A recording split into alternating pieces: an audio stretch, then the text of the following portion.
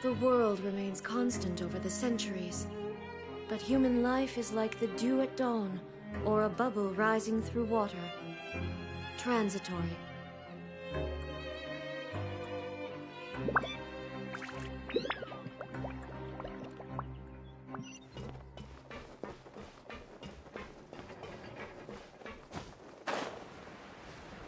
It just never seems to end.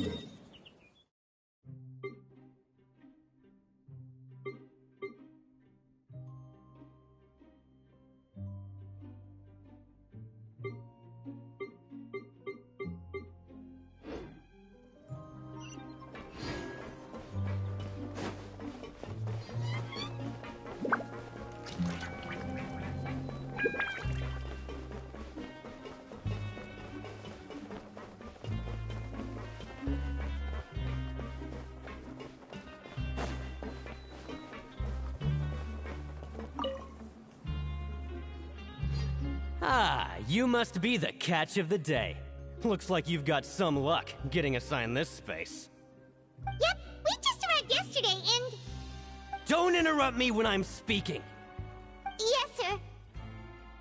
Listen carefully to my instructions. I don't want any mishaps. Every machine here is worth more than the both of you. Working around these machines can be very dangerous.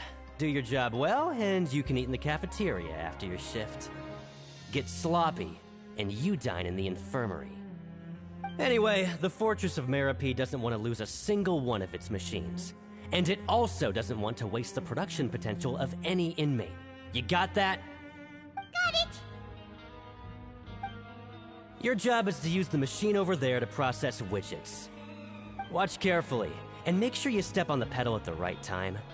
If the machine gets jammed, then give it a little maintenance with your fist.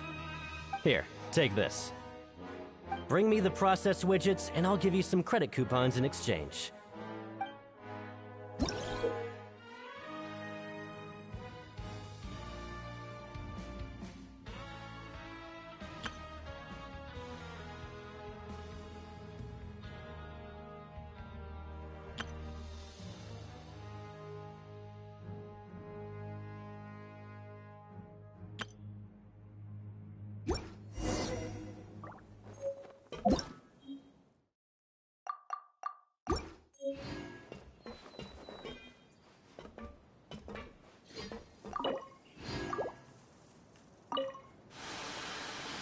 So if the machine gets jammed, you just need to attack it to fix the problem.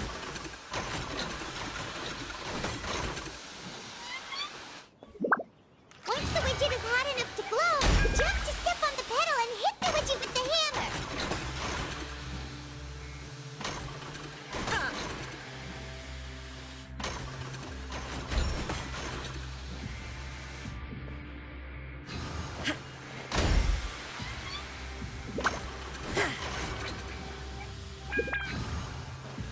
Okay, you got this! Great! Now we can report back to the foreman and give him the processed widgets! Huh. This one is tolerable. Though, since the processing is done by machine, the product is all pretty much the same anyway. Alright, I'll pass you for now. And we'll count up how many credit coupons you've earned.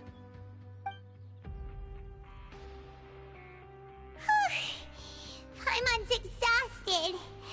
We're done now, right? Oh, that foreman. He's so scary that Paimon couldn't even speak. Ugh. Even though Paimon's starving and wants to head straight it to the coupon cafeteria. We still need to meet Lenny first, right? He probably just finished up his work, too. He should be around here somewhere.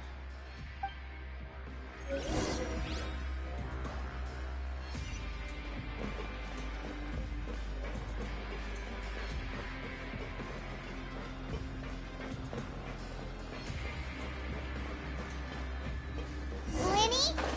Mr. Magician? Where are you? Oh, this had better not be some disappearing act. He doesn't seem to be around here. Let's try looking somewhere else.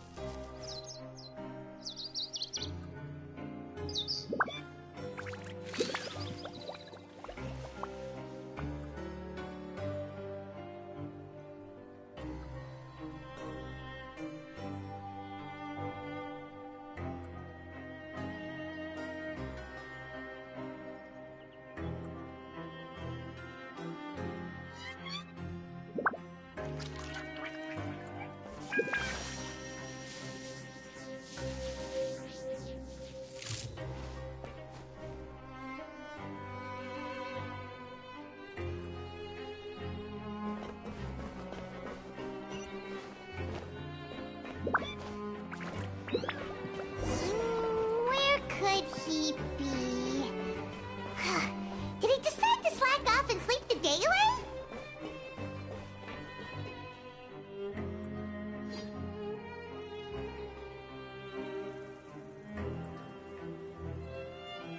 Hey, over here. Oh, you scared Paimon! How did you appear out of nowhere like that? Oh, you scare so easily now? Is there something worrying you these days? You little...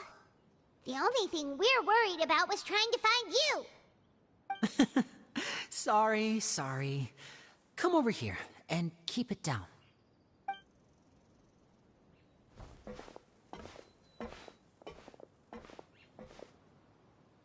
Oh, Lynette! You're here too! You two really are inseparable. That's right. My brother simply can't stand to be away from me.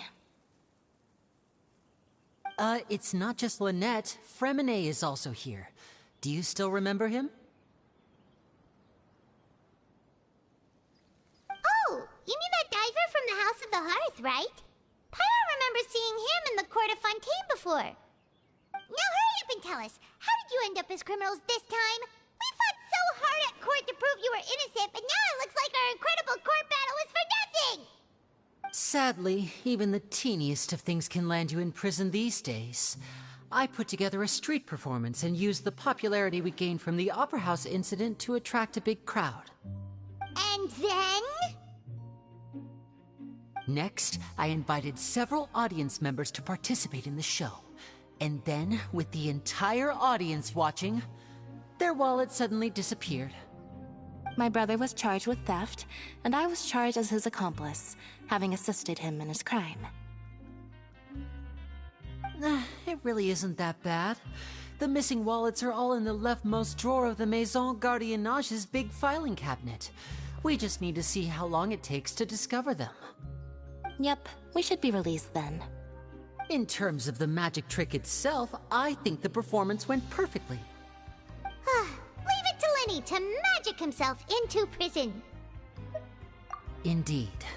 Last time I hid my identity from you, I promised that I'd tell you absolutely everything if you were angry about it.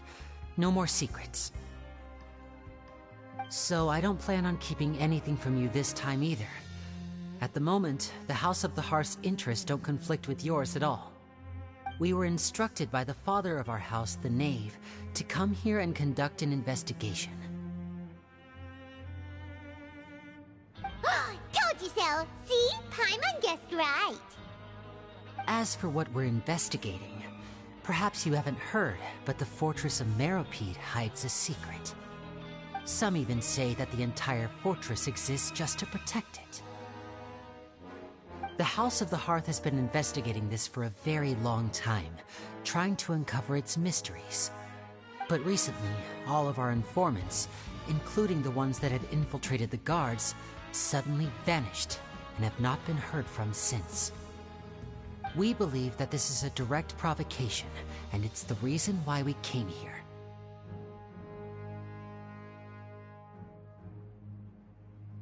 Father has somehow managed to confirm that Focalors does not have Fontaine's Gnosis.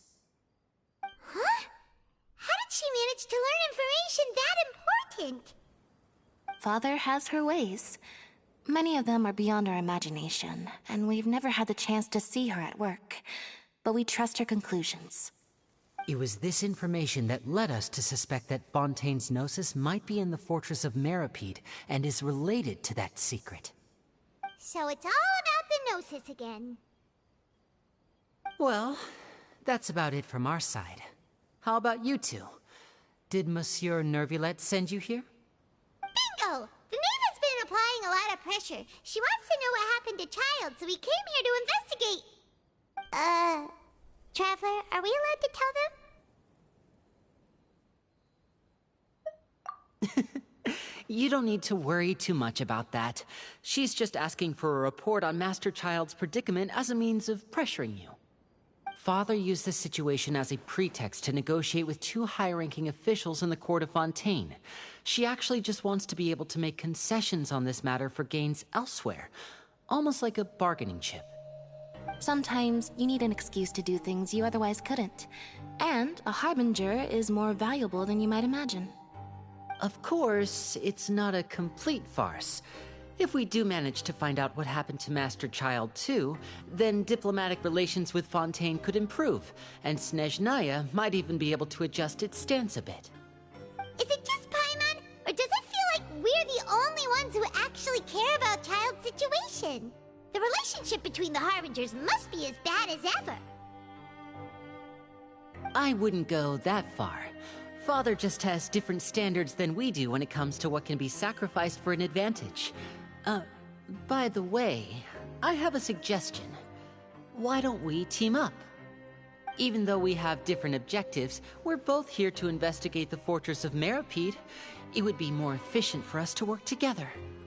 As you know, the House of the Hearth has many reasons to seek the Gnosis, but our highest priority remains resolving the prophesized crisis. You can trust us on that.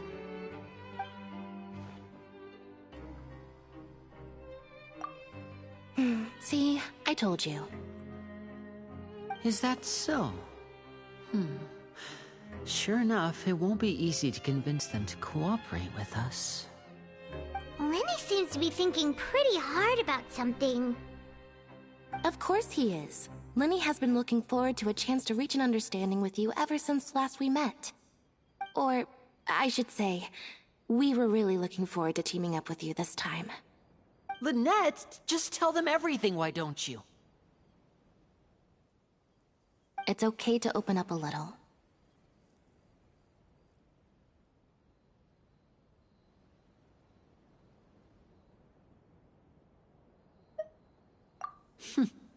Very prudent of you, and consistent with your behavior since we first met. That's reasonable enough, and I agreed to cooperate on these terms as well. I was prepared for the worst, but you were actually more agreeable than I anticipated. All right then, there's no time to lose. I have some information to share, so listen carefully. Since Lynette and I arrived here, our investigation uncovered the fact that the fortress of Meropide has a forbidden zone. Most people just clammed up and wouldn't talk, but after asking the right questions, we were able to confirm the existence of the forbidden zone from the guards. You should be aware of that while you're investigating. A forbidden zone? Could that be where the child disappeared to? You're right, we'll definitely keep that in mind. Good. That's the most suspicious thing about the fortress that we know of so far. We have a few other unanswered questions, and we'll be investigating those as quickly as we can. Anyway, I hope you find our information useful at least. Oh, look at the time. You two must be hungry. You should go to the coupon cafeteria and get something to eat. I'll use my cards to get in touch with you again in the future. Oh, that's just what Paimon wanted to hear! Paimon's starving after all that work today. We can talk more about the investigation later. Let's go get some grub!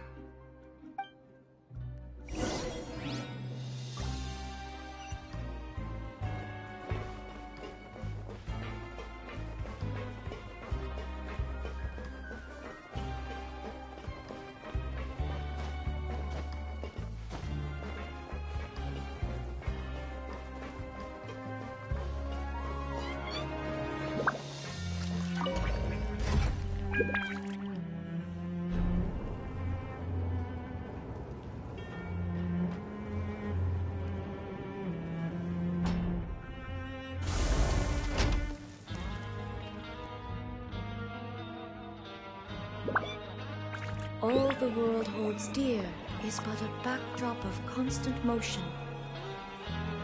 I stand before it, alone and unchanging.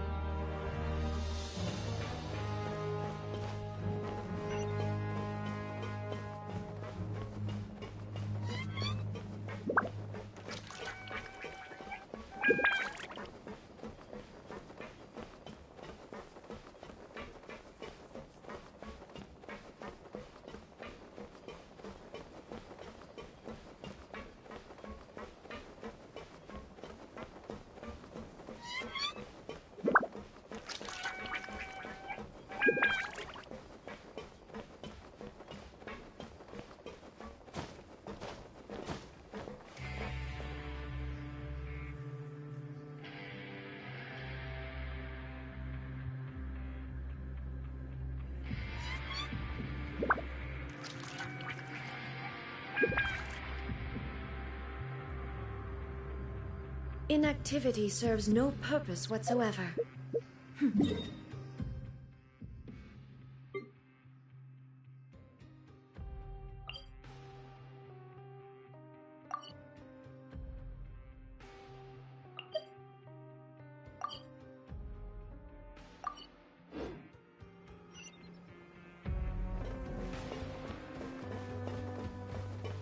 Just never seems to end.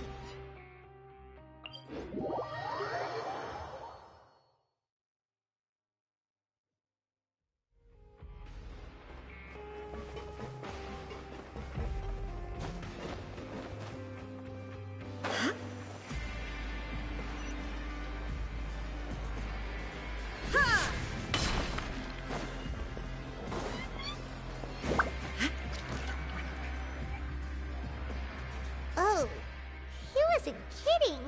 Today's meal is nowhere near as good as last time. Oh, who knows how long it'll be until we're lucky enough to get that super tasty meal again.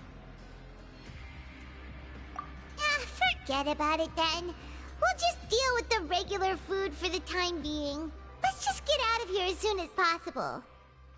But life here doesn't seem all that bad. Other than the foreman being kinda mean and the work being pretty tiring.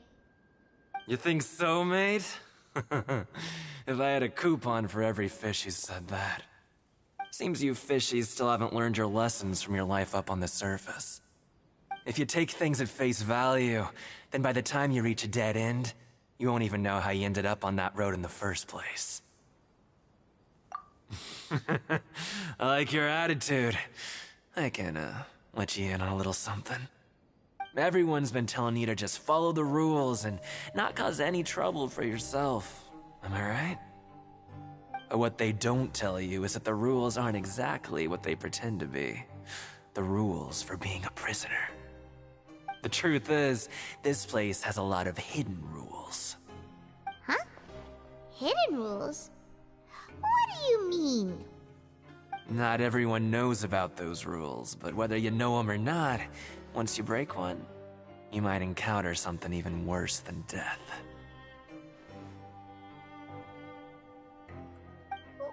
Really? Oh, now you're really scaring poor Paimon. Don't joke around like that! Of course. And I'd say that just disappearing would be one of the better outcomes. Oh, you mean that if there really are hidden rules, then Child's disappearance might have something to do with that? In that case, would you tell us some hidden rules? We definitely want to avoid breaking them. Come on, mate. This is valuable information. The difference between life and death. Do you really think you can just ask and I would tell you? Paimon understands, but we don't have many credit coupons yet. Yeah, I know. Not like I'm going anywhere. Just come talk to me after you've saved enough. Moreover, you're new fish, freshly caught, and completely out of your element. What'd be the point in even telling you anything before you've gotten a handle on your new lives? Come and find me once you've been here longer. I'm usually around the rag and bone shop. Just call me V-Doc. Bye-bye now.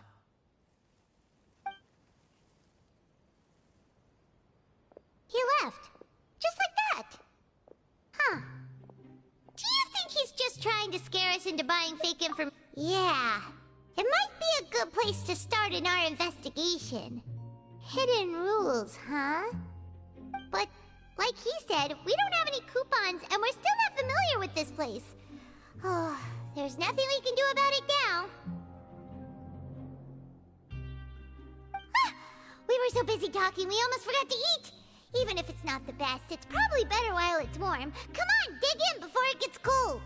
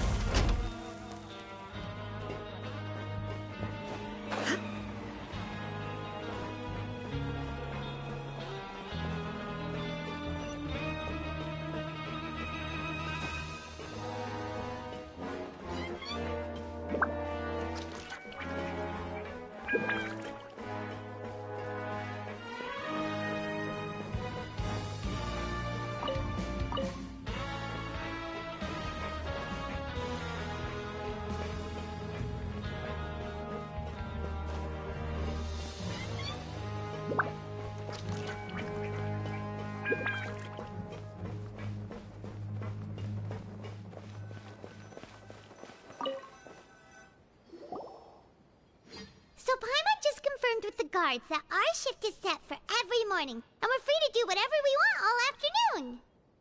But it seems like most of the other inmates choose to continue working through the afternoon to earn more credit coupons. Oh, and they also said that you can use coupons to skip work in the morning and free up your time. They weren't kidding. Credit coupons really can be used to do anything here. Paimon's so tired. And we'll need to wake up and go to work in the morning. Without any credit coupons, it's not like we can really do anything else. Nighty-night, Traveler.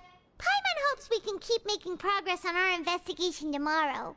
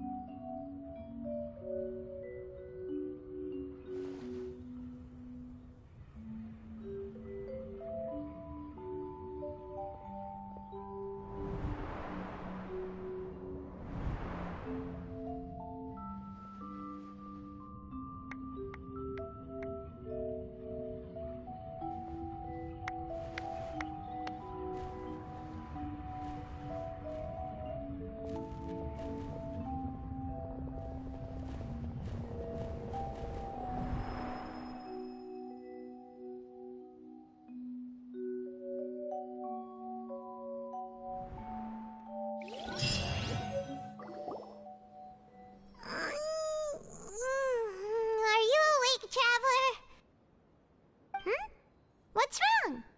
You seem to have something on your mind. Did you dream about something last night? Is that even possible? Unless it wasn't an ordinary dream?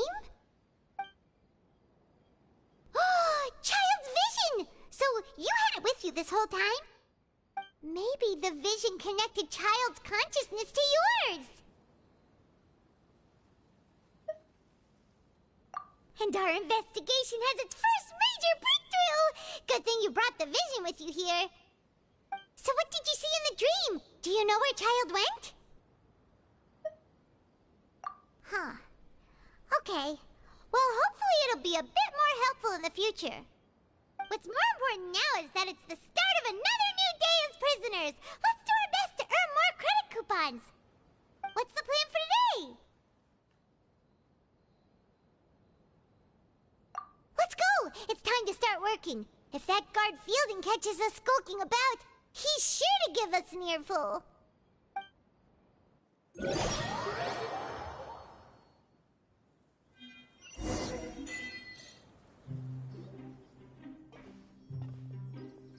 Look who decided to show up. Get your butts in gear and get to work. Time's a-wasting. Good, here you go. Remember to give me the widget once you've finished processing it.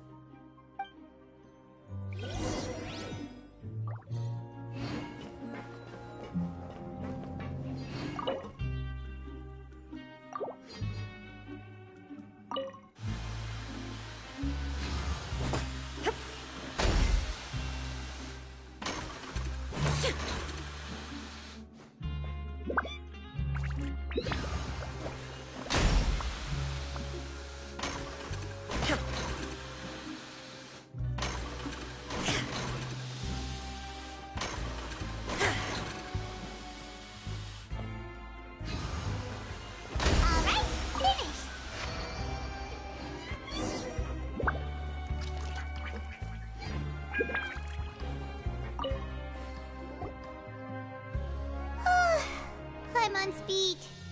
But after so many shifts, it seems we're really getting the hang of it now. Hey there, fellow shift mates.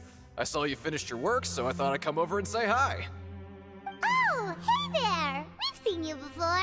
Your assigned workspace is really close, isn't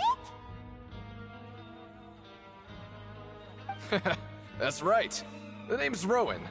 This past few days, I couldn't help but notice the new faces working nearby. I guess we were destined to meet. I've been working here for almost 15 years. Even the foreman, Grainville, always calls me Chief. Whoa, you've been working here a long time, Chief. If there's anything you'd like to know, just ask me. I know the work here in the production zone better than the back of my hand. Alright, Chief. We'll be sure to come to you first.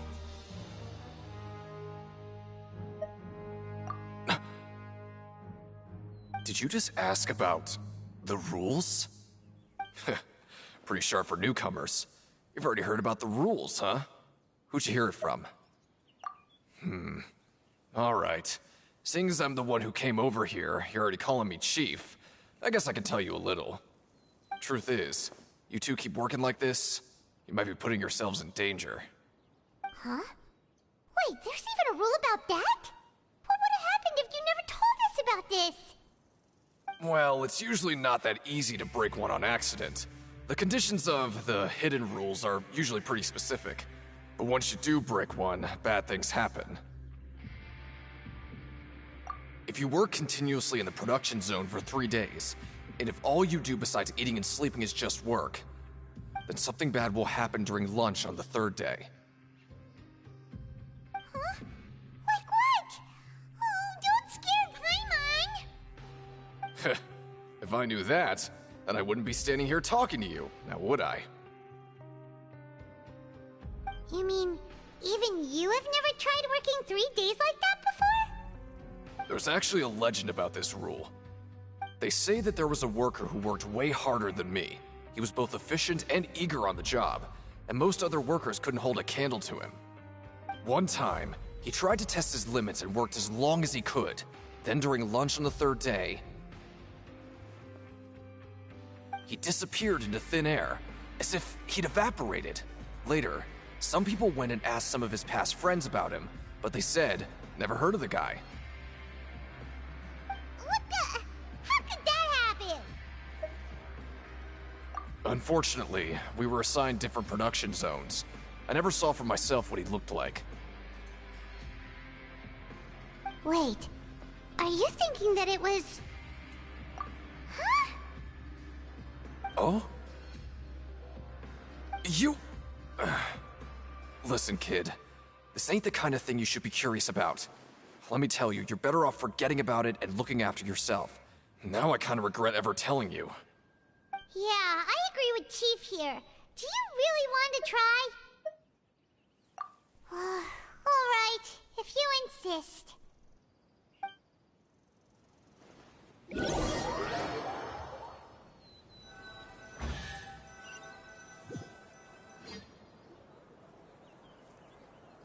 Oh, just a regular meal set. Guess Paimon shouldn't get her hopes up. What would you like to do this afternoon?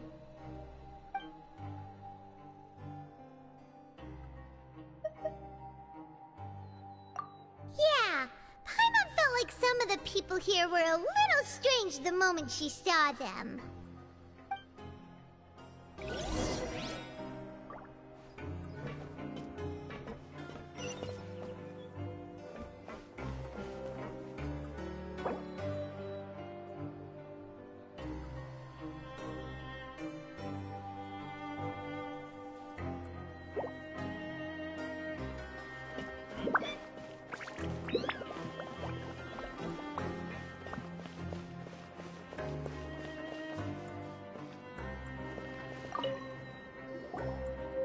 Oh, hello. You two are the ones who were with His Grace. No need to be so nervous. Sorry, I couldn't help but think of His Grace once I saw you, and well, it's hard to say. Maybe I am. He's got a very overwhelming presence. It makes me feel like I'm just some insignificant little bug. Wait, seriously? Oh, I'm always indecisive, and I tend to make a mess of things. It's like a reflex. I just instantly start to tense up the moment I see a smart and capable person like His Grace. What? Please, don't say anything like that out loud. How could you possibly think something like that?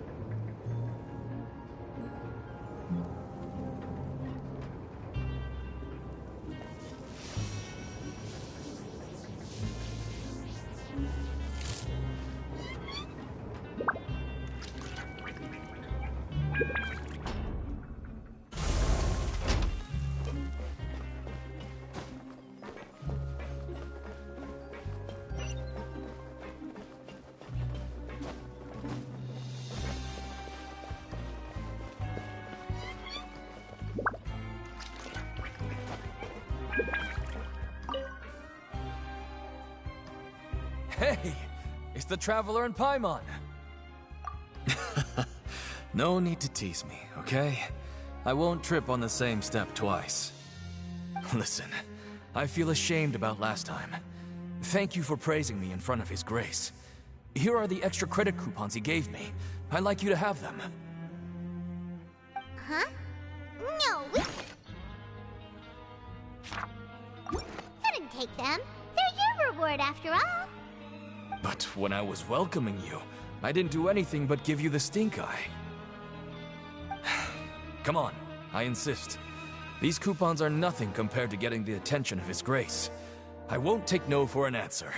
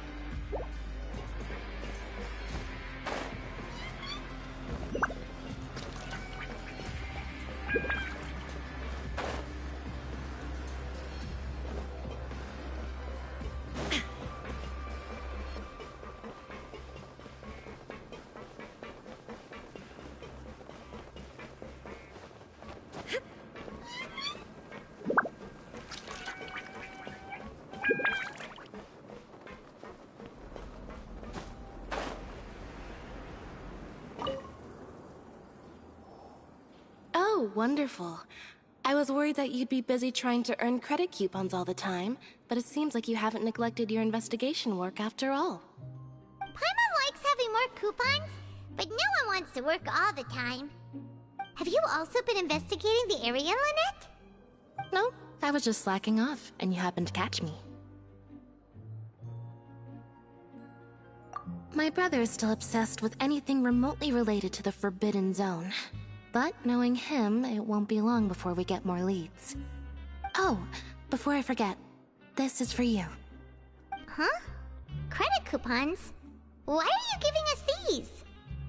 I've been here longer than you, so credit coupons aren't a resource in particularly short supply. What is in short supply are interesting people to talk with. Aw, that's so nice of you, Lynette. We'll be sure to make good use of these coupons then. Thanks a bunch!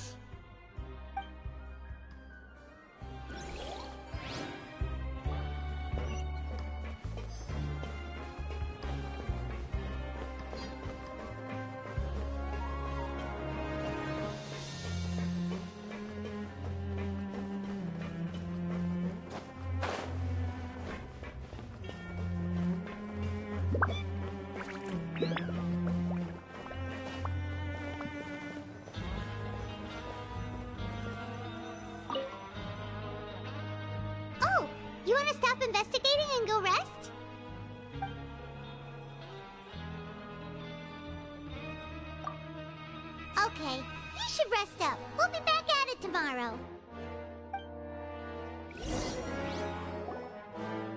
Aw, looks like we won't get a chance to sleep in as long as we're here. Let's get to bed early.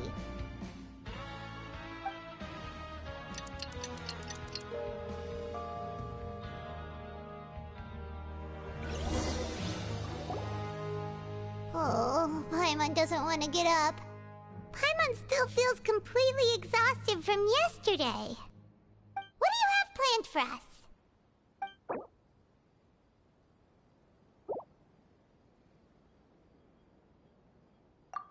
Right, we just need to keep at it.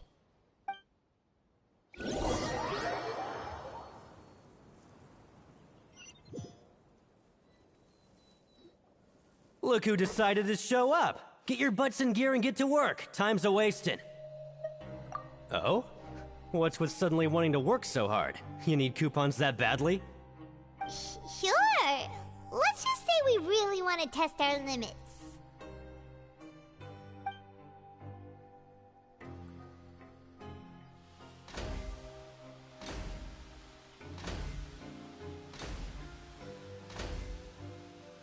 Nice! We did well today. Let's keep it up!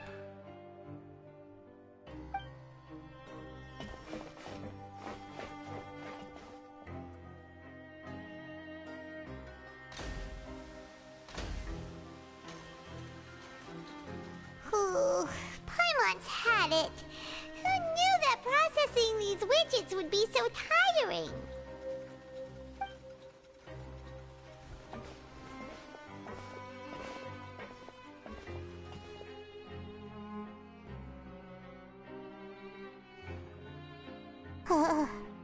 That's it. Paimon doesn't even have the energy to talk anymore. Is it time to eat?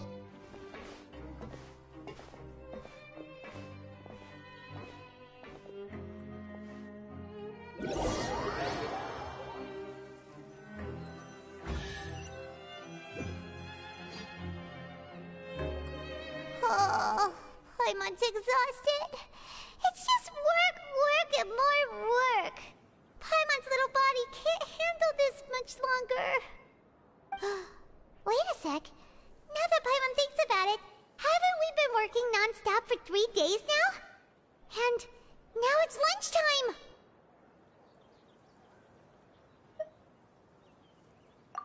Oh, Paimon feels a shiver going down her spine. What's going to happen? But it doesn't seem like anything's changed at all.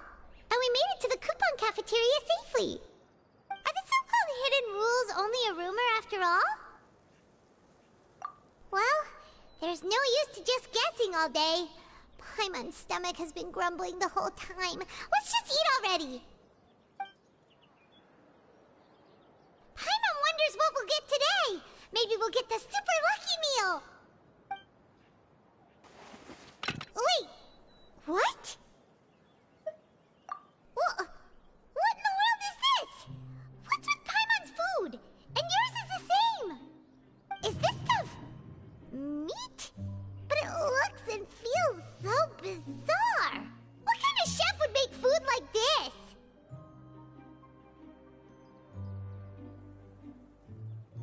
What do you think is going on?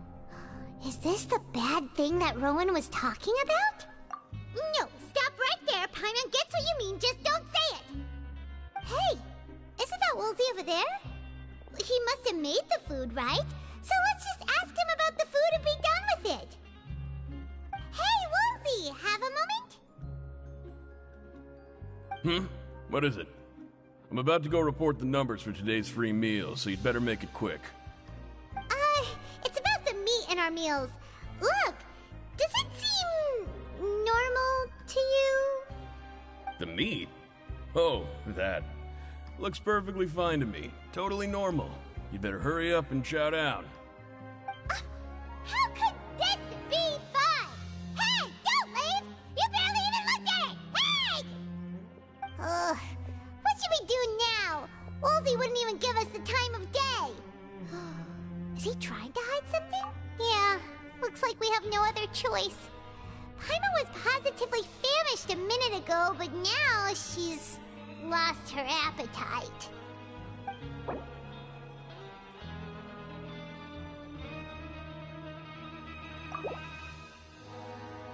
What would you like to do this afternoon? Since we have time now, let's focus on investigating some more.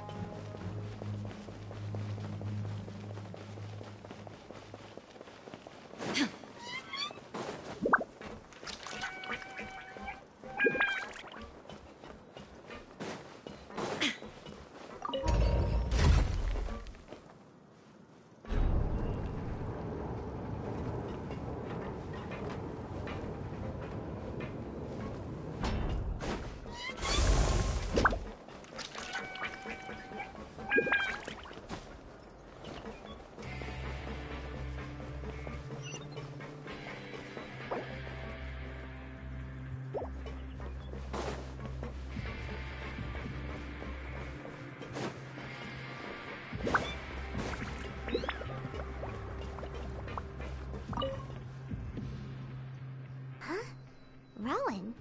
What are you doing here, Chief? I was injured a bit just now. Nothing major, I think I just pulled something. Little mishaps like this are unavoidable at work, you know? Huh. Paimon wouldn't have thought someone as experienced as the Chief would still get hurt on the job. Tch, I just knew you would say that. This is pretty embarrassing. Where's Siegeween when you need her anyway? The one time I need to make a quick trip to the infirmary. Oh, you mean she wasn't in the infirmary? Yeah. The rumors say that there's never anybody in the infirmary in the half hour before lunch, and nobody knows where Siegeween gets off to.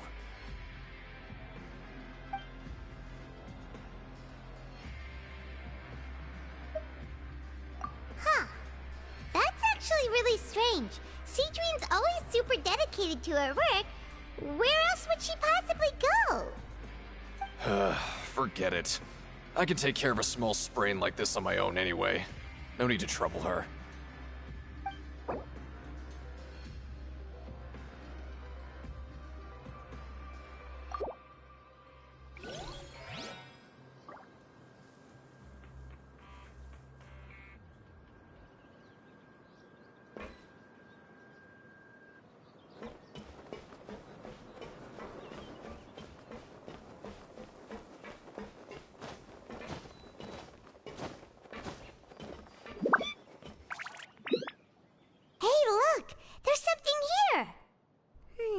Looks like a research notebook. That suspicious guy peeking into the infirmary just now. Is he a fan of Siegeween? He must have dropped this.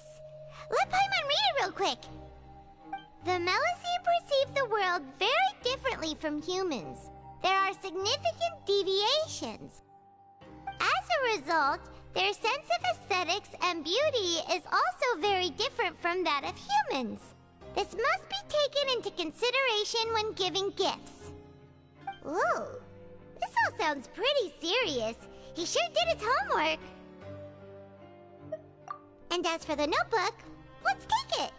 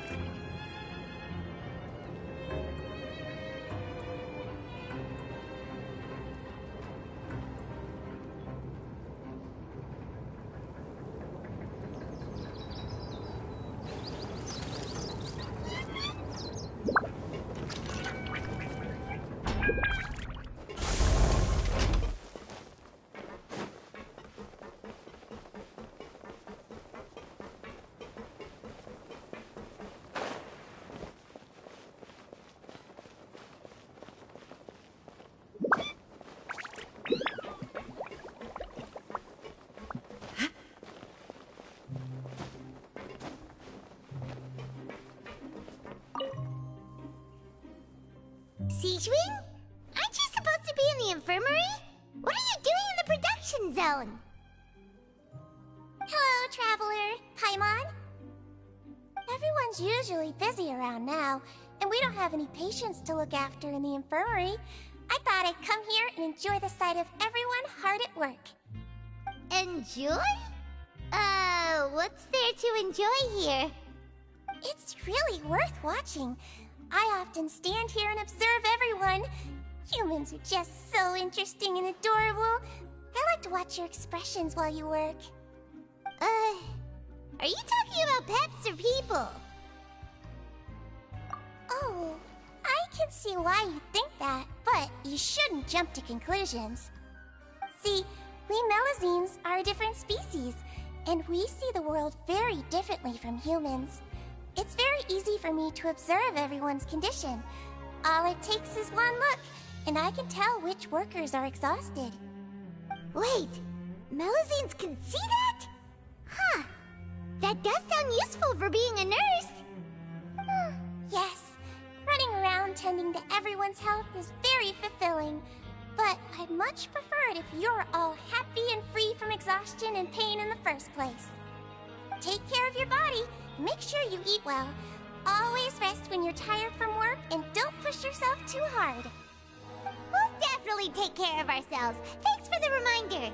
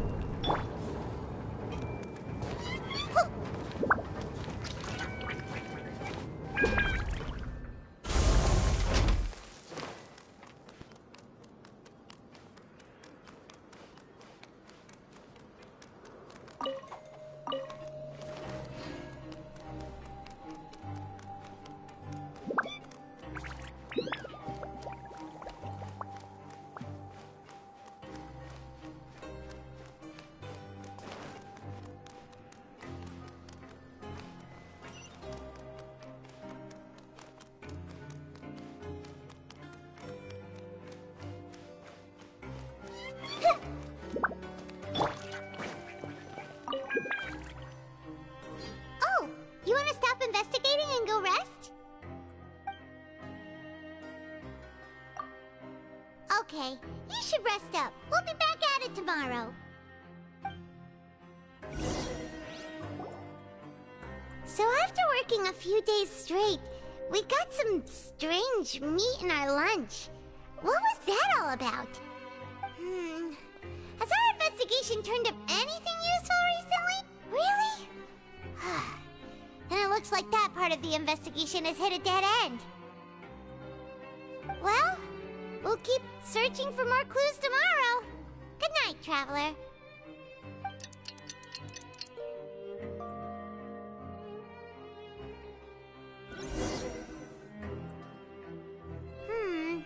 Maybe we can make some progress in our investigation today. What do you have planned for us?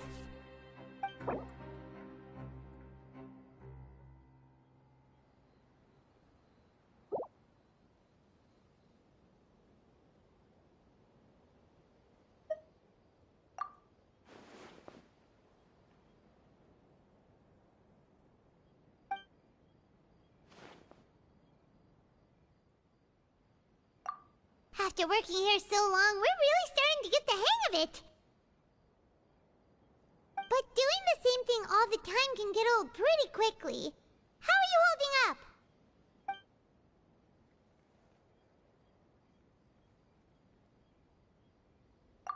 Yeah, it's good to kick back and relax once in a while.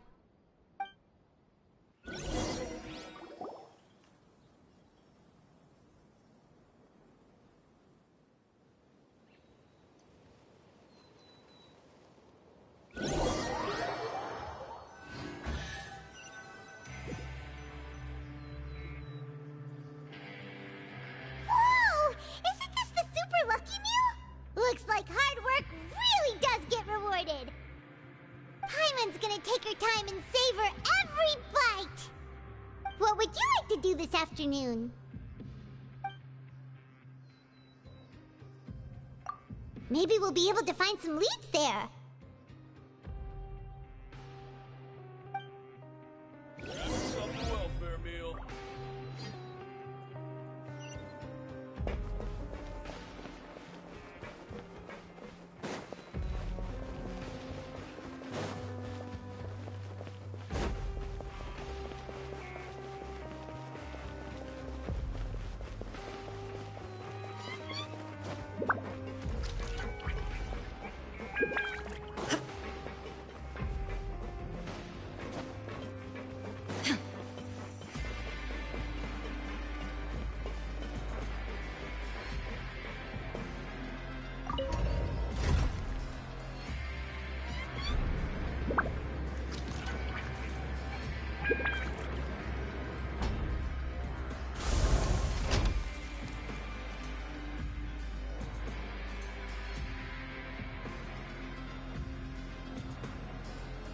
The world remains constant over the centuries.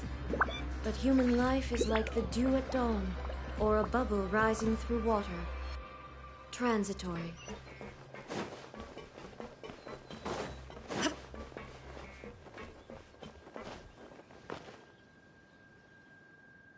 Oh, you must be the Traveler, huh? Sorry, mate, but competitors as strong as you are prohibited from participating. I don't make the rules, mind you, but I was given very specific instructions. Even convicts value their lives, don't they? I hope you can understand. But we have a game here that'll let you show off your strength, and you'll even earn some credit coupons in the process. What do you think? Interested? And if we lose the game, will it cost us credit coupons? Of course. That's the cruel reality facing every competitor in a place like the Pancration. Okay, great. Let me walk you through the rules. The targets in front of you will pop up one after another. You'll need to hit the targets in the same order that they popped up. If you can complete a few rounds in a row with no mistakes, then but the second you mess up the order, you'll lose. Game over. The game costs 300 credit coupons to have it go. So, thanks for your patronage, mate. Now, let the game begin.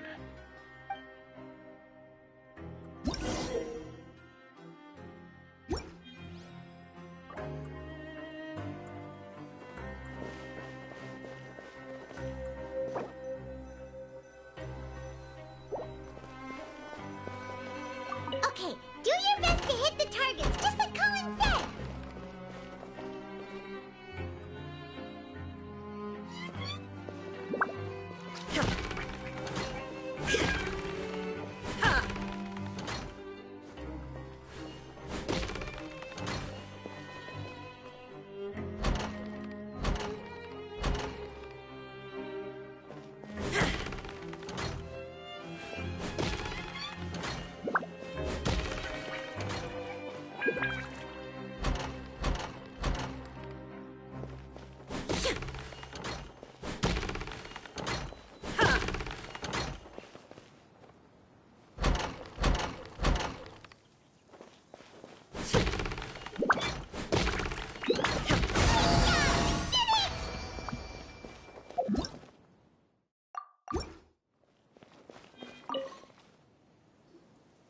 Your strength really shouldn't be underestimated. Now I get why you're prohibited from participating in any official fights. Nobody who values their life would be willing to get in the ring with you. However, you two haven't tried betting on the outcome of a Pancration match yet, have you? Just go talk to Rusimov. Buy a ticket for whichever fighter you think will win. There's a big payout if the fighter you support comes out on top. But we don't know anything about the fighters. How can we possibly know who to support? That's normal. Just watch a few matches and get a feel for the fighters. It won't be long before you can pick winners in your sleep. He's got a point. Why don't we give it a try? If we have enough coupons, we could probably bet at random until we figure everything out. Huh. Bet at random, huh? Well, how should I put it? It's not like you can't do that, but I'd advise you to give it some more thought first.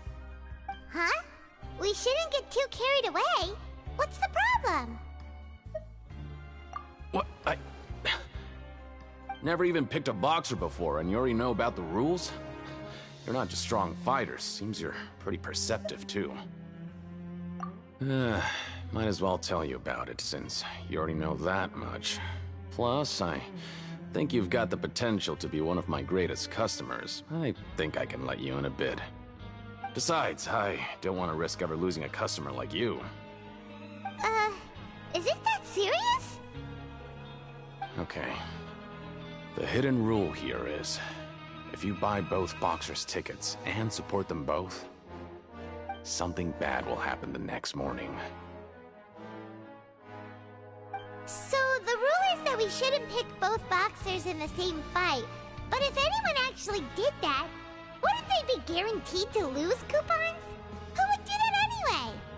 And what do you mean by something bad will happen? How would I know? Not like I'm stupid enough to do that. But I've heard a story about the rule. According to the rumor, there was a masked boxer who possessed incredible skill and power. None of his opponents even stood a chance against him. However, in the final match, the organizers told him to take off his mask. He refused and never showed up to the fight. And after that, he was never seen again. Some say he died, or that he was taken care of by the event's organizers. But everyone remembers that he was someone who cherished honor above all else. In his eyes, supporting both boxers in a match would dishonor the competition itself. So you mean it's like a curse? He'll take vengeance on anyone who does that? No, he was always wearing a mask, like he was intentionally trying to hide his identity. I don't even know anything about his past. Traveler, do you think that boxer was... Huh? We will? You're not serious, are you? Look, here I was just trying to be nice and warn you, yet here you are trying to break it on purpose? Yeah, it sounds pretty scary to Paimon.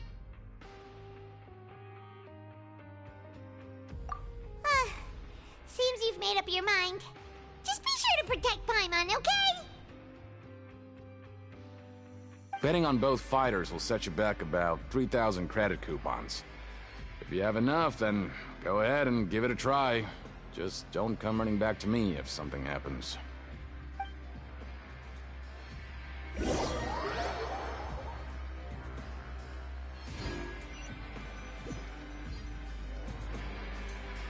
we had a productive day. Hope we can make even more progress tomorrow.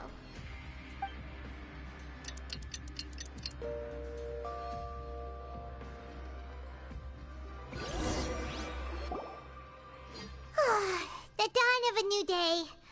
Paimon feels like we're getting used to life as convicts. Is that a good thing? What do you have planned for us?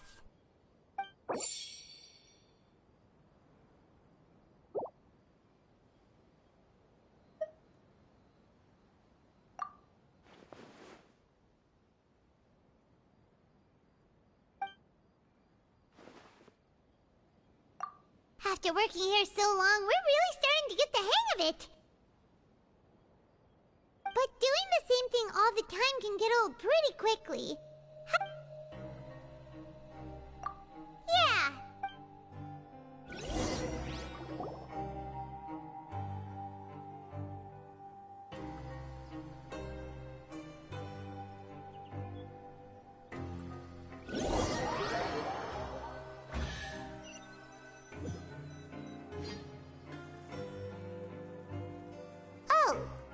just a regular meal set. Guess Paimon shouldn't get her hopes up. What would you like to do this afternoon? Maybe we'll be able to find some leads there.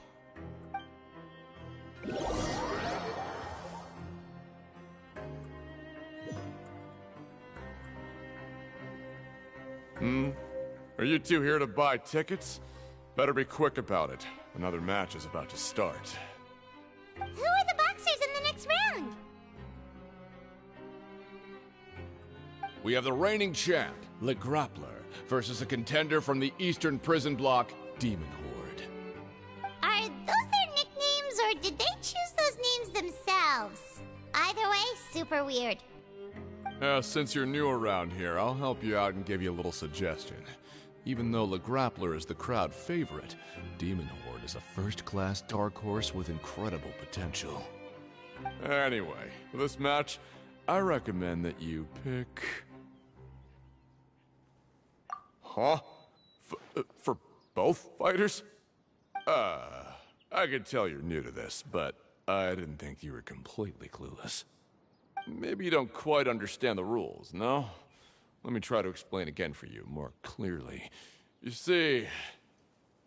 Oh, no need. We're aware that we're going to lose coupons. All right then, if you're absolutely sure. Remember, no refunds once you buy the tickets. Yeah, we got it! Just shut up and take our coupons!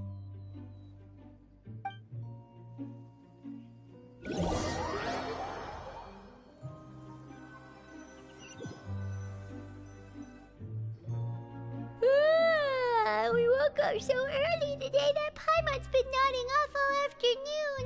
Good thing it's finally time for bed.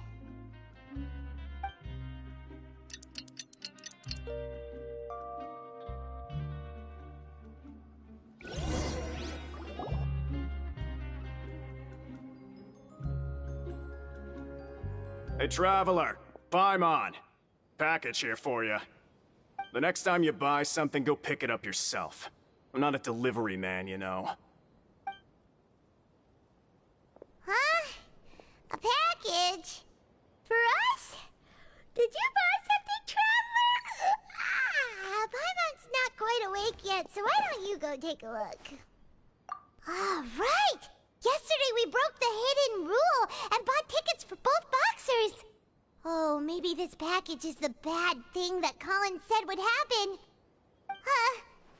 Paimon suddenly feels wide awake. Wait, maybe let Paimon go hide somewhere first. Just call Paimon after you opened it. Hey, wait! Paimon's still here! Don't open it! Ah! Huh? What is it? Are you okay? Let Paimon take a peek too. Oh, it's just a small bottle. But the color of the liquid inside looks so wrong. Almost... Alright, that's enough of that. No need to say it out loud. Paimon already knows what you're trying to say. Ugh, no way. Get that stuff away from Paimon. Paimon thinks we shouldn't open the bottle until we figured out what's going on. Just trust Paimon on this one, okay?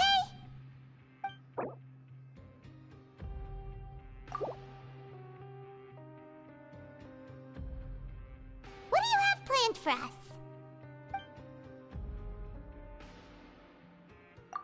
Though it feels nice to slack off a little, less work means less coupons. Let's make the most of our morning.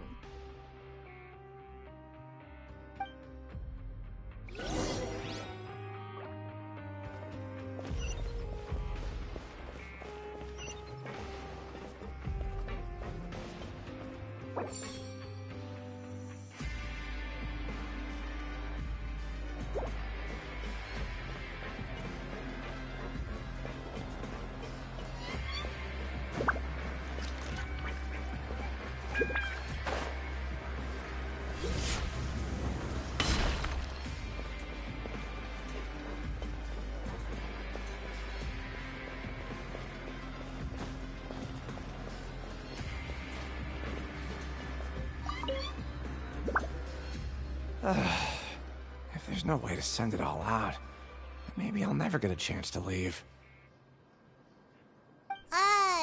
Who are you? We've never seen you before, and you don't look like a fellow convict. I'm not! Of course I'm not. Please, don't mistake me for a criminal. I'm a good, law-abiding citizen. Then what are you doing here? You sure seem anxious about something. I'm a promoter for Fontico, and I'm usually responsible for promoting our drink products. I thought I could complete my task here quickly and return to headquarters, but I've been here way longer than I anticipated. Oh, a promoter from Fontico? So what kind of problem did you run into? I'm so upset. It's all because of that Duke. After discussing the company's promotional plans with him, he told me outright that my project was worthless. However, in light of our long history of successful collaboration, I still tried to patiently explain the details. However, to my surprise, he just cut me off while I was speaking. Let me take a moment and recall his exact words. I'm just gonna stop you there and say no. If anything, I'm saving you time. It seems you don't fully understand the value of credit coupons here, nor do you understand the value of your own products. The former is because you are from the overworld. That's understandable, and I don't blame you for that. But as for the latter, only someone monumentally stupid, so breathtakingly stupid that they were completely ignorant of the value of credit coupons, despite living in the underworld, would ever possibly consider buying your drink. Let's just forget it. Anyway, that's how he rejected my proposal and asked me to come up with another solution with the condition that it doesn't cause any trouble for him. Can you believe that guy? Well, he is the head honcho here. Not much you can do about that. We met him too and could tell that he's the kind of guy that's hard to pin down. Fine. I know, I should just let it go. I'm on his turf after all. His house, his rules.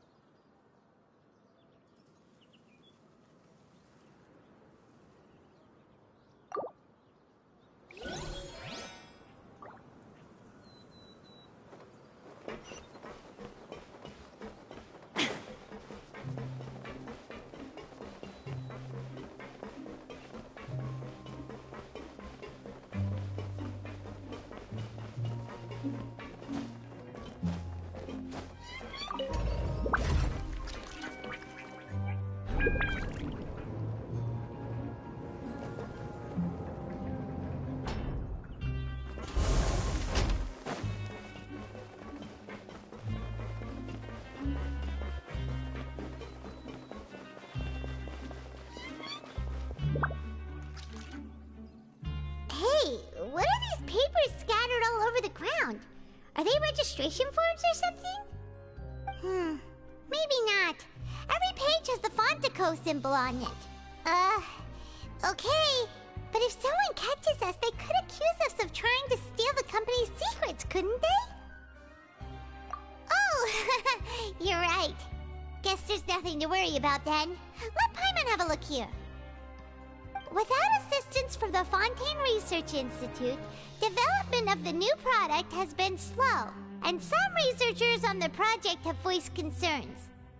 We have no choice but to let the new product undergo the first phase of promotional trials without a designated name or packaging. We will adjust the direction of future development according to feedback. We have decided to only conduct closed, small-scale trials for the time being. Sure doesn't seem like anything unusual. The company is just trying to develop some new products besides Fanta. But it sounds like things aren't going well at all. Let's put these papers back where we found them and make it look like nobody went through them. Okay, good.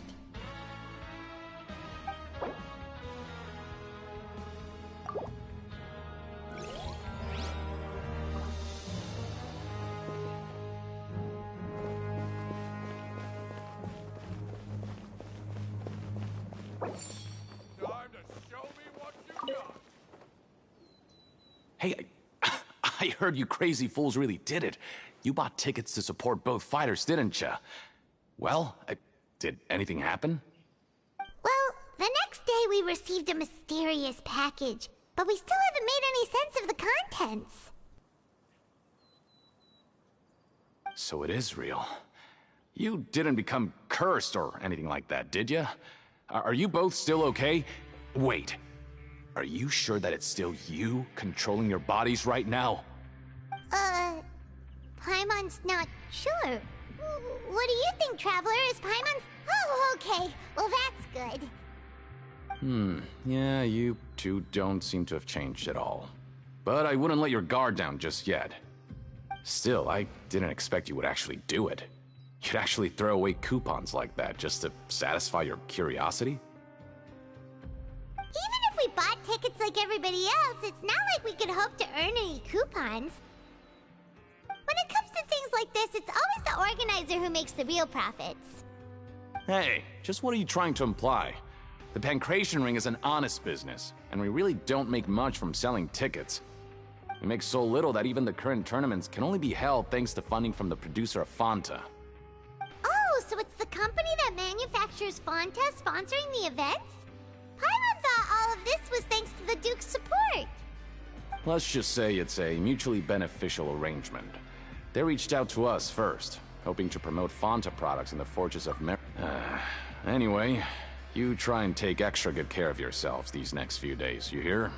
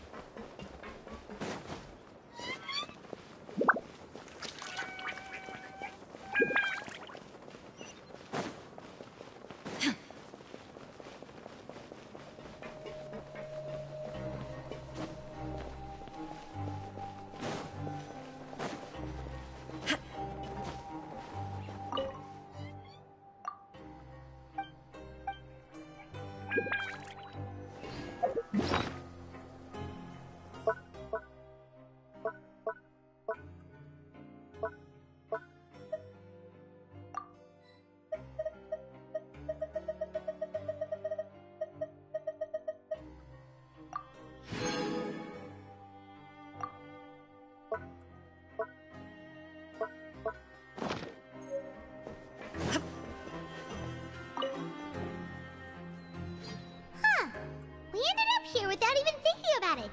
Wanna grab something to eat? Alright, but remember that we bought this time with coupons, so let's make better use of it next time.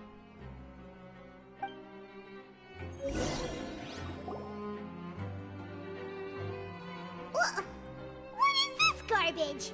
Ooh, it looks disgusting! Oh, Paimon misses your cooking now. What would you like to do this afternoon?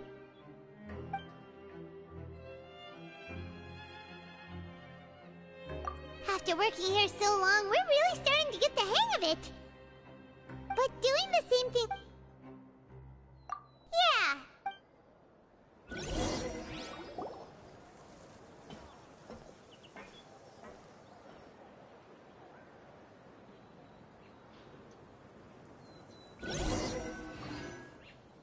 A mysterious box? A bottle of crimson liquid? Paimon still doesn't know what to make of it. Do you have any ideas, Traveler?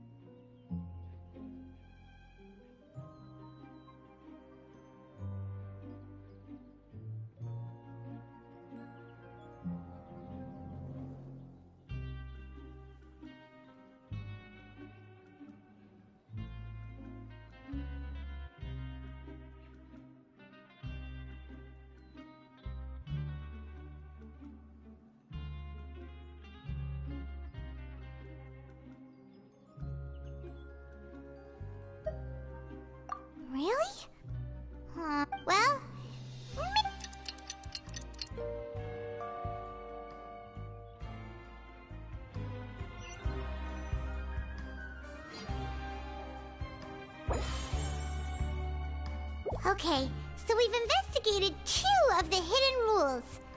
Paimon didn't think this prison would have so many weird things going on.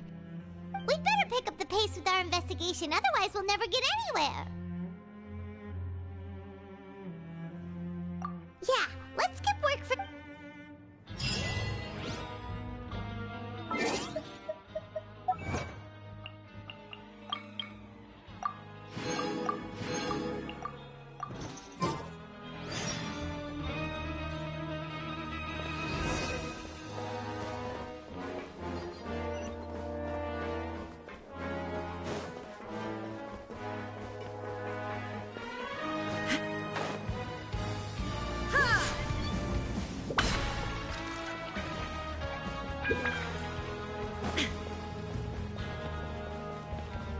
Hey, isn't that Vidoc over there?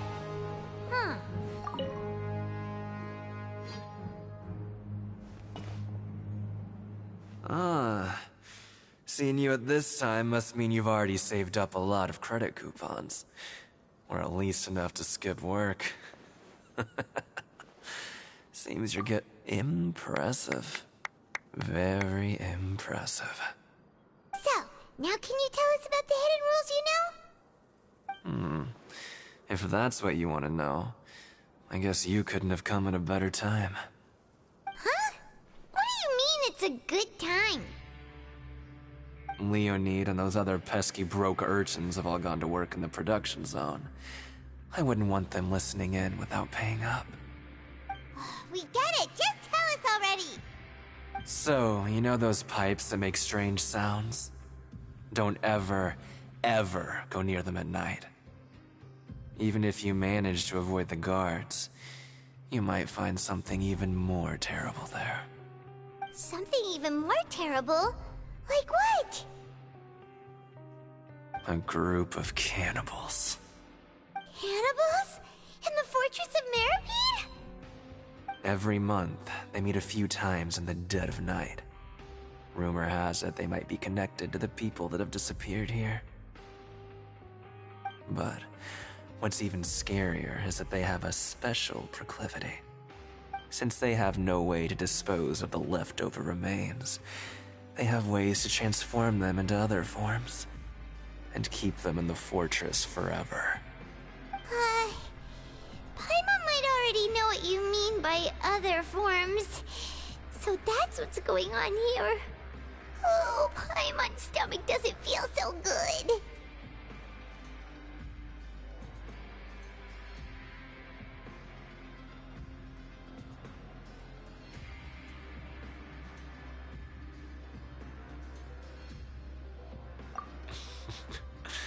You two look pretty skeptical.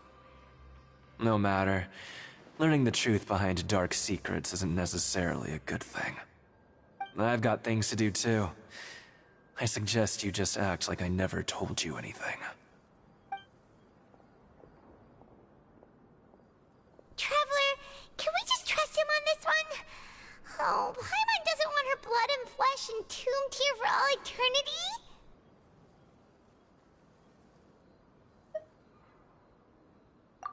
Oh, so that's how you see the situation. Huh. You know, Paimon does feel a little better about it now. When will all the secrets end?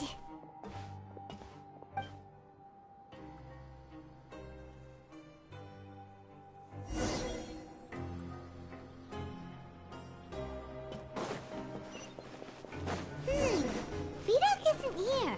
But the guy... What? What are you saying?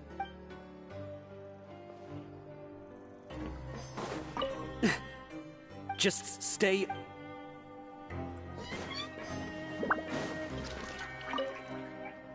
What are you talking about?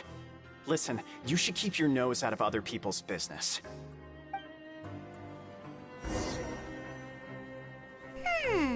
Their attitude sure is suspicious. Like they're trying to avoid us.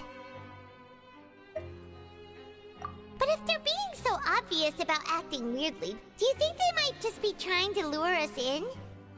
Oh, this is all getting way too creepy for Paimon. So you mean we still need to investigate some more? Okay, if you say so.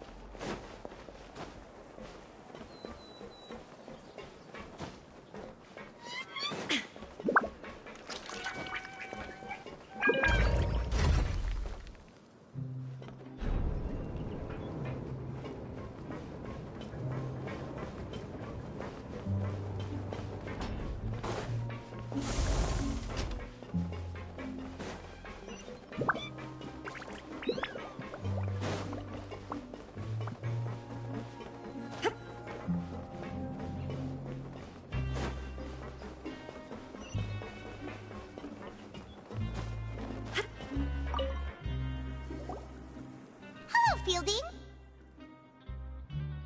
What do you want? Criminals like you ought to be working right now. Catch my drift. We just want to ask you a simple question. Have you ever discovered anything odd during your nighttime patrols? Why are you asking about something like that? Whatever happens at night isn't your concern. All you need to worry about is getting enough sleep. Well...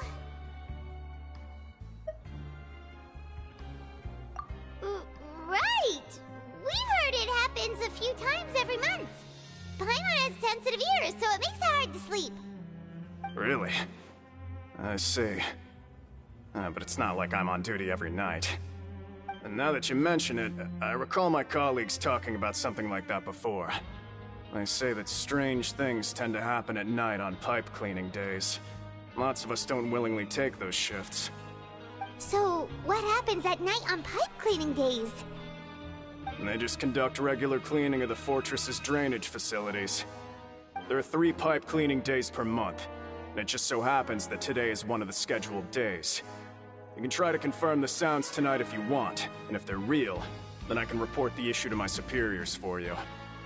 Oh, okay. Then we'll keep both ears out tonight. If that's all, then I'll be leaving now.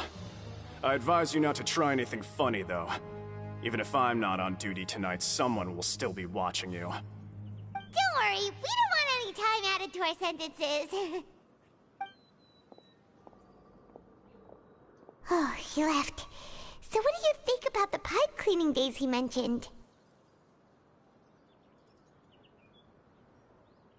Right, both are a possibility. But Fielding did say that tonight Paimon knew you would say that. Alright, sounds like we'll be up all night tonight then. Paimon just hopes the guards don't catch us.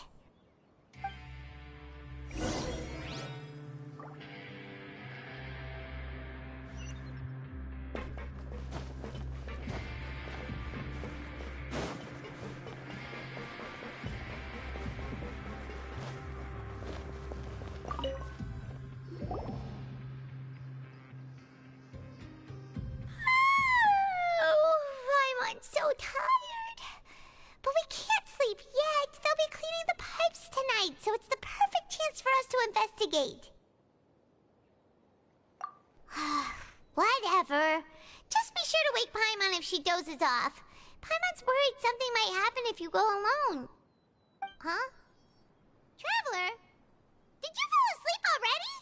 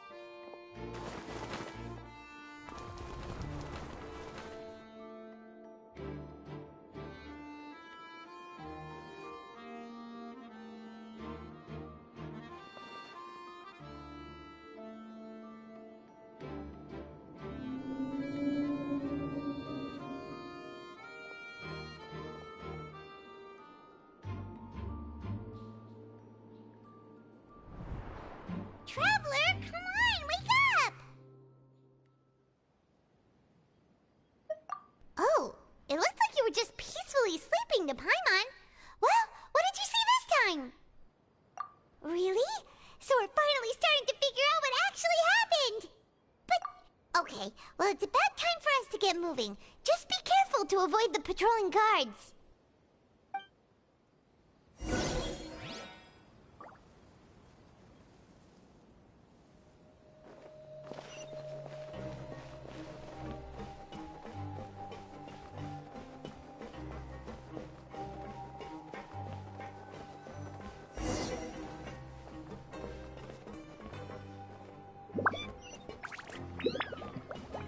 Shh! Careful! We'll get in trouble if the guards catch us.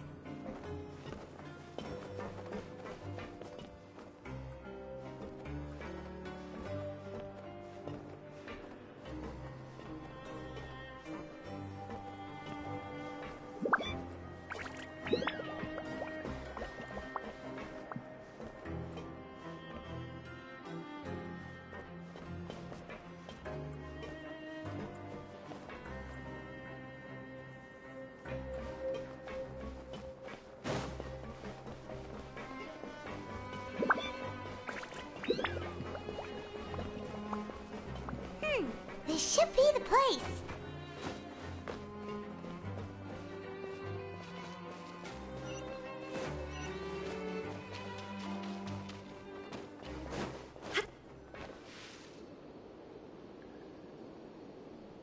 What? I know you.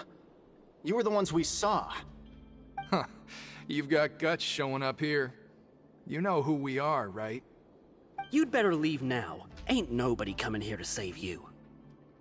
What'd you say? Yeah, so what if they were? If you push us, we can make those rumors a reality at any time. Hey, what's the point of all those rumors anyway? What exactly are you trying to do? I don't have to tell you anything.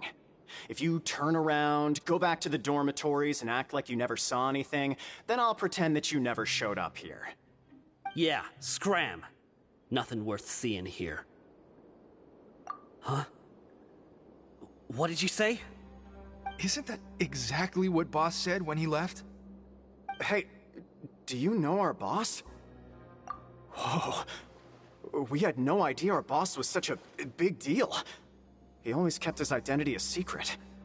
So, did he have you come here to find us? Oh, so your child's crew here?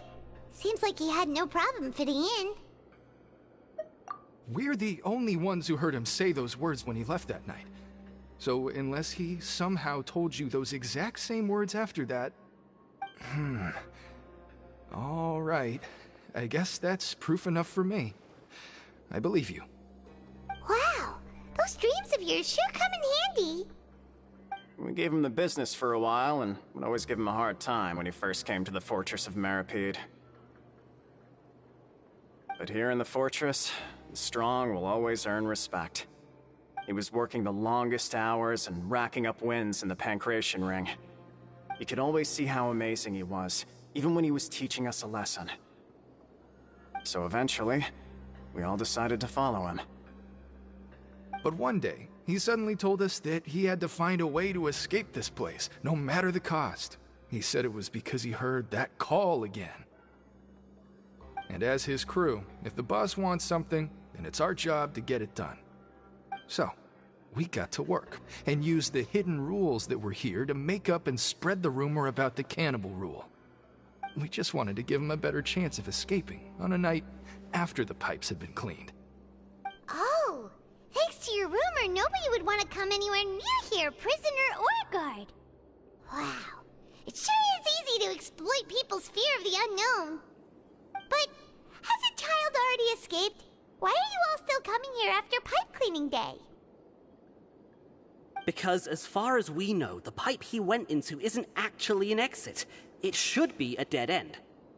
It leads to an abandoned factory area, and even if there were a way to escape from there into the sea, we're still way too deep. No one could ever reach the surface alive. But Boss still insisted on going in. It's like he was obsessed about it. So we told him that we'd pretend as if he never existed while he was gone. And that if he wanted to come back, he should wait for nighttime on a pipe cleaning day. That way, we could meet him here and help cover the whole thing up. So you come and wait here through the night a few times a month just because of that promise?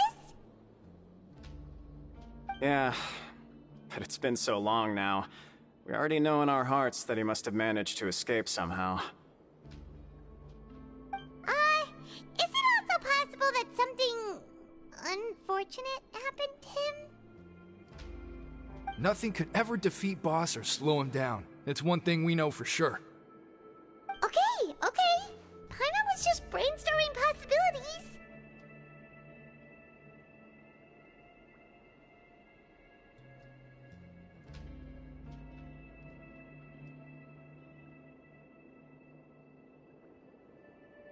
All right.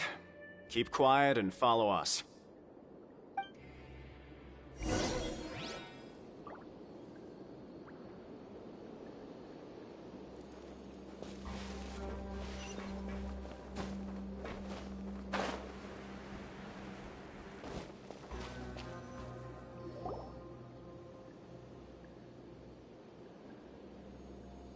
The way up from here has been sealed off. It's impossible to get through. Boss left by going down from here. It wasn't full of water at the time. Later, we came back hoping to have a look. That's when we found out it had been completely flooded. It's impossible to navigate unless you're an extremely skilled diver. Do you think Child got trapped by the water? Not likely. We all know that Boss was an incredible swimmer.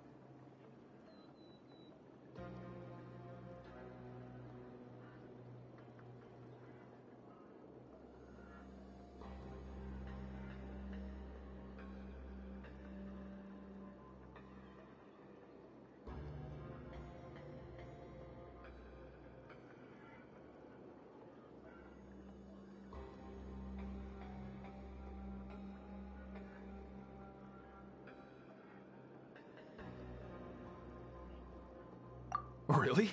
Then have him come investigate. Pronto. Just be sure to tell us if you get any news about Boss. It's getting late. We should leave before the guards come this way. Yeah, we learned a lot about what happened to Child here. Let's get going!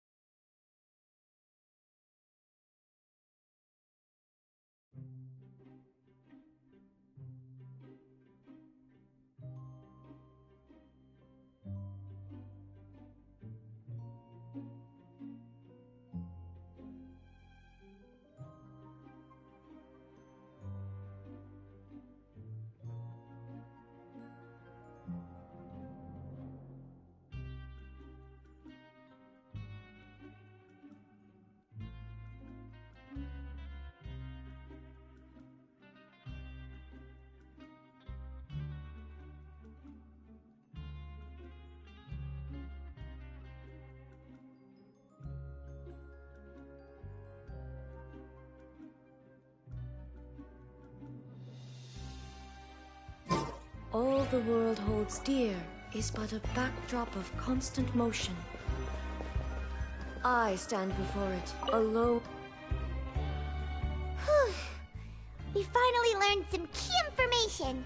Seems all of our investigative work has finally started to pay off. When you said you knew a diver, you were talking about Fremine, right? If we ask Linny, he'll definitely have Fremine help us. Ugh. Why is Child like this? What was he doing going into the pipes? Not making our jobs easier, that's for sure. Fortunately, though, it seems like it's only a matter of time now before we find out what really happened. Now that we can finally relax, I'm starting to feel super sleepy. Let's try to get some rest while we still can. Nighty-night, traveler!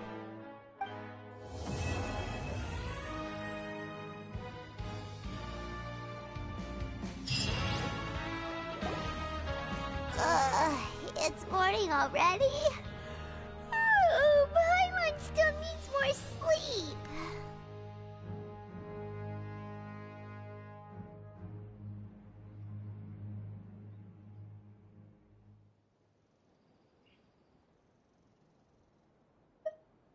Huh? Wait, look over there! Isn't that... It's one of Linny's cards! Let Paimon see what's written on it! Maybe you haven't heard, but today is the monthly free day. Everyone has the day off today, which makes it the perfect time to do some investigating. It's been a while since we last talked. Have you been making any progress lately? Let's meet at our usual spot in the factory area before lunchtime. I have new information. Ooh, today's our lucky day. We have the day off. From the sound of it, Lenny's been making progress with his investigation. Wonder what he's discovered. We still have some time before we meet up. Let's talk with the people here for a bit more before we go.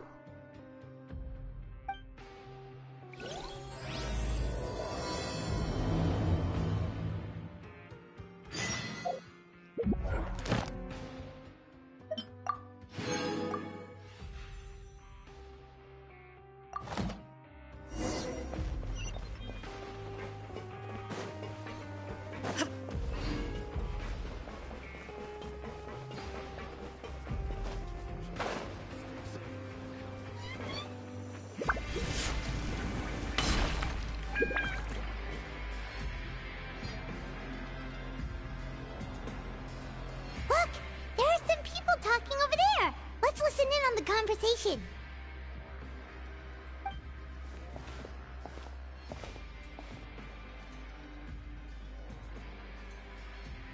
If you ask me, those pompous parasites on the surface act like they're all a bunch of aristocrats. Do any of them give half a hoot about a bunch of dogs like us? Hey, speak for yourself, mate. I'm no dog. Oh, you think you're special or something?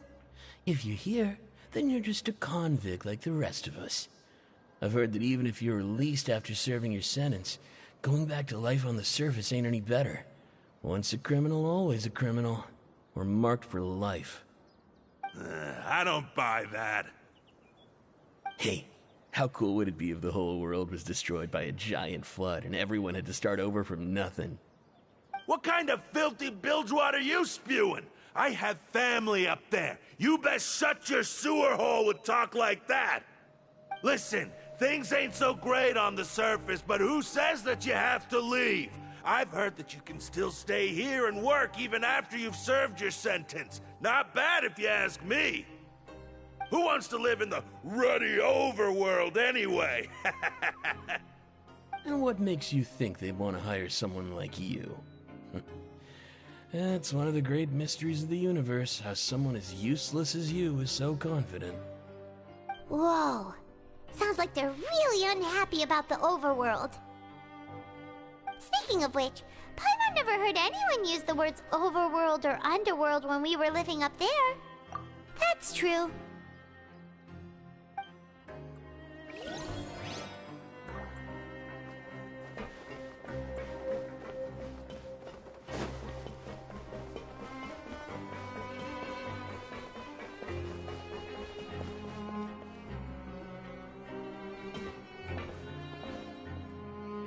there's a group of people over there.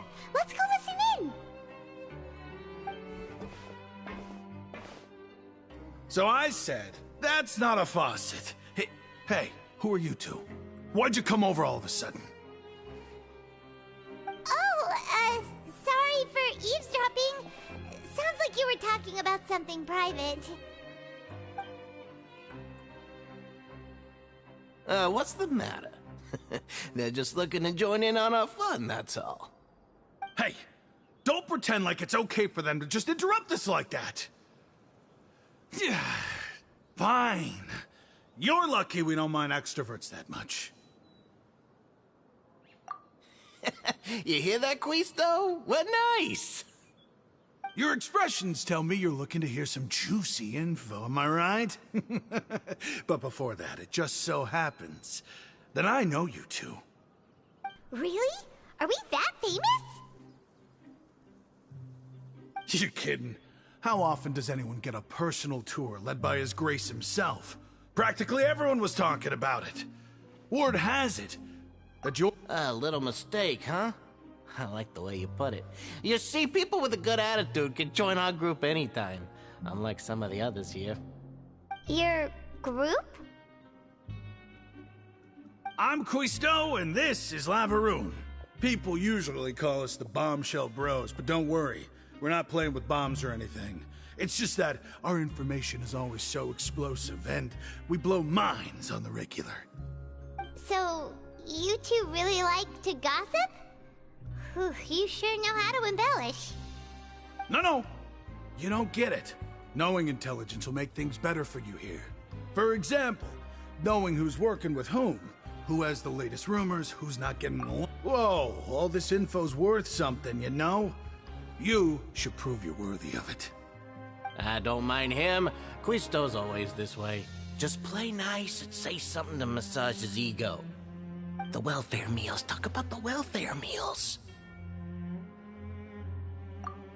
Right! That meal we had yesterday was super delicious. Paimon can still taste it whenever she closes her eyes. Is that so? To tell you the truth, I've been helping out with making those welfare meals. I've been working as a kitchen assistant for about a month and a half now. Oh, so you're the one who made those delicious steaks. Amazing. You could be a professional chef.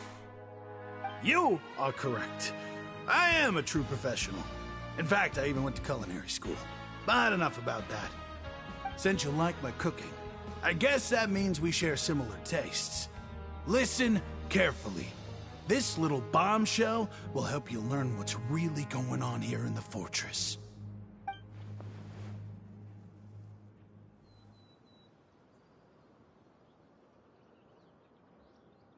Listen, kids. The power structure within the fortress is quite complicated. The overworlders couldn't care less about us down here. We're basically dogs to them. You've already met the one person here you should never cross, the Duke, Risley.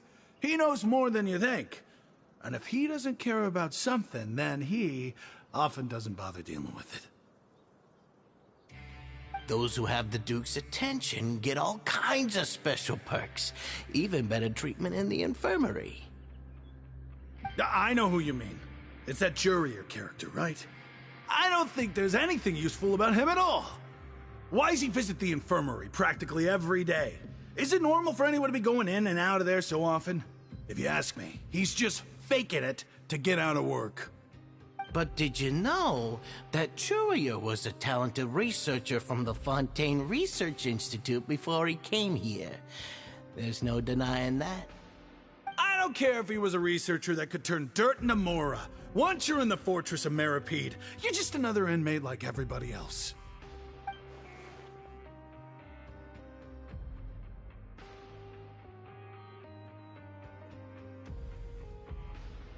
Speaking of which, the last time I saw him, he was passing by in the corridor with Lorvine.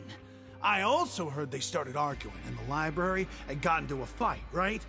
Guess that's just how terrible of a guy he is. You mean he hit a woman? Wow, I never imagined he was that bad.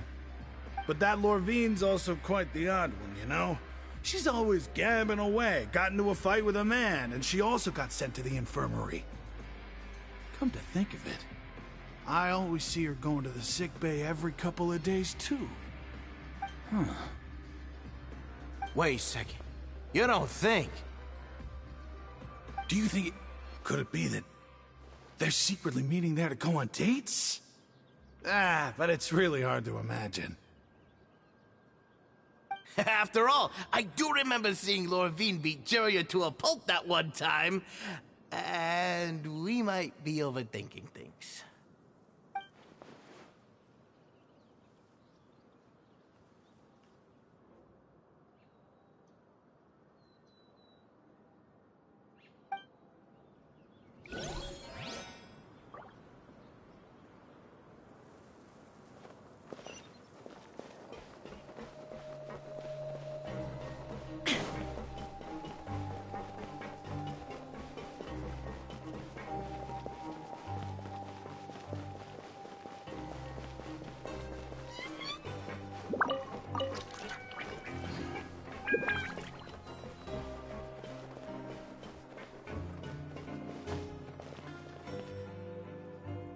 Hey, you over there?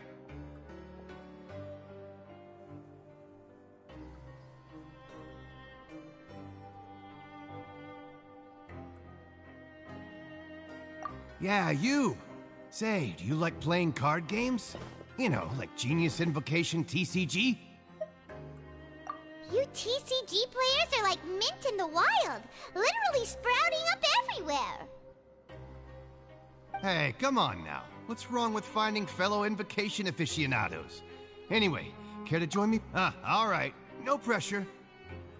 But why would you be looking for people to play Genius Invocation in a place like this? Don't people usually come here to fight? Whether you're throwing down cards or throwing punches, it's all a competition, isn't it? It's all the same in my eyes. There are lots of card players here in the fortress. When I saw you, I immediately thought, hey, even outsiders from other nations play cards. So I came over to say hi.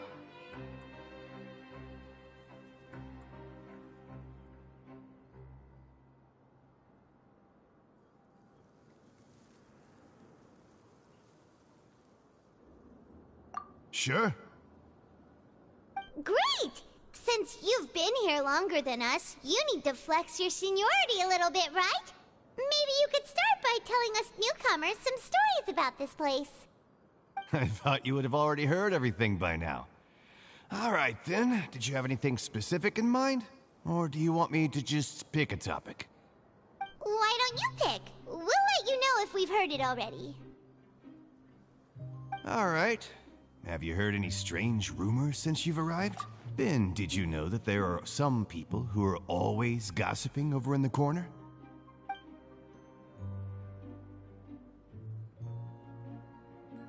Yes, so you've already met those two. They're quite a pair. They always keep an eye out for the latest happenings and gossip about everything. I've never seen anyone with more time on their hands. I heard that they used to be a chef and a bartender before they were sent down here. You know how bartenders are, always chatting with customers. And chefs love to pass the time just hanging out when they're not cooking. Good to know. Do you have anything else to tell us? Let me think. Sounds like you want to hear something a little more tantalizing. Oh, did you know that the Duke was also a convict in the fortress of Meripede before? Huh? Wait, are you serious? That's right. The Duke was an inmate just like you and me. Seems he was exiled here for committing some crime. Who knows how he ended up rising up to become the warden, though. To go from an ordinary inmate to becoming the manager of the whole place? I'm not gonna lie, I kinda respect that.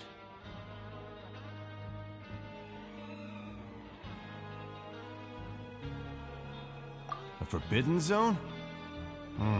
Sounds like something that someone just made up. I've never heard of that. Where did you hear about it? It's just a rumor we've been hearing, but no worries if you've never heard of it. Do you have anything else you can tell us? Anything else? Not that I can think of, but I'll be sure to tell you anything interesting I hear next time. You'll have to play a game of Genius Invocation with me first, though. Okay, we've talked to just about everyone, and it's about time for us to go meet Linny.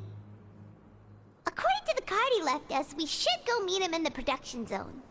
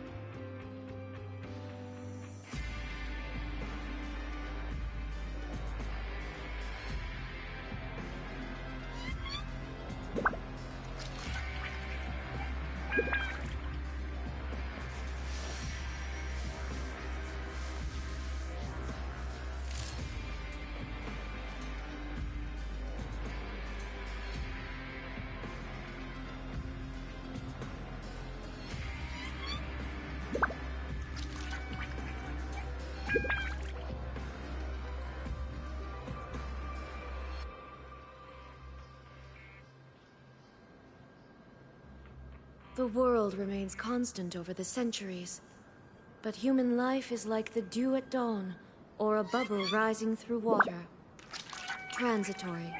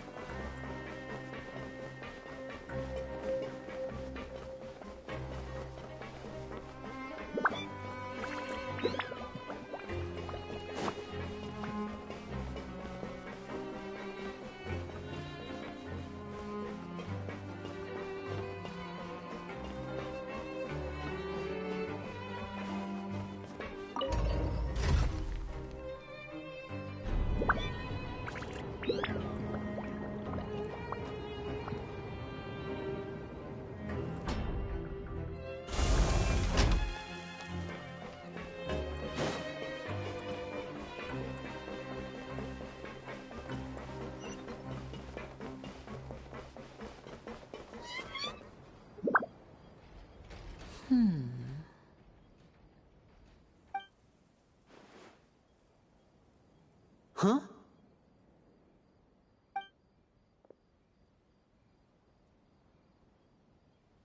That look in your eyes.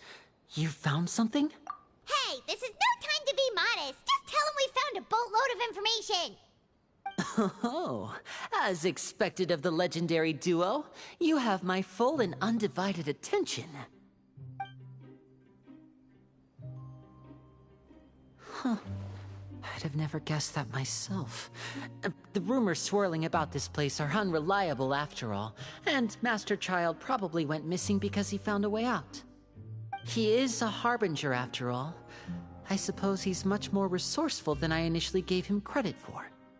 Unfortunately, this isn't enough for our final report to Father. We need to find out Master Child's exact whereabouts. Father told me that even though Master Child said he was just coming to Fontaine for a vacation, he actually had some personal reasons. His agenda might be linked. His escape route is already flooded, so we'll have to task someone with professional diving skills to chase after him.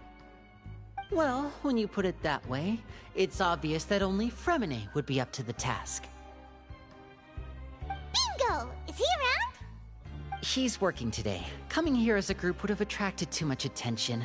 I'll talk to him about it later. It's the least I can do. We're all in this together, so it's only fair for us to fulfill our end of the bargain. Honestly, I'm far more impressed by you guys managing to collect all this information right under Risley's watchful eyes. Collecting information has always been our strong point. Now, let me think. To find out more information, Fremine will have to retrace Master Child's original route. And if he's to do that, he'll have to set out on the next pipe cleaning day at the earliest. That's 6 days from now. And after that, he'll probably take another 2 or 3 days to return. You can even estimate how long it'll take for him to get back? We've been working together for a long time. We know each other's capabilities like the backs of our hands. Traveler, what say you to meeting here 9 days from now? We'll be able to pick up... Oh, and there's just one last thing we'd like your help with. Though we can just sit back and wait for Fremine's report on Master Child's whereabouts, we still need to make more progress on the investigation of the Forbidden Zone. Fremine's no master of disguise. Lynette's still working on getting intel from the other areas, and I'll need to spend some time helping Fremine prepare for his diving mission. So, you are the only ones we can count on. What do you want us to do? Will it be hard? Well, I won't call it easy per se, but I think you'll be able to pull it off. Listen carefully. You'll need to find an excuse to get into the infirmary and investigate the room and environs. You've mentioned several sketchy-looking people always meeting at the infirmary earlier, so it probably has something to do with the secret we're hoping to uncover. You've already met the head nurse, so she'll be less suspicious of you. Investigate the internal structure of the infirmary and any active dealings within, and pass those on to me alongside anything else you're able to discover. But also, there's no need to take risks. Don't forget, safety always comes first. My apologies. I just started rambling out of habit. It was almost as if I was talking to my younger sister. But that's not a bad thing, right? All right, then we'll head out as soon as we finish our prep. Let's go our separate ways for now, then. Don't forget, we meet here again in 9 days. Stay safe.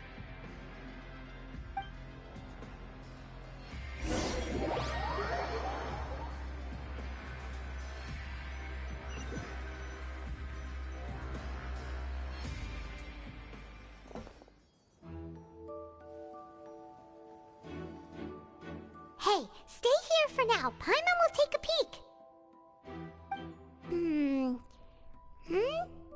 There seem to be several people inside.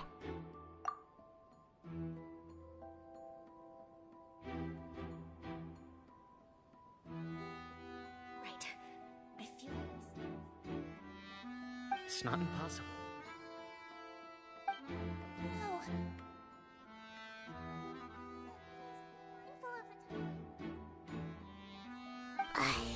It's a bit hard to understand them from here, so why don't we just try to talk to them in person? Let's go as soon as you're ready.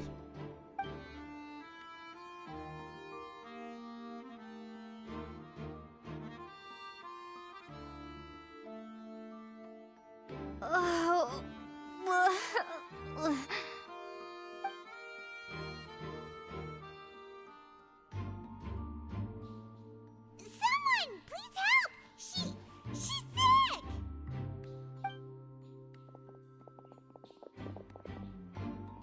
Are you okay?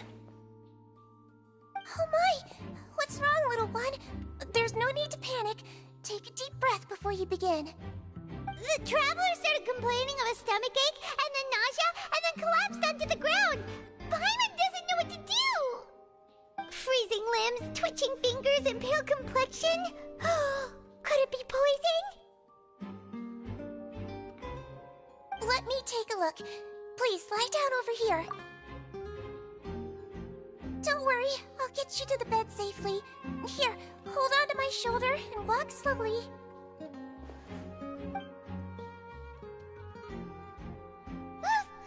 You can do it, Traveler!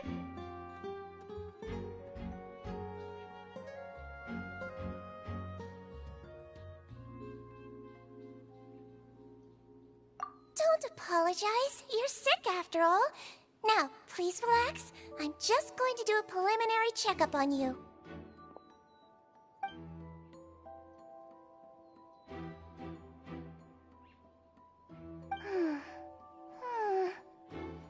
I see now. My checkup has confirmed that she's not in any mortal danger. That's our worst fear out of the way. Eh? Oh, that's good. But I'll continue my diagnosis of the patient now. Please, relax and take a deep breath.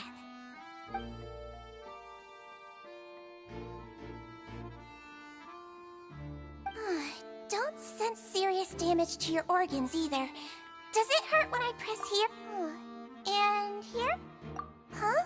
But based on my initial checkup, there shouldn't be a problem here. How strange.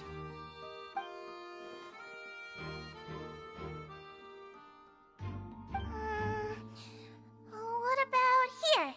Does this hurt? Oh. I understand. So that's what it is. I think you just ate something that disagreed with you. That's all. Nothing too serious.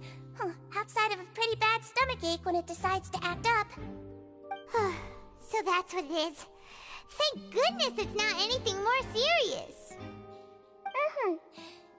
And there have been other inmates complaining about the food recently. I'll inform our head chef, Mr. Woolsey, of this problem as soon as possible. Congratulations! The health risk is incredibly low, so you should recover within a couple days. Why don't you take a rest here while I go get some medicine for you? Miss Levine, I'll have to trouble you to help me look after this new patient while I'm gone. Very well. And she hopped away, just like that.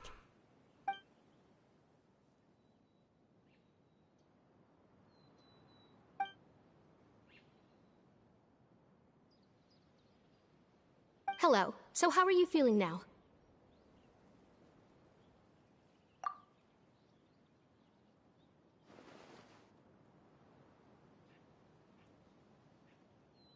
Her stomach ache's really bad. She was stumbling about the whole way here, so Paimon's really worried.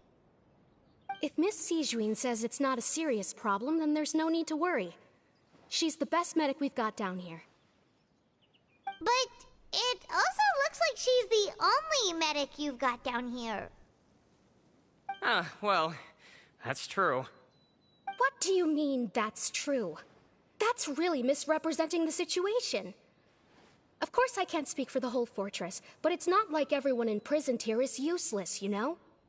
Though they may have committed crimes and gotten locked up here as a result, they still know a thing or two about medicine, and they help Miss Sejuin take care of the sick and injured. Yeah, you're right. But did you have to lecture me about it in front of another patient? Aren't you a patient too? Where did all your energy come from? That's correct. Sorry, I got a bit ahead of myself. Are you two also sick? We've been sick a while. I come back every once in a while for checkups, and to pick up the medicines Miss Sejuin prescribes for us. That's just the nature of chronic illnesses. As for her... you could say she fancies herself as Miss Sejuin's capable helper because she learned a bit of medical knowledge ages ago. Please watch your mouth, Mr. Jurier. Don't forget that you are the primary reason I have frequent heart palpitations.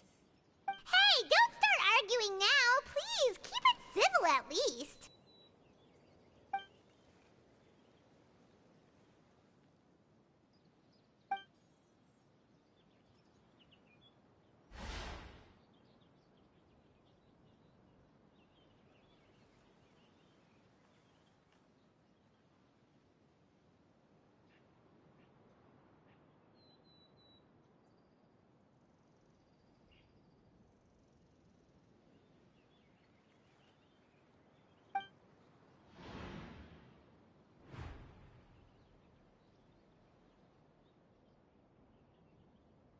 Hey! There's no need to fight! Everyone will be released someday, so there's no need to argue over silly things like this!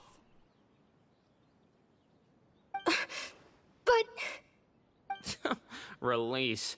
It's way too early for us to even think about that.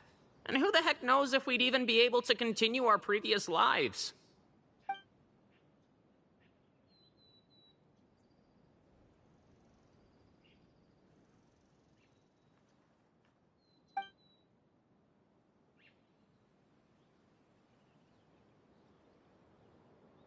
Please allow me to end this boring and useless conversation. Oh, and Mr. Jurier, I don't want to see your face here again anytime soon. And same to you, Miss Lorvine. Anyway, that was more than enough rest for me, so I'm going to get out of this excessively noisy place. See you later, everyone. He just slowly walked off like that? That's just what he's like. I'm sorry you had to see all of that. I'm Lorvine, and that's... Well, his name is Jurier, but I hope you'll never have cause to remember his name. You really can't stand him, huh? I mean, can you blame me? Look, who would like someone who's as arrogant and obsessed with weird research topics as he is? But there's no need to keep dwelling on him. I'll accompany you two for a while. Miss Sesh should be back soon, and I'm sure you'll feel better as soon as you've had some of her medicine. No, it's nothing. I'm back! Did you rest like you promised? Thank you for getting our medicine, Miss Sesh. Did you all cooperate with your bed rest? I trust that nobody got up to walk around. Good. Here, this should be 2 days' worth of medicine for you. Take 1 pill now, and then continue your bed rest.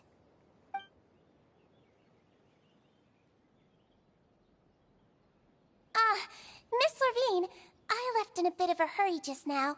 Do you still remember if we discussed the color of the pill that you should be taking today?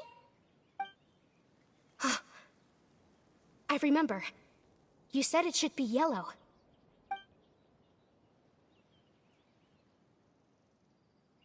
Yellow, huh? I understand. These are yours. Please, make sure to go to bed early after taking them tonight. You'll benefit from a good night's sleep. All right, then I'll also be on my way now. I hope you feel better soon, too.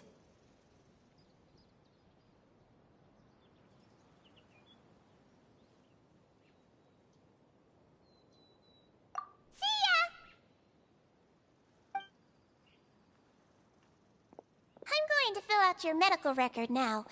You're widely known as the Traveler, right? I just want to double-check a few... Those two made quite the commotion just now, so why don't we let the Traveler rest? Paimon can answer the questions instead. So her primary symptoms are abdominal pain, with secondary symptoms of nausea.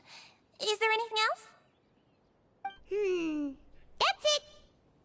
All right, then. Is there anything we should know besides to take the meds? No, her base constitution is quite good, so I'm sure she'll recover quite quickly after taking the medicine. Please, make sure to stick to bland or less stimulating foods, and don't stay up too late at night. Got it! Paimon will hold the Traveler to that for sure.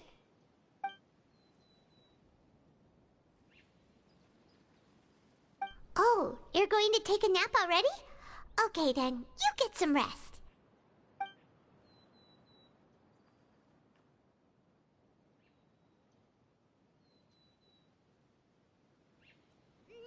We've been to lots of places together. She may look a bit under the weather now, but she's actually super strong. Oh, so you're the best of companions. Well, don't worry, she'll recover soon.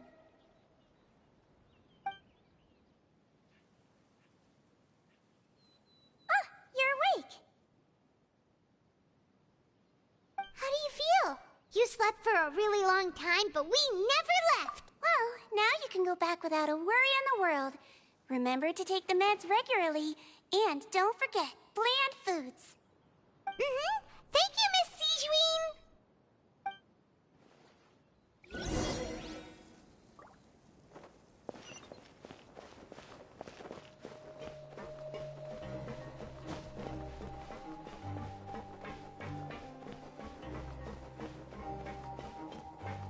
Kids these days, you just can't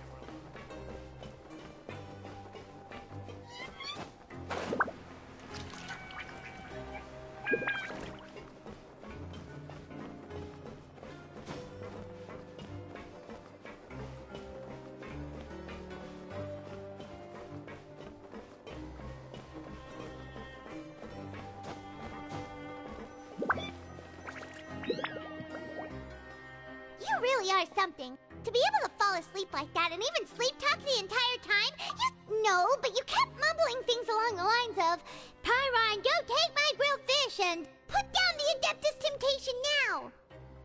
Paimon talked with Sejuine the entire time you were asleep. She seems like she's just a sincere nurse, and Paimon didn't notice anything unusual in the room. Are you sure we're not going off track with the infirmary?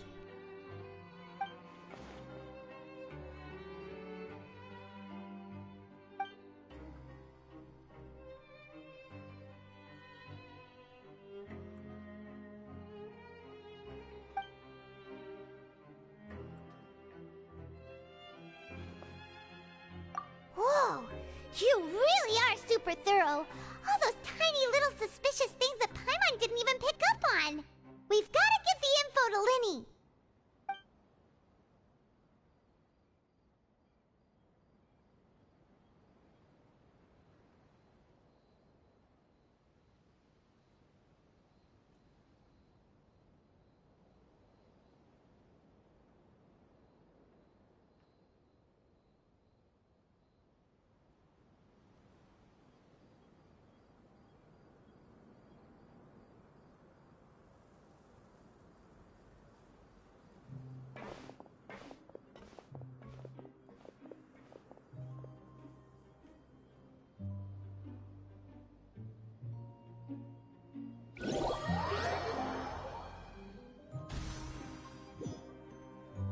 Today's the day! Let's go meet up with Linny!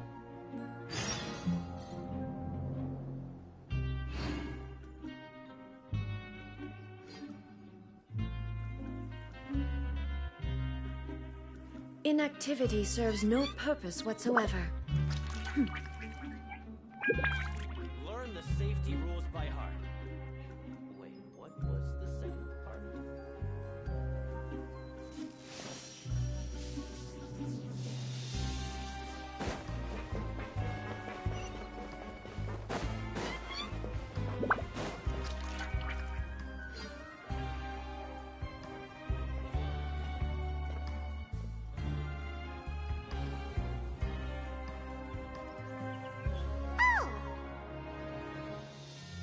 Hmm?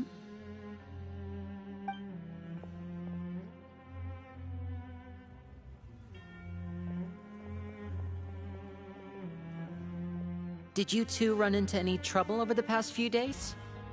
No, we just worked our shifts according to the schedule. Nothing weird happened. That's good.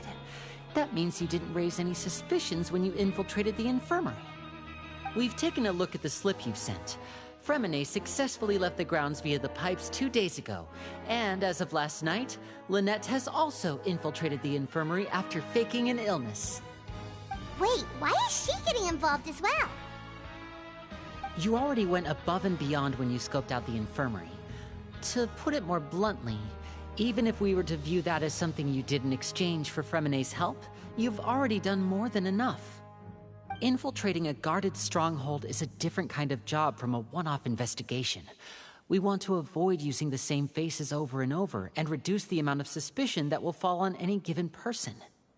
Lynette also felt like you have already taken the first step for us, so she should be the one to finish the job. So that's what Lynette thinks. Oh, Paimon hopes everything's going well for her. Perhaps that's true. You're both very good people, and we've come to appreciate that more than anyone else. Unfortunately, there's still one thing that could get between us, lest you've forgotten. The matter of our respective loyalties. You've mentioned before that you've had some run-ins with the Fatui. I can understand that feeling, so I assume you're just helping us out of the kindness of your hearts? Well, everyone could use some more friends. We'll be counting on you to help us in the future, too. Since I see you as friends, then it's even more important for us to protect you from any peril. Fremine and Lynette feel the same way. Glad to hear it. Then, let's go check on Lynette before Fremine returns. If everything went well, then she should be wrapping up her investigation right about now.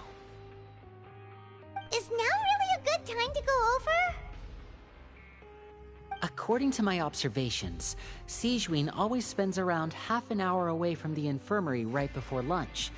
Also, I'm her brother, remember? It's only natural for an older brother to care about his younger sister's well-being. Okay, then let's head over right away!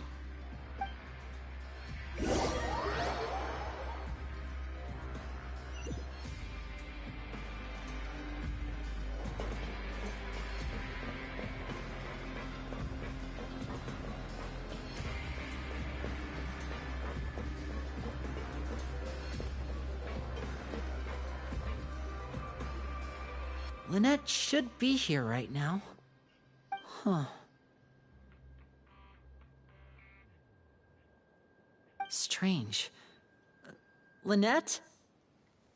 As expected, Sigewinne isn't here, but why isn't Lynette here? No, Lynette rarely deviates from the plan. We agreed that if she were to make changes on the fly, she'd find a way to let me know. Unless...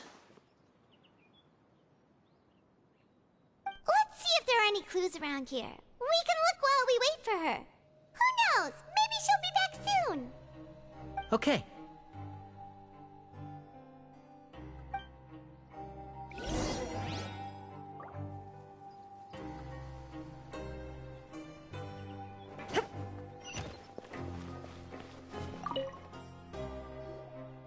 There are some books here and a few files. They all look like medical records. Advanced nursing, how to raise the spirit of your patients, a quick guide to the psychology of emotions, and the meaning of laughter. These sure are some interesting books. Who knew Sigewinne would be interested in these kinds of things? She even has books on understanding people's motivations and feelings. Is it because she's a Melusine? Or does she have a need to understand her patient's emotional state? Seems quite normal to me. These are skills that would come in handy for a nurse from time to time.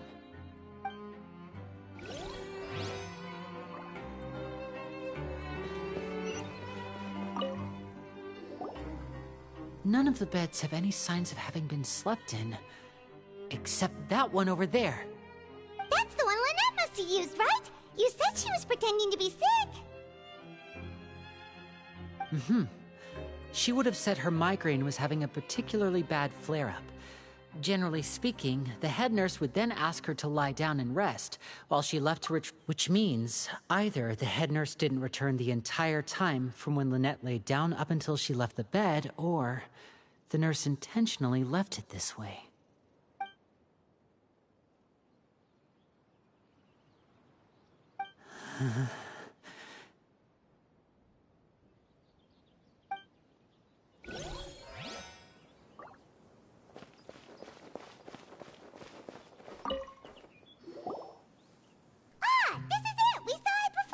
Wait, this thing? It doesn't look like it's been disguised that well.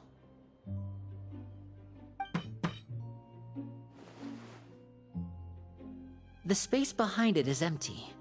From its size, I don't think it's an entrance that is meant to be taken apart. There's probably a mechanism around here somewhere.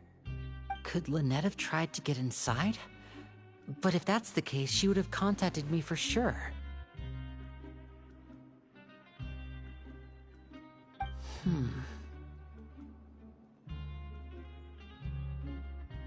Let's look around here for some more clues. Don't panic, just take another look.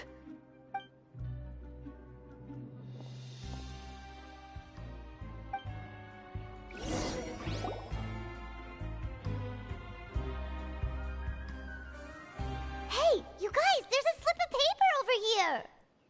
A slip of paper? It's right over here, and there's a bunch written on it too. It reads, "Out of respect for your usual practices, I'll use a piece of paper or card as the medium to pass on my message. You may consider this as me giving you my best regards." This is... Is that all? The back. This is... Show me! Now! That look on your face. Paimon's reading it now. Would you care to guess where Miss Lynette of the Fatui could be right now? No. Could she have... Is she already... Wriothesley. Did he deliberately leave the infirmary unguarded to use it as bait?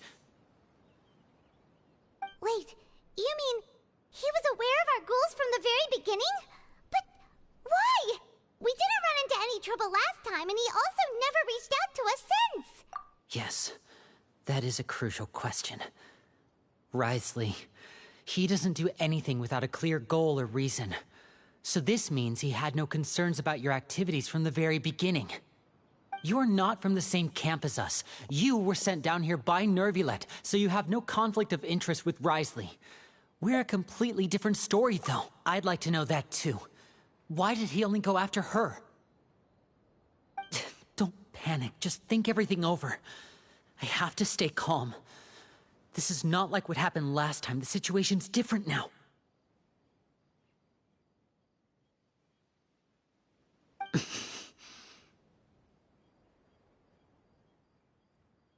Wait, you're right. Wait, but that means...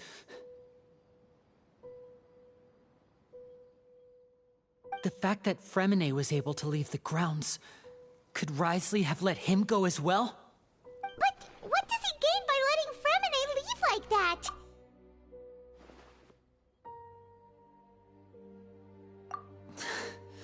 So he's challenging me and trying to provoke me, I'm sure of it. We never should have sent out Fremine. We had to go through all that trouble to find an opening to sneak him around the guards and into the pipe, and we even thought luck was on our side.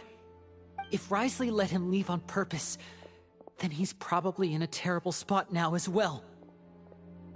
Lenny's getting more and more panicked. We have to calm him down.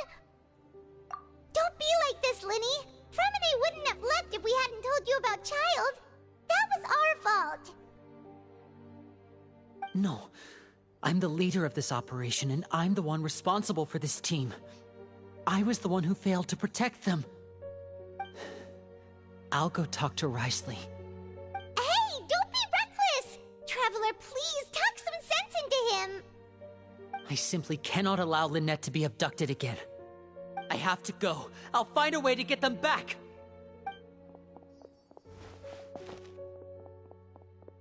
He's rushed out the door! After him!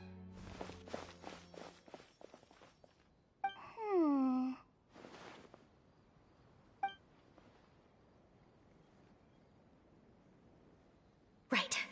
I feel like we still have some room to make changes on these details. It's not impossible, but it'll require extensive testing. Is that so? Very well. Then please be mindful of the time.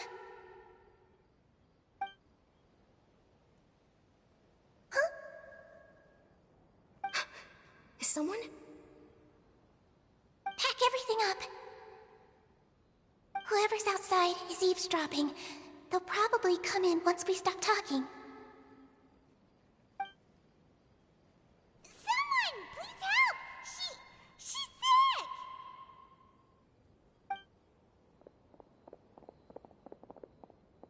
Whoa, are you okay? These two. As expected, they've already found this place. Oh, they are quite sharp. What a delightful turn of events. I like smart people, but I also like playing dumb. I like the feeling of being trusted. Oh my! What's wrong, little one? There's no need to panic. Take a deep breath before you begin. Being able to read human expressions is quite the useful skill. Wait! It's no use, we have to catch up to him!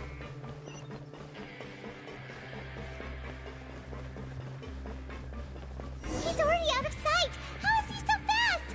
Let's go head him off at Risley's office!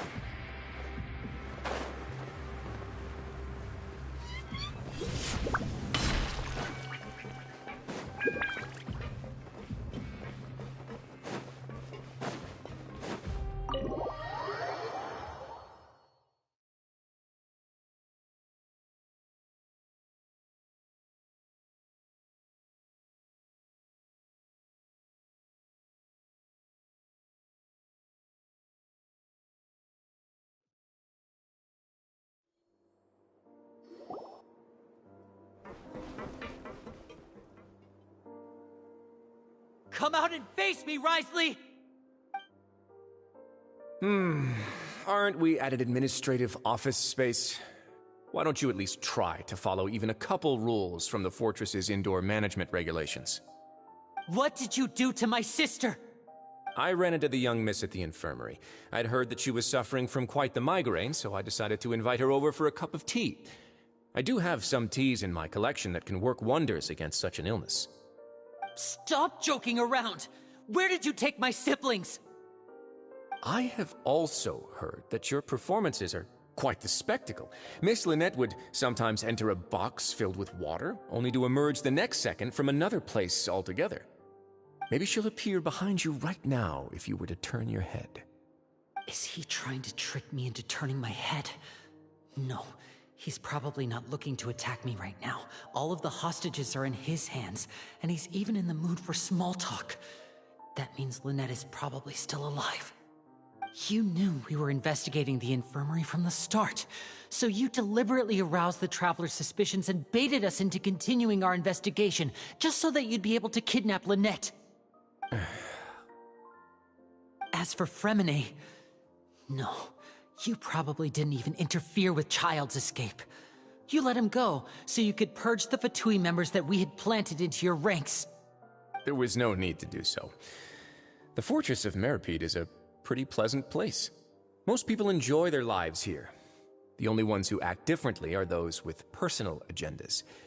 It was quite easy to identify your colleagues. You removed our original members and spread the news of Child's escape so Father would assign our team to come down and investigate. Fremine has also fallen into your hands, right? If you're oh so omnipotent and so in control, why would you need hostages? One correction. Lynette is in my hands right now, but Fremine is not. He's not? What do you really want? Lenny! Oh, wonderful. Everyone is here, so I'll only need to say this once. Thank you so much for cooperating with me.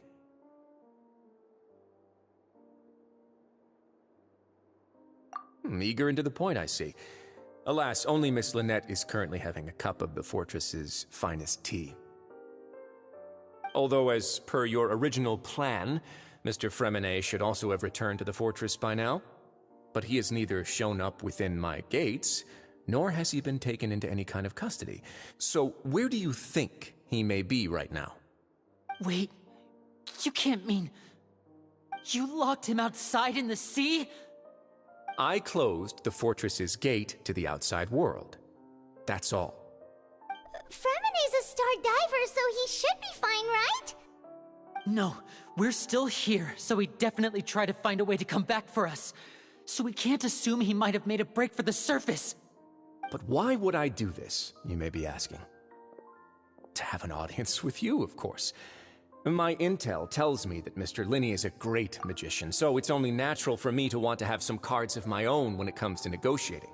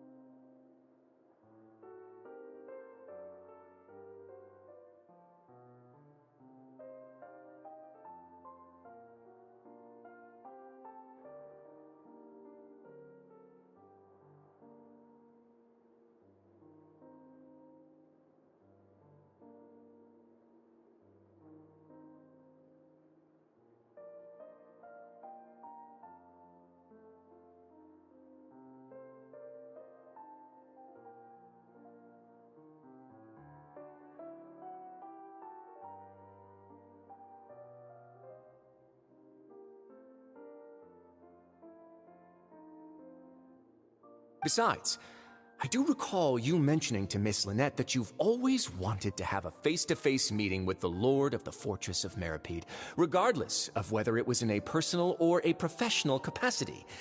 Well, you got your wish. So, you've been keeping tabs on us before we even set foot in the fortress. Some of my folks just happened to hear a thing or two, that's all. In any case, I will be straight with you. I was willing to play dumb and turn a blind eye, so we had a pleasant few days playing games together here. But once you started focusing on the Forbidden Zone, all of that changed. Mr. Linney, the cards are stacked against you right now. Miss Lynette is in my hands, and Mr. Fremenet is still slowly being pickled out there in the brine. You know just as well as I that he cannot last out there forever. You need do but one thing to guarantee their safety. I would like you to contact your superior, and ideally invite her over for a cup of tea with me. You want to see Father? But why should she bother giving you an audience? Well, if she cares for the well-being of her dearest children, she should have plenty of motivation to join me for a parents' evening. I've heard that the bonds between the members of the House of the Hearth are like the bonds of family. I don't see why she would refuse. Why did you think Father sent us to handle the Fortress of Meripede? This place is basically a no-man's land. It wouldn't be fitting for anyone as important as a Harbinger like Father to come here in person. Oh, I see. So it's because she doesn't care for my place here. That's such a shame. After all, I've amassed quite the tea collection. I was looking forward to sharing it with her. Both Monsieur Neuvillette and Lady Farina have already received many samples as gifts. Was this the extent of your master plan to get to Father? No matter how much pressure you may put on me, I won't allow you to use us to blackmail her. You people really are difficult to get along with. All I'm asking for is a face-to-face conversation. Does she truly have no interest in the fortress's secret? Mr. Linney, you have one last chance to invite your father here. If you refuse... Linney! Instead of asking why I'm doing this, why don't you try to see things from my perspective for a second? From the very beginning, the Fatui has been actively infiltrating my fortress. I gave you a warning by cutting off the first few operatives I found, but that only caused you to double down. Had you given up on the fortress then and there, I'd have no reason to want to talk. Mr. Fremenet left the fortress on his own, and Miss Lynette tried to pry out my secrets right in front of me. No matter how you look at it, the responsibility for this falls on you. I shouldn't ask Father to do anything because of us. 6, 5... Wait, 2, 1. Time's up. It really is a shame, Mr. Linney. Risley! Negotiations have broken down. Please leave, ladies and gentlemen. It's time for my afternoon tea. Yeah, listen to the Traveler. If you can't talk to Linny, can you at least talk to us? You do realize that I'm only letting you go because of Neuvillette, yes? You're here helping him out, and I've already done my best to stay out of your way. But that doesn't mean you can just do whatever you want. The fortress may be small and remote, but it still had... Then how about this? Those who are capable deserve respect. You've spent quite some time investigating my home turf by now, so why don't you tell me a thing or two about what you found, I'll ask you 3 questions. Answer all of them correctly, and I'll agree to your request. Question 1. Regarding the hidden rules of the production zone, what is the truth behind the one about not being allowed to work for 3 days in a row?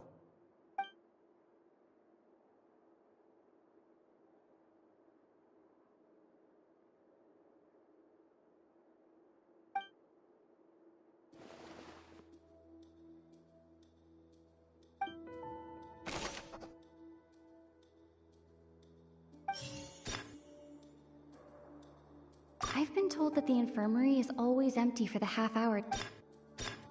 The Fonta promoter has been struggling because he doesn't recognize the real value of coupons. Meanwhile, the Duke believes that we often see Miss Sejuin observing the prisoners at work near the production zone. It seems like she can perceive the general state of a person's health just... Fonta's internal reports suggest that they're starting a new trial of an unnamed and unpackaged product.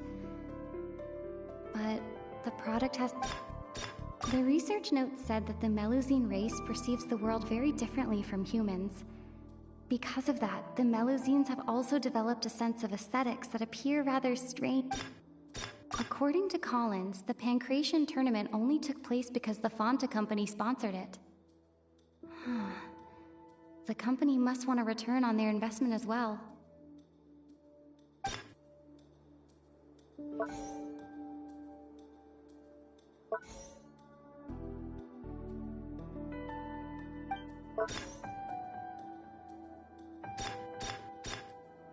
I've been told that the infirmary is always empty for the half hour just before lunch. But what could Sejuin be doing during that time? We often see Miss Sejuin observing the prisoners at work near the production zone. It seems like she can perceive the general state of a person's health just by looking at them.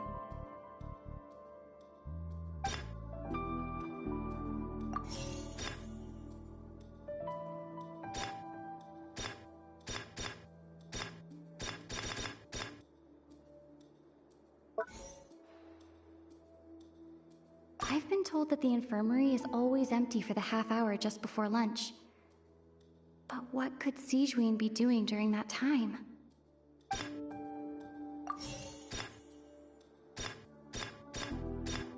According to Collins, the Pancration tournament... The research notes said that the Melusine...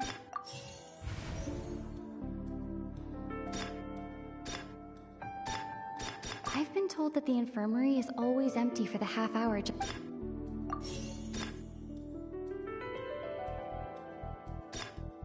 The research notes said...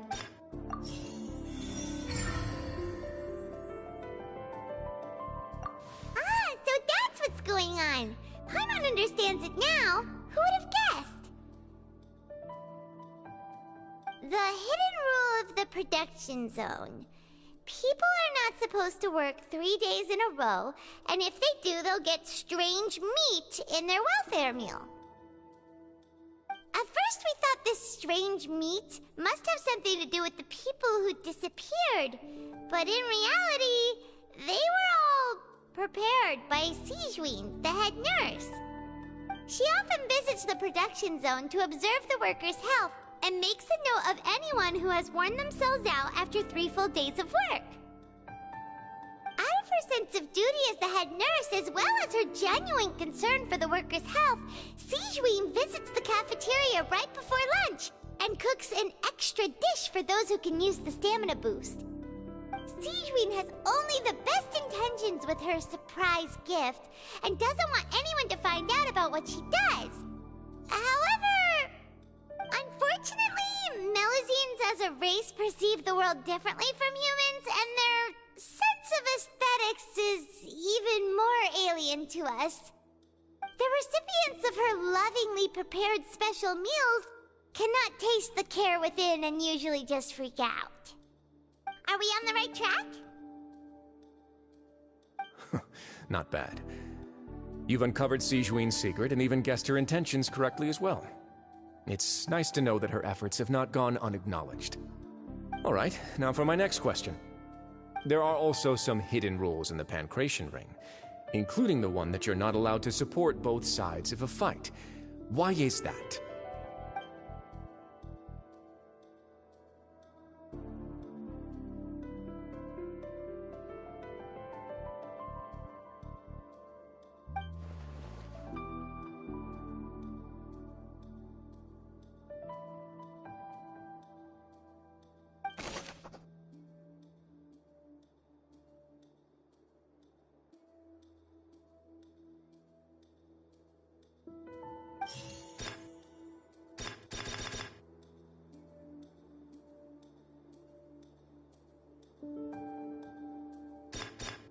The Fonta promoter has been struggling because he doesn't recognize the real value of coupons.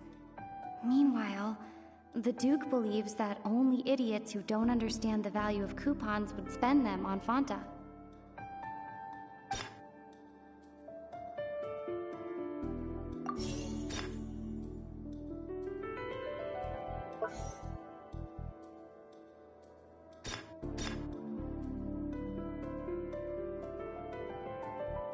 The Fonta promoter has been struggling because he doesn't According to Collins, the Pancration tournament only took place because the Fonta's internal reports suggest that they're starting. The Fonta promoter has been struggling.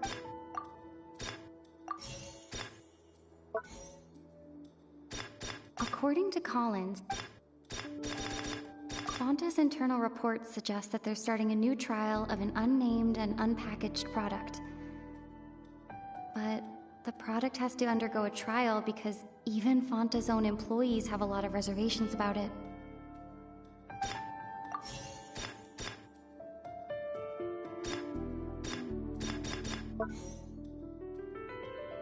Fonta's internal reports suggest that they're starting a new trial of an...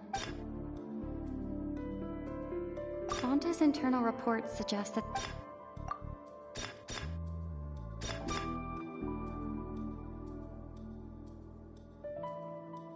According to Collins, the Fonta promoter has been struck. According to Collins, Fonta's internal reports.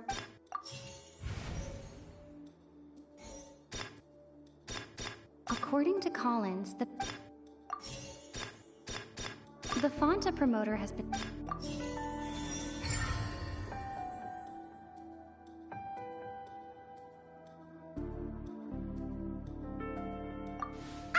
Paimon gets this rule too now, so there really was nothing to be afraid of. That hidden rule... People are not supposed to bet on both boxers at the same time. And if they do, they'll receive a package containing a strange, blood-colored liquid. People get scared when they see it because they've subconsciously begun to associate it with the missing boxer. But really, it's just a bottle of the latest yet-to-be-named and packaged new Fanta trial product. A blood-red drink. It's no wonder even Fanta's own staff were questioning the company's decision-making. The company, facing backlash from its own staff, decided to try to trial the product on a smaller scale to see how it might be received by customers. They came to the Fortress of Meropide and offered to sponsor the Pancration tournament so they could push their new product. But the Duke completely refused to even entertain the idea. The Duke, knowing how valuable coupons are in the fortress, knew that only total idiots who didn't understand their true value would bother buying a Fanta product here. And so, only those who proved their stupidity by being dumb enough to bet on two opposing sides of the same match were selected to receive the drinks. I acknowledge the effort you've put into bringing the truth of this mystery to light. Although, based on your description, that Fanta promoter is a bit too careless with his words, I may just reconsider my collaboration with the company. All right, and here's the final question. What's the secret behind our head nurse and all of her patients in the infirmary?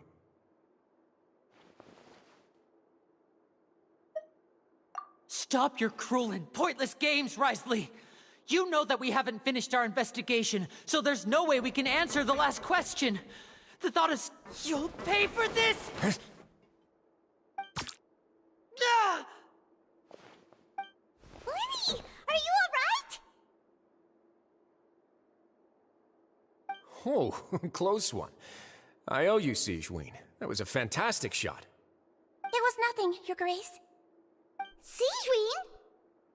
Though this gun may look like a toy, it's actually fully functional, as I just demonstrated. Sejuine... You... Not at all. I am merely a resident of the fortress, and thus protecting it is my duty. When Monsieur Nervulette asked me to come here, he told me that my job would be to take care of the well-being of everyone here. I am merely discharging my duties. But if you mean what you just said, then isn't Linny someone you should be looking after as well? Isn't he a resident here just like the rest of us? But I really am just doing what Monsieur Nervulette told me to do. Everything I did, I've done to protect them. Had I not, they would be in far more dire straits right now. His Grace knows it too, right? Your Grace? Mind proving my innocence to them? My dear Sejuine, whatever shall I do with you? Would it have killed you to just wait another minute or two? Well, it's nearly time after all. The way you do things can be truly frustrating sometimes, Your Grace. I figured I should try to talk some sense into you. What are you talking about? What time? Take me if you want. Let them go. How touching. Can you just give me one more minute? Don't be like that, Your Grace. All right, everyone, calm down. 2 more visitors will be arriving any time now. I'll go get a cup of tea. Miss Sejuine, I leave Miss Lynette in your care. You... What are you doing? I believe I hear footsteps.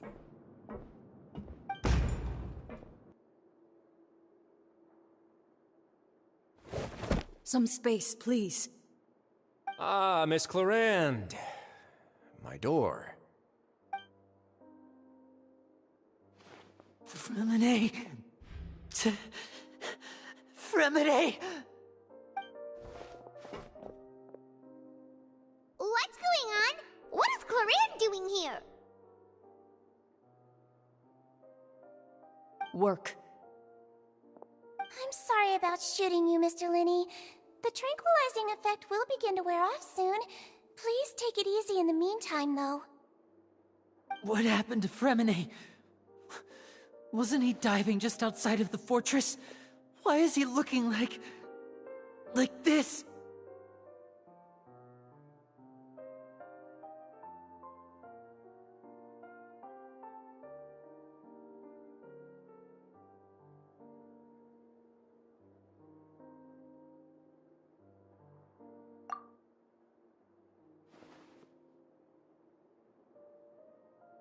flushed face, an accelerated pulse. He must have consumed primordial seawater. What did you say? Please, make some space. I'll need to give Mr. Fremine a more thorough checkup. Your Grace, I'll leave the rest to you. I'll talk to Clorand while you get Fremine to where he needs to be. Everything else can wait.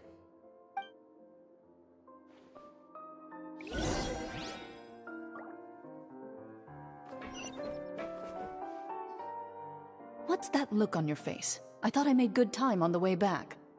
Oh, I'm just admiring your punctuality. Had you arrived just a few minutes later, Sejuin may have been forced to shoot Mr. Lenny again.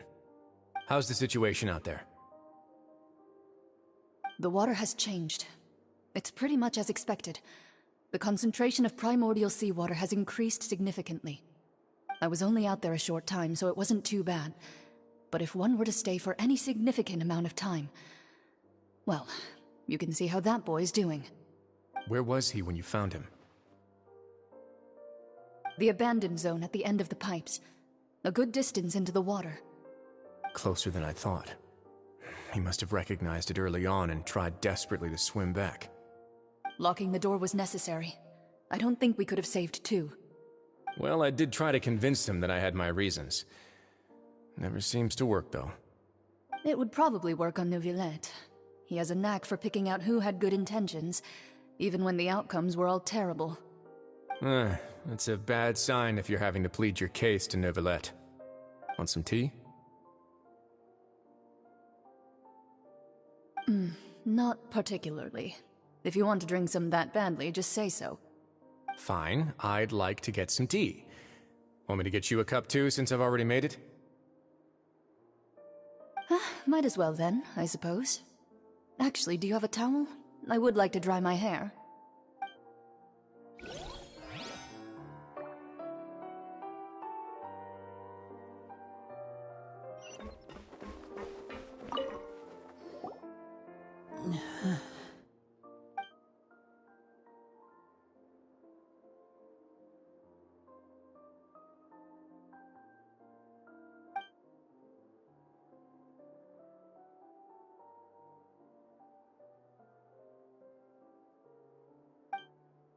How is he? These symptoms are probably caused by an acute ingestion of a large amount of primordial seawater. Still, his condition is not critical. Of course, it would be best if he stayed for further observation. Let's leave him here for now, and move him to the infirmary once he's recovered a bit more. Sorry. I am aware that the infirmary may not be your favorite place in the world at the moment. We do only have a single clinic in the fortress, however. Why would he ingest a large amount of primordial seawater after leaving the fortress? How could that possibly happen? Please, look after Mr. Fremine for the moment. I'll go fetch some medicine and a respirator. Oh, I'll bring Miss Lynette back with me. Where is she? How is she right now? Oh, she just took a nap in an empty room after I tranquilized her. If my calculations are correct, she should also be waking up right around now. You might not believe me, but His Grace and I actually made some snacks and tea for her.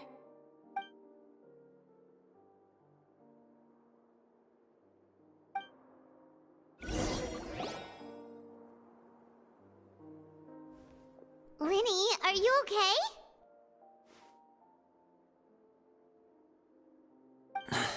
I'll be fine. They're all here now. Don't worry about me. Are you sure?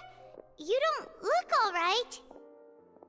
My hands and feet are still a bit weak, but that's probably just the residual effects of the tranquilizer shot. I'm back, everyone. Lenny! Oh, Traveler, Paimon, you're here too. Fremine? Is he... He'll be fine. But for now, please help me lift him up.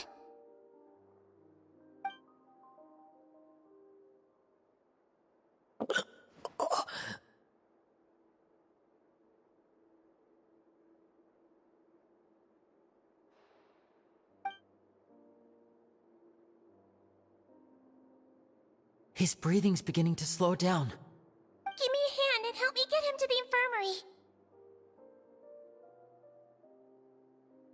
Yeah, I'll take him from this side. Lynette, together? On it. Traveler, you seem pretty worried about him. Want to come with us?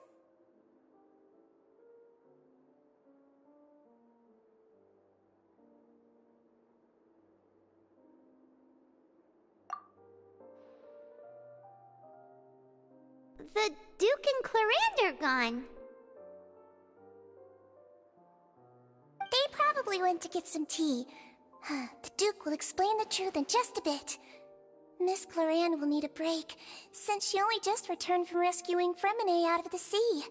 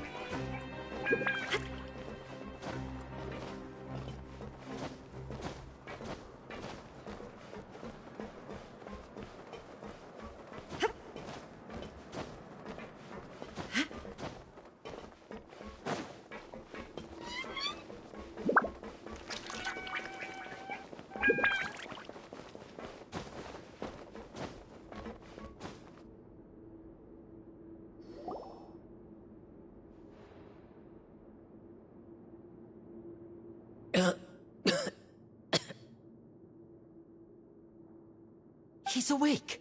Fremine, how do you feel?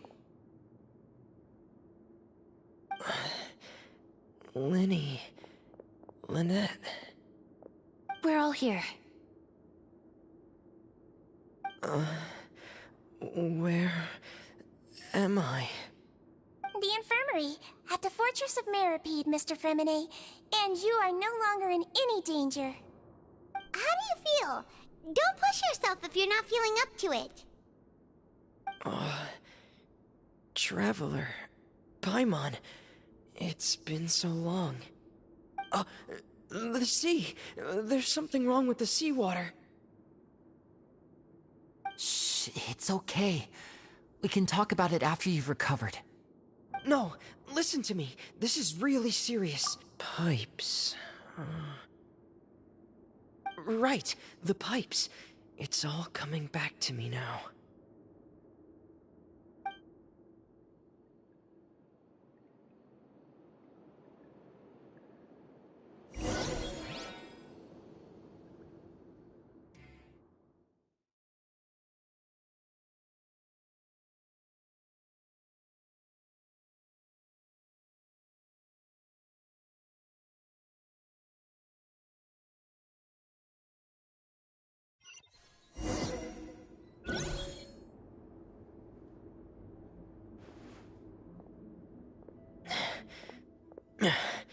I'm in. Seems like this pipe hasn't been used in a long time. It looks abandoned.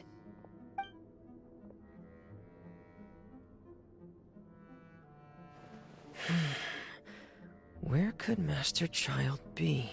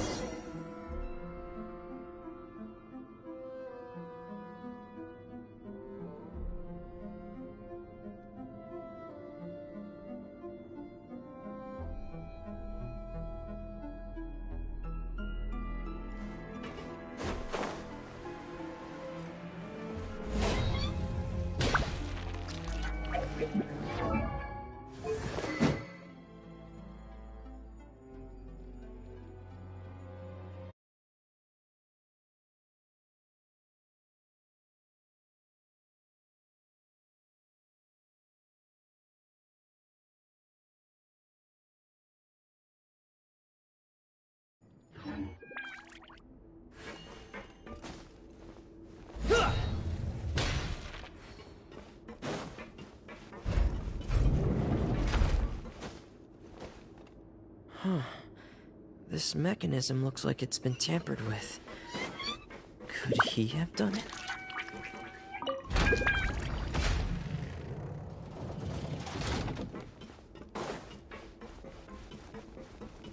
Yeah.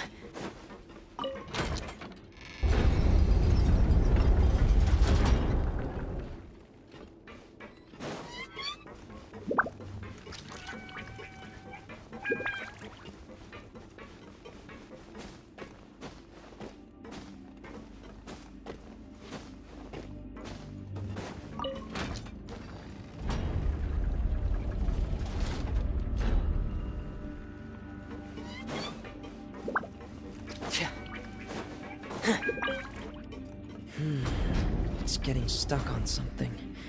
Seems like I'll have to avoid those obstacles while I turn it.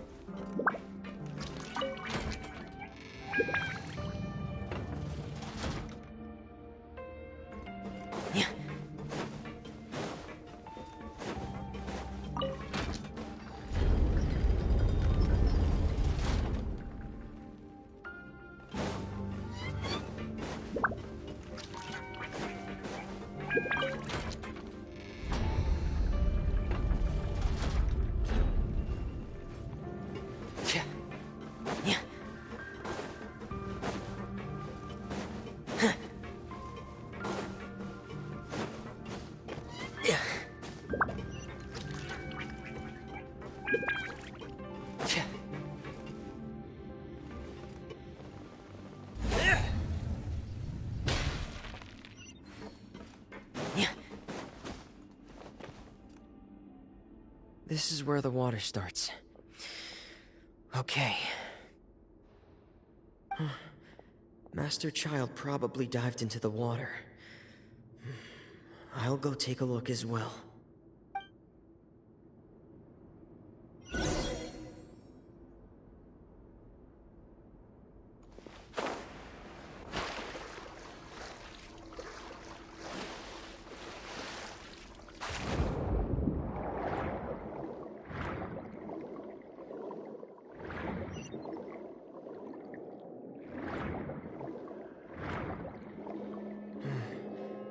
The vegetation here is a bit more sparse.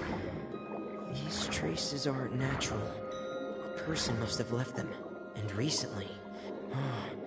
There are traces here too. I need to keep going. The traces are gone. But I don't see where he could have gone from here. Wait. What the?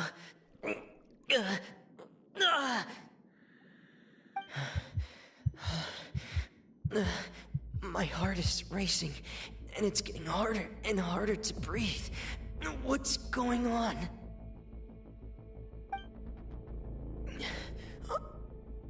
No good. I have to get back. They still don't know anything about what's going on. If I turn back right now, I should still be able to make it.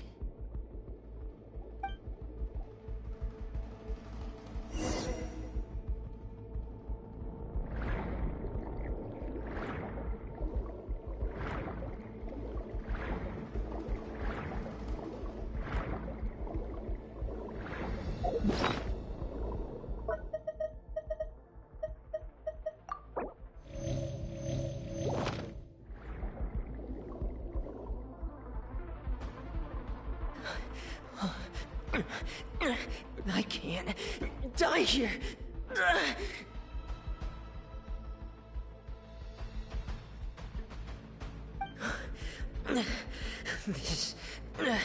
This is bad. I'm feeling worse and worse, and I'm still underwater.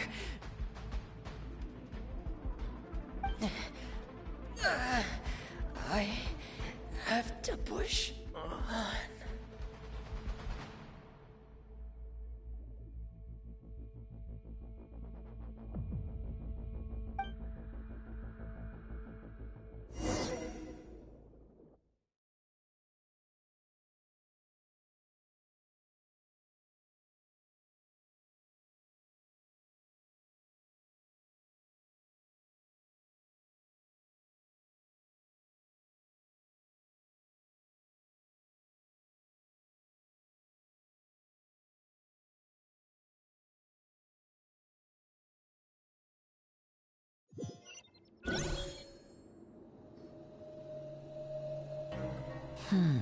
So, in other words, the trail you were following vanished, and you had no idea where Master Child could have gone, but there was also no obvious place for him to have disappeared to. That's right.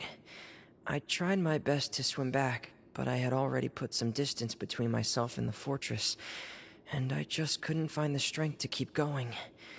I probably passed out some time after that, and you know the rest. Miss Clarande brought you back, but we also don't know why she just suddenly appeared at the fortress, or why she went out to save you. Miss Clarande, you say? I must go thank her in person. You're still too weak for Monet. You can go after you've had some more rest. Miss Lynette is right. I believe Miss Clarande will stay here as a guest for another few days, so there's no need to hurry. A guest? Then I can assume Risley was the one who invited her to come down here? You should ask His Grace about that. He'll be able to explain better than me. Yeah, it's about time he actually told us what's going on. Wanna come with us, Liddy? No, please go on without me. I don't want to leave just yet. Lenny. The logical part of my brain is aware that we're safe right now, but I still can't bring myself to leave. Both of you are just in danger. Understood. Then let's just sit together for a while. In that case, I'll leave the infirmary to you. The Traveler and I are going to head out for now. As long as you stay in here, I don't think you'll be disturbed. Thank you.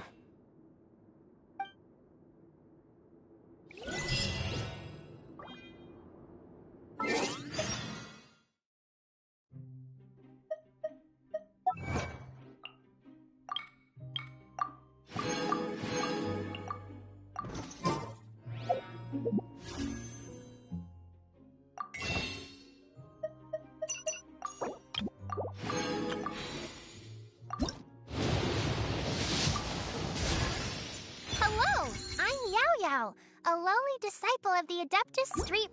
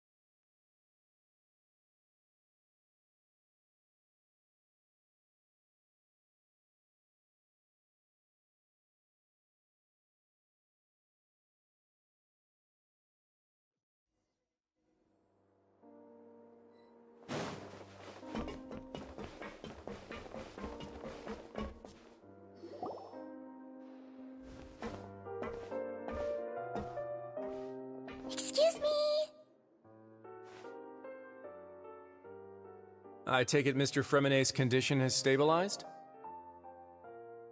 Of course! I wouldn't have left the infirmary otherwise. I've been expecting those two, but might I inquire as to the purpose of your visit, Miss Sejuin? I wanted to check up on Miss Cloran. How are you feeling? Mostly fine, I think. If you don't mind, I'd like to perform another quick physical exam. It'll just take a few minutes. All right. Thank you for looking out for me. I'll take my leave for now, then. Well, want to explain yourself, Risley? Of course, but I'm not partial to the word choice of explain. How about enlighten?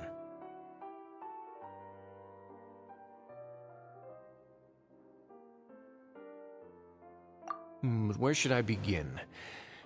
How about you start by asking me any questions you have? You can start with whichever one you'd like to get answered the most. Then Paimon will begin. Did you know about Lenny's goals from the very beginning? No. I just knew they were Fatui operatives sent to the fortress by the Knave. As for their specific goals, I only figured those out as you made progress on your investigation. You managed to monitor and stay ahead of them even though you didn't know what they were trying to do? They came here with ulterior motives. I'm quite adept at discerning what that kind of behavior signals.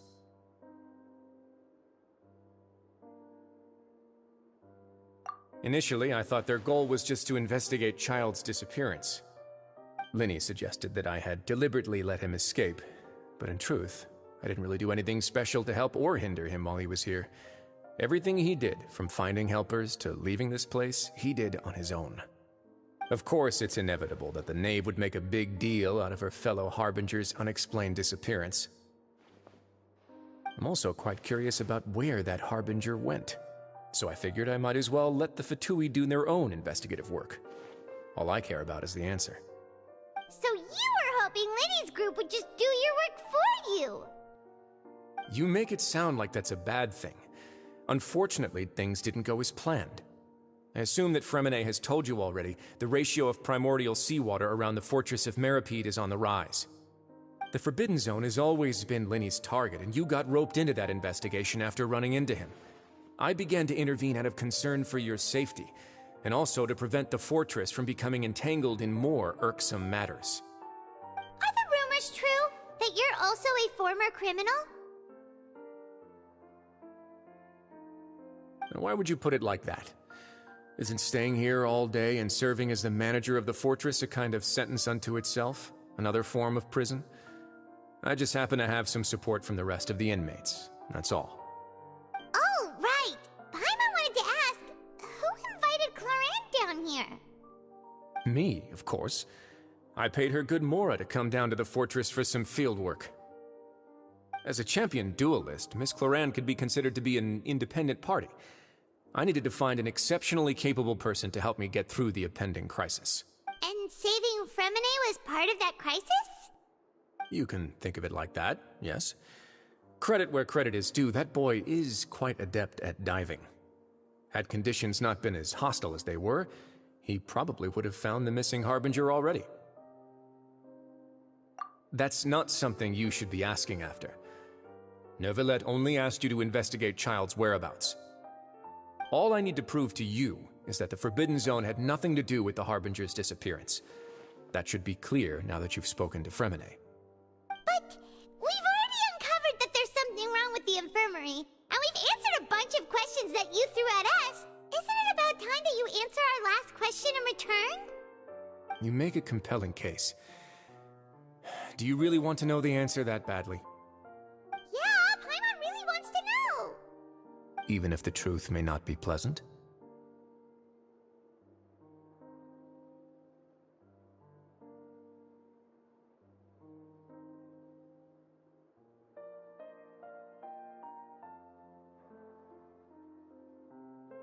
Follow me.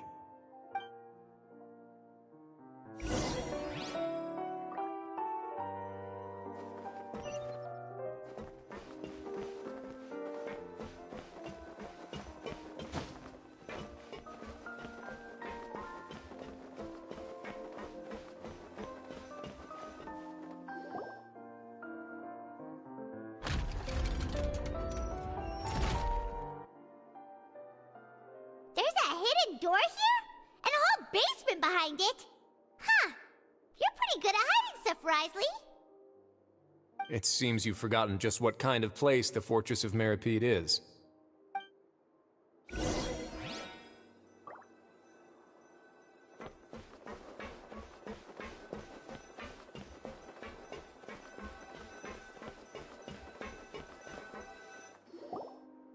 Stand on the central plate. Wait, is there a secret mechanism or... Whoa!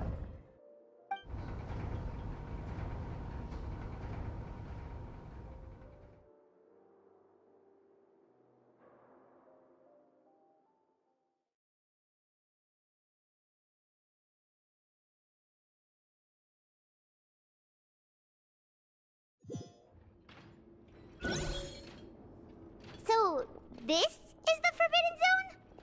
Honestly, for a place so well hidden, Paimon sure doesn't... What a huge door! There are 3 such isolation gates in total. Generally speaking, I'm the only one who's allowed to go inside. Hence the name Forbidden Zone. Am I correct to assume you're going to run on back and tell your little Fatui friends everything? Well, Paimon wasn't thinking of keeping anything from them. Well, I'd advise you wait until you've seen the whole truth of this place for yourself before deciding whether or not to tell them.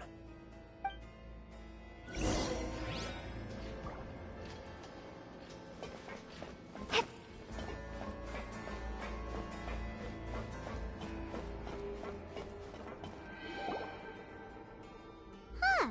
So there's a switch on the side. Stand back.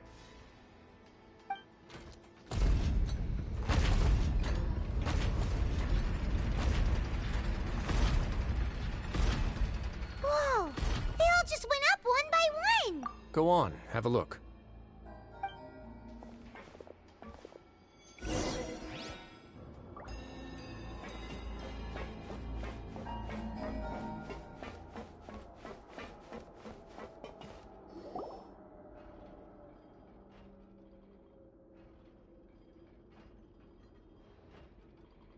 I've been interested in what lies beyond that gate ever since I assumed leadership of the Fortress of Meripede. Of course, it would be unwise to recklessly open it, but it'd also be risky and negligent to simply ignore any potential danger that could be behind it. The readings on that dashboard have not budged since the day when I first laid eyes on this place. But over the past year, the needle has crept upwards from its original position, likely because some parameter it's been tracking has changed, if only infinitesimally. Normally, I would have ignored it, but I happened to have some free time when I noticed it, so I investigated. Any very reasonable guesses? I've considered both of those as well. Unfortunately, our dashboard is tracking something less ordinary. The temperature should vary with weather and climate changes, so for something that rarely shifts, the water pressure is more likely. We ran a few tests to increase the pressure from the outside, but the readings didn't change at all. Later on, a few more possibilities occurred to me, such as a potential connection with the primordial sea. I began to make a few preparations based on that hypothesis. Over the past few days, the needle has moved again. With that, and the symptoms that Fremine displayed after leaving the fortress, I can now confidently conclude that the readings represent the concentration of primordial seawater in the seawater nearby. The concentration of... primordial seawater? But we're already under the sea! And that is precisely the problem. We're at the bottom of the sea, and now we're surrounded by toxic seawater. Somehow, primordial Yes, that's very likely.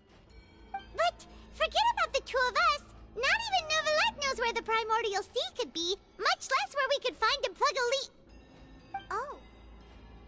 Oh! Seems like you've figured it out. I believe the primordial sea lies directly beneath this sluice gate. For some reason, the primordial seawater levels have risen significantly, and it's now very close to us. The indicators are now red. Although the gate still stands, some primordial seawater has already leaked out and mixed into the sea around us. If this continues, soon it will no longer be able to hold back the primordial sea. Yeah, you know what the legends say. If this place falls, then everyone in Fontaine will be turned into puddles in the span of a night. But that's just...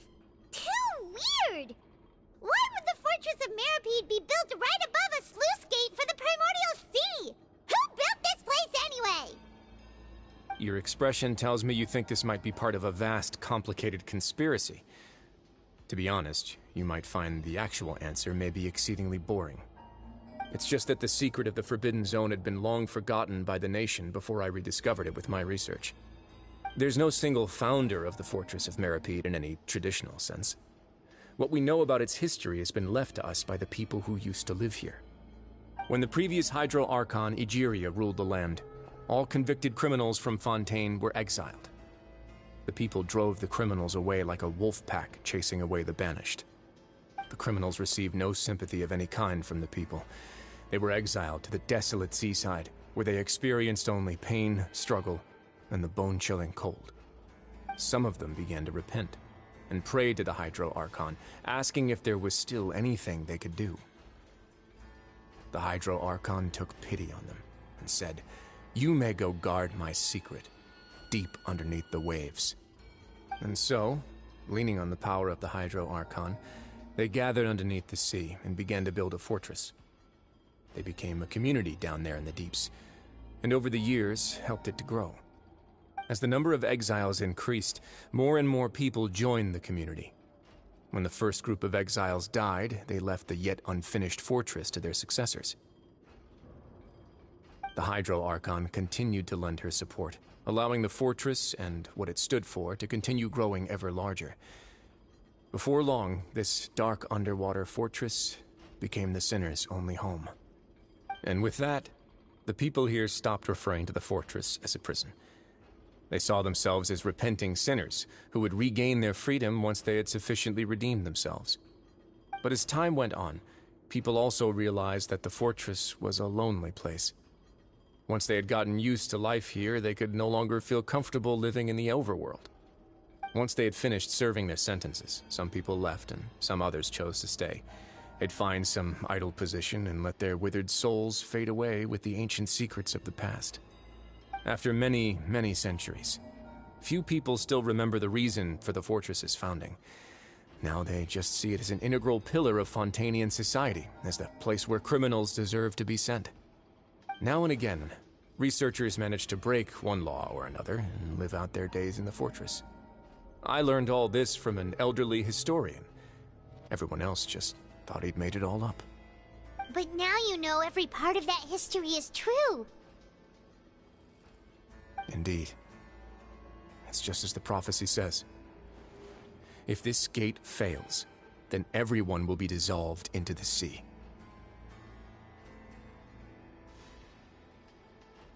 To be frank, not really. But sadly, that hasn't stopped this prophecy from proving all too accurate. Prophecies are troublesome things. Just hearing one will create the first wave of panic. Seeing signs of it will bring about the second, and actually witnessing it in real time, the third. Let's go somewhere else. I want to show you something.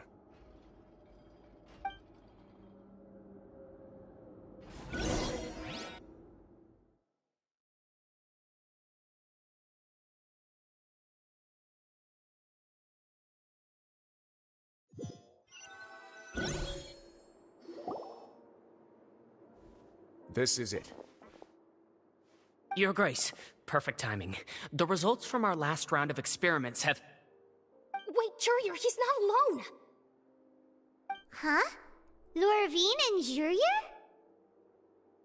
No need to panic, you two. I've already told them about our plan. What? After you warned us not to tell a single soul about any of this? I'm skeptical as well. Are you sure they are trustworthy? The results speak for themselves, don't they? These two may already know more than you could ever imagine. All right then, if Your Grace insists. They seem harmless enough, so I'll trust them for now. Well, how about some reintroductions?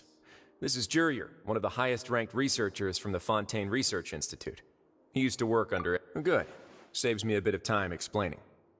Edwin's main areas of research were archaeum and gravimeters. As his assistant, Jurier is quite familiar with them as well. I hired him to be my technical consultant. You want to blow up the fortress of Meripede? Ah, what a lovely idea. I'm already imagining it in my head. Gotta admit, I'm tempted as well. Guys, focus! Focus! That taskmaster over there is Miss Lorvine, and is also one of my technical consultants. While Jurier used to be Edwin's assistant, she used to be Jurier's assistant. Ooh, are they together? See, everyone keeps asking this question. Are you too sure you're not a couple and just using your work as a convenient cover? Your Grace, I am not in a relationship with this man. If I dated her, I'd officially be madder than Edwin. Jeez, forget I said anything then. Follow me. Whoa, there's another door that goes right up. Your constant amazement makes it seem like the fortress can do anything.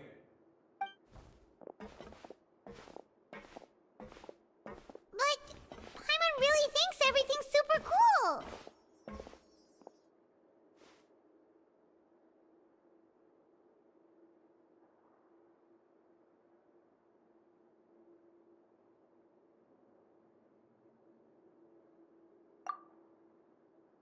Well, let's spice it up a bit. And here you go.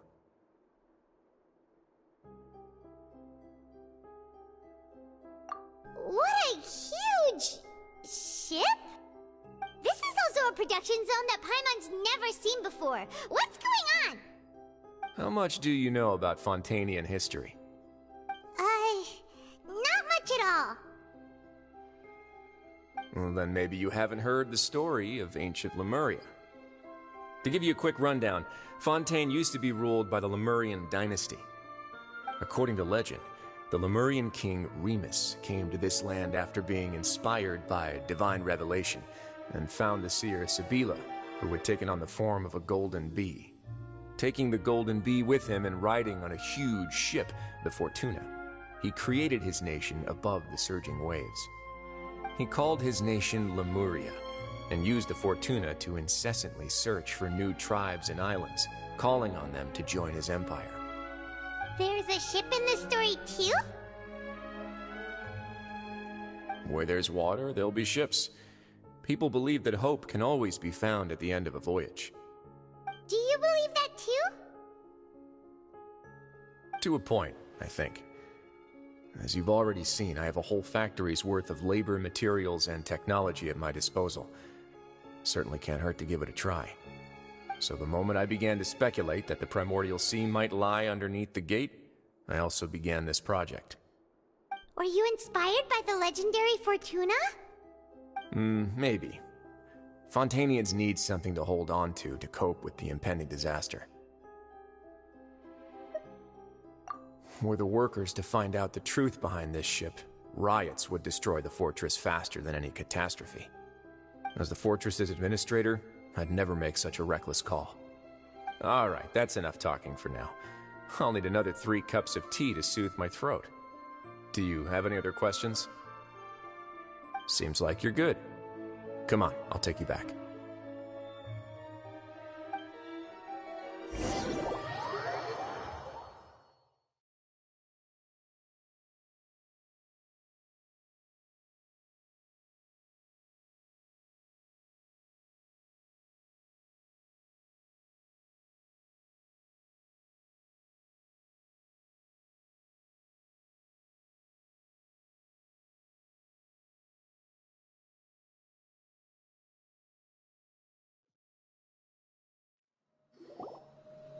I'll leave you here for now. Oh, thank you so much. No worries. But don't forget, it's up to you whether or not you want to share what you just saw. What you do from here on out will likely affect those 3 as well.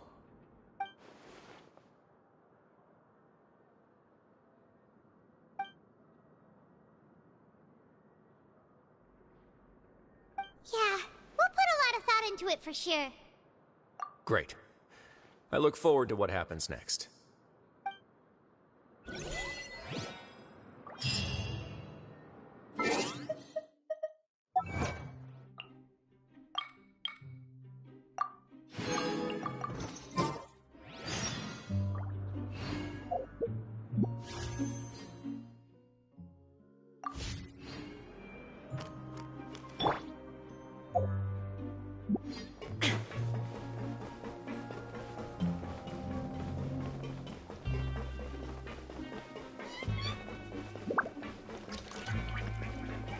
We're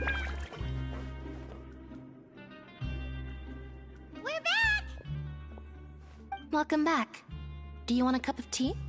How can you be so much like Risley, always drinking tea? Huh. Actually, now that you mention it, I just remembered something now. While I was sedated, I could still barely hear two people talking next to me. They were discussing everything, from the leaves to the water and even the teacups themselves. Must have been Risley and Sejuin. Yeah, I heard one male voice and one female, so it should have been the two of them. They really were just talking about brewing tea. I really can't make sense of this place. So, Traveler, Paimon, were you able to learn anything from Risley? Yeah, he explained everything. Very well. Then, would you mind checking your answers against my speculations?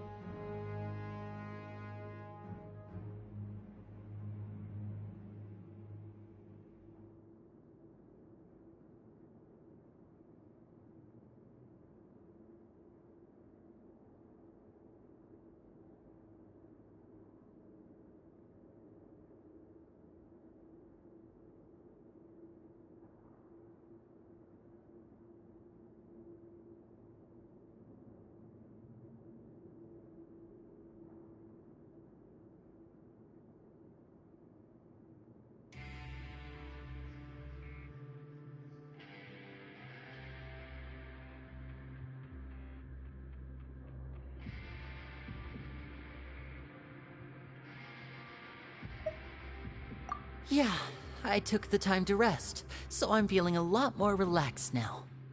Nobody else is around, and Miss Sejuin is also busy with something or other, so let's just talk here. All right, then I'll posit my theories. I asked myself 3 questions. Firstly, why was Fremine affected by the primordial seawater? It was because he dove into the sea. My theory is, the long-lost primordial sea is probably very close to the fortress of Mirapede. Ooh, he's good. He got that right on the first try. That's our Lenny. Secondly, Risley's attitude changed dramatically during the course of our stay here. He ignored us completely at first, then suddenly roadblocked us. Why? I spent quite a long time thinking about this. If he has been monitoring the Fatui since the very beginning, he probably ignored us at first because he was hoping we could find Master Child for him. What's more, the Fortress of Mirapede is not part of Fontaine's court system, nor does it report to Udex Nervulet. Risley is basically the king of a no-man's land. As long as the fortress doesn't do anything about Master Child's disappearance, Father can use it to pressure the Fontaine authorities. And while the two factions are pitted against each other, Risley will be free to move between the parties of interest. If I had to guess, he probably has something that he's working on himself. It's likely related to the secret of the infirmary. You're super smart. Thanks so much. Then finally, there's the last question. If Risley does have a plan, what could it be? All I know for now is that his plan probably has something to do with the changing nature of the seawater. He's even gotten Cloran to help him out. That can't be the full extent of what he's doing. There's probably a secret passageway behind the block in the infirmary, and there's something big in the fortress that most people here never get to see. He has a bargaining chip, and it could be important enough for Father to deal with him directly. I don't have enough information, so I have no idea what his chip might be. But let me guess. You have the last piece of the puzzle.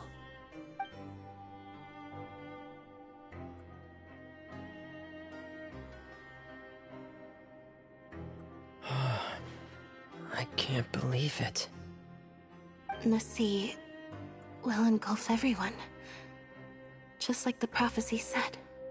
Could Risley have wanted to meet Father to figure out a way to deal with this crisis? If you remember, I once mentioned that Father sees the House of the Hearth as her base of operations, and she truly wants to resolve the crisis. But how could Risley have known that? Or perhaps he didn't know, and just wanted to bring Father over to his side? Which could be why he said he just wanted to negotiate. Yeah, that makes sense to me. I understand your concerns as well, Traveler. I'll figure out a way to pass this on to our father. No matter what, we're on your side. The two of you have already aided us far too much. We probably wouldn't be standing here right now if not for you. If you ever need anything else going forward, please come to the House of the Hearth at any time. Though you may not share the sentiment, after all that we've gone through together, the three of us basically see you as family now. You have my gratitude. Thank you for protecting Linny when it really mattered. And thank you for sharing the secrets of the fortress with us. We didn't think you were going to do it. Why are you being so formal all of a sudden? Given your strength, you might not need our help at all. But if you are ever in danger, we will try our best to protect you. Aww, the sound of that makes Paimon feel all warm and safe inside.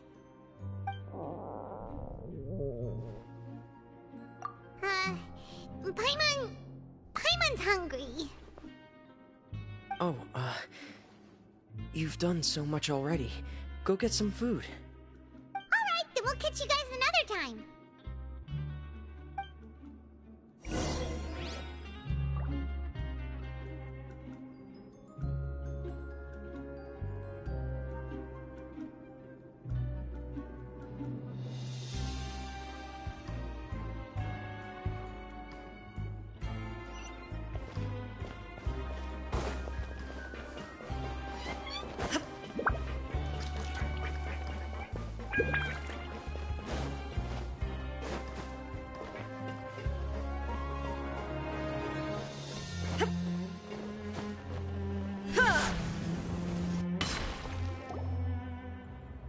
It's time for dinner. Welfare meals now being served in the coupon cafeteria. Come on, let's go pick up ours as well. Traveler and Paimon, over here. Are you here for dinner too, Miss Sijwin? And I'm taking the opportunity to prepare Miss Cloran's dinner as well. Huh. You're right. She's actually sitting in the fortress cafeteria. What would you like to eat? Yep, you can. I've already talked to our chef, Mr. Wolsey. It's all on me today, so you can get whatever you'd like. Me too! Don't forget Paimon! No problem. Just leave it to me.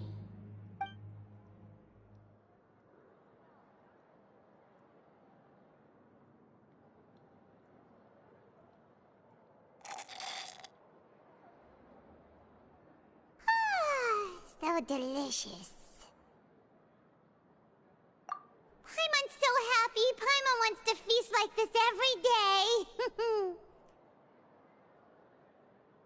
Feeling full yet? How's the food? Delicious. I'm so glad to see you all so happy. Oh, see, the expression on your face just now? The muscle here just moved, which suggests that you're feeling quite relaxed at the moment. Sijwin, do you do this to help your patients or to better understand human beings? A bit of both, I suppose. I'm a Melazine, which means I'm very different from human beings. I must know what you're thinking if I want to take good care of you. You're really good at taking care of people. Even though you're so short, you still talk and act like an older sister. Really? You're reminded of an older sister? That's great to hear. Oh, and what did you mean back in Risley's office? When you said that you were protecting Linny and his siblings as well?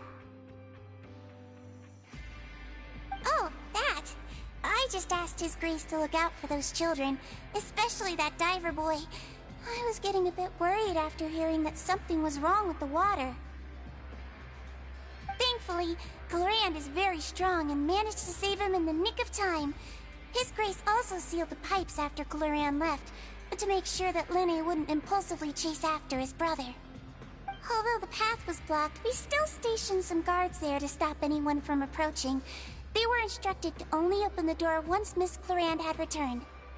Oh, and I was keeping an eye on Mr. Linne as well. We had to press him, but we couldn't allow him to be in any real danger. You were all super considerate and really thought everything through. It's just what we do down here at the fortress. At least this has been His Grace's style for as long as he's been the leader. Oh, I really wish Monsieur Nervula would come down here more often too. I feel like he'd like it here, with all the darkness and chaos.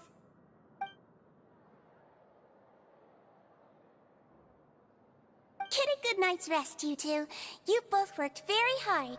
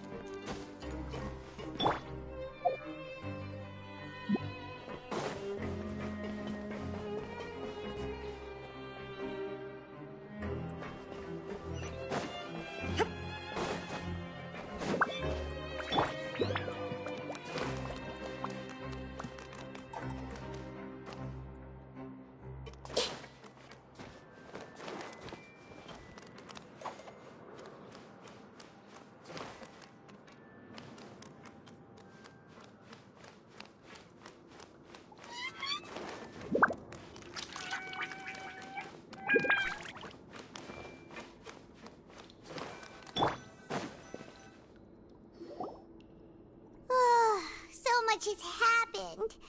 Paimon just feels absolutely exhausted now that she's finally relaxed. Paimon's super sleepy.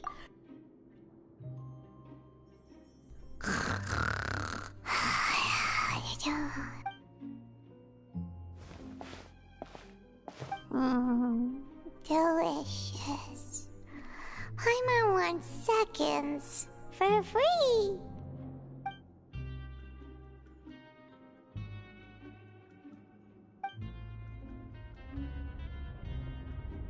Out of my way! Get out of my way! What happened? Why is everyone running? No idea, but something must have happened. Stop asking! Who's yelling? Paimon still wants to sleep.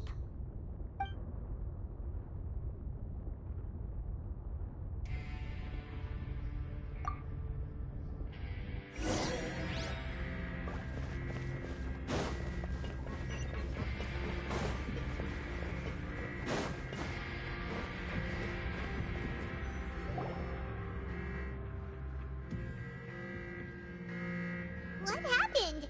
Why is everyone running around? Hey! What are you doing? No time to explain, mate. Goodbye! Hey! Wait! What's wrong with these people? They won't even talk to us.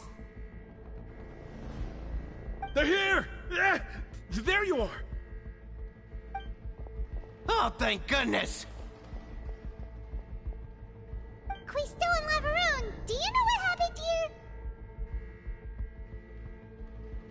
We came here especially to inform you. Something seems to have gone terribly wrong just now. His Grace is telling everyone to evacuate and get out of here. Laveroon was saying you two are new here and you don't have many friends, so you might slip through the cracks. Haven't you heard all the stories like that? An evacuation is successfully completed, yet you only find out once you do a head count that 1 or 2 people are missing. Wait, weren't you the one who brought that up? Why is it suddenly my idea? Hey, shut up! Okay, whatever. The point is, you should come with us. Yeah, he said to get as far away as possible, upwards and outwards.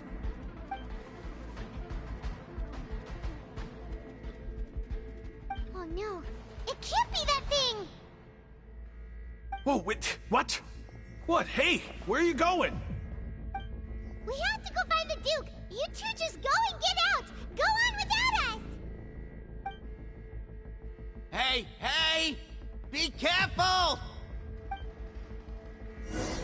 Attention! Please evacuate upwards and outwards, upwards and outwards. If you're already at the topmost layer, then try to move as far outwards as possible.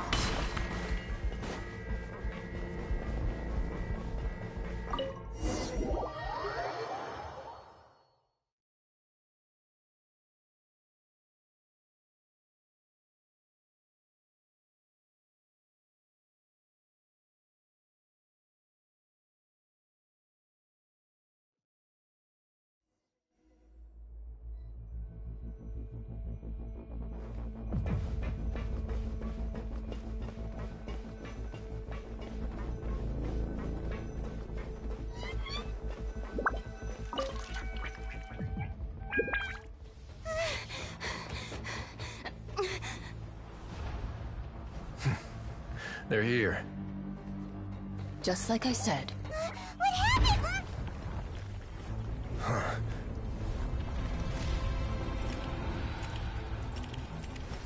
You're just in time. But be ready to run.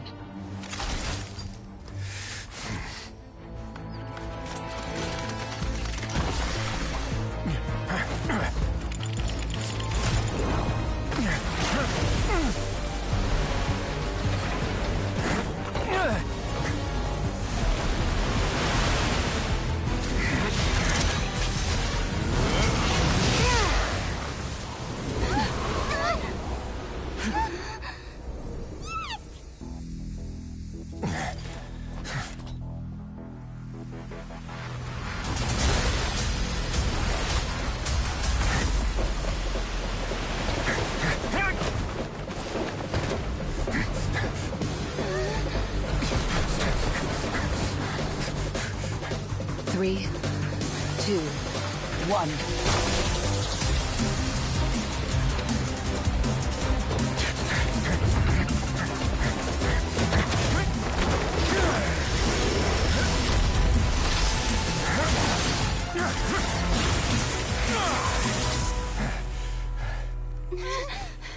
This won't hold it for long.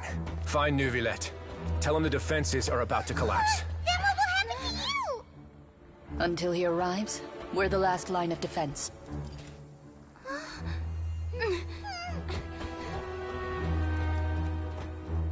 The gate. How long do you think it'll hold? That depends on us.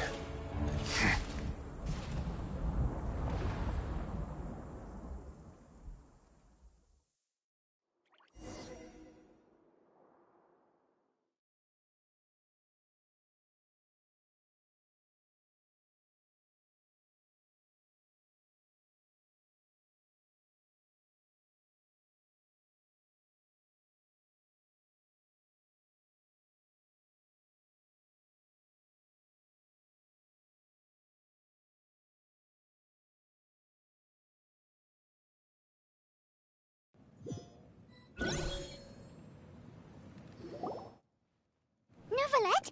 Why are you here? Traveler, I need you to head to the Opera House immediately. Farina will soon be meeting with the knave there. You must protect Farina, and make sure she doesn't spend too much time alone with her. Will do. You have my sincerest gratitude.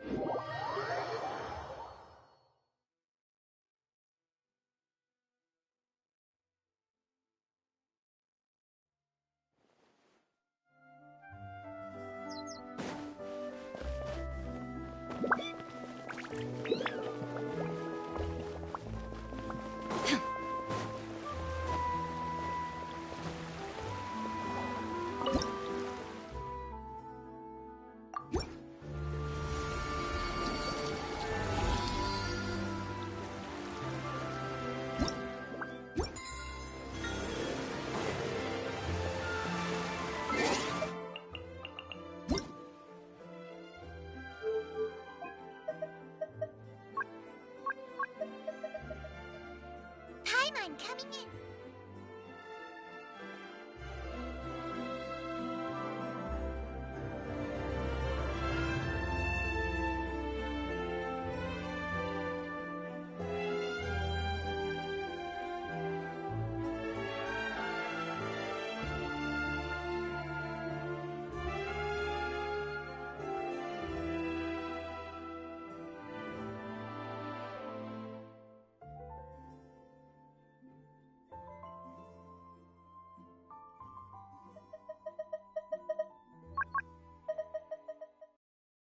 Paimon coming in! Paimon coming in! Is this level okay?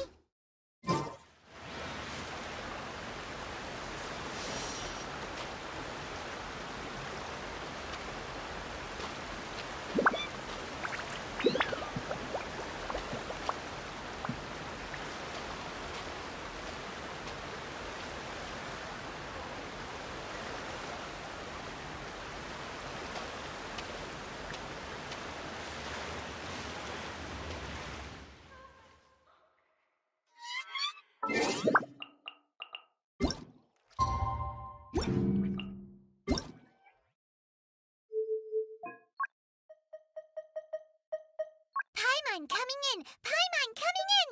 Is this level okay? Can you hear Paimon?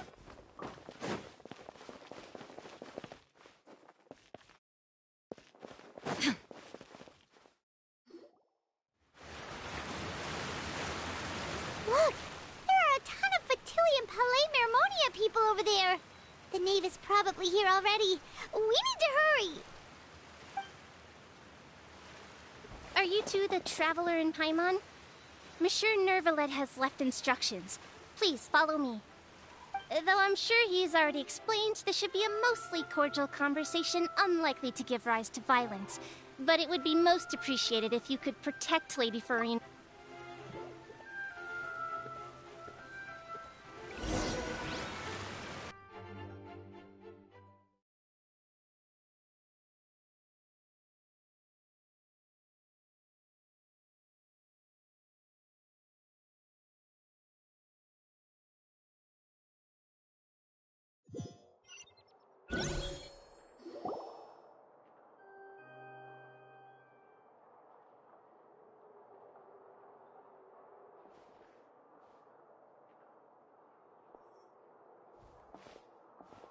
Oh, so you two are the honored guests Miss Farina mentioned. Of course, of course! How could they not attend a meeting such as this? I must always have 2 or more guests at my dessert table. Otherwise, the occasion would be too lonely and unbecoming of my station. It is my pleasure to make your acquaintance, traveler. I have heard much of your accomplishments. I am the Knave, one of the 11 Fatui Harbingers.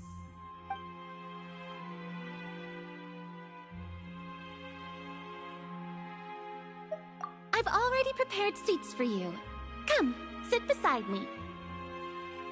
Perhaps you two are unaware of how Miss Farina and I do things.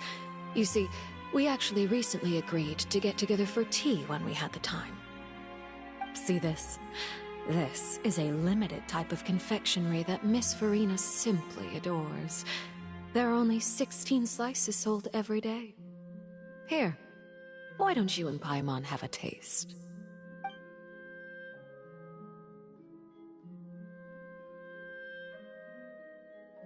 Traveler, what do you think of this cake? That's good to hear. So what Child said was on the mark after all. You do share a taste in desserts with Farina and I.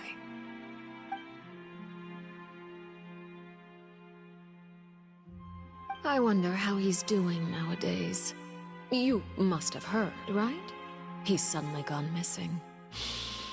I'm really worried about his safety, you know. Here's to hoping that he's an Since we're talking about him, I feel like I should add something. His martial prowess really looked certainly pretty impressive, yeah.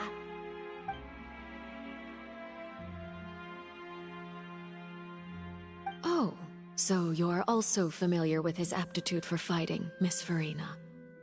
Oh, right. I almost forgot. Child was subdued by Udex Nuvillette right in front of you. Against ordinary people, my colleague would never be on the back foot. But alas, he just never imagined he'd run into such a person. I must express my Coming from you, that's not surprising at all. But I thought you would be happier to hear the news. Of course, but it's still a bit of a shame. You see, I would have been far happier had I received this news somewhat earlier. As you well know, a long time has passed since Child disappeared.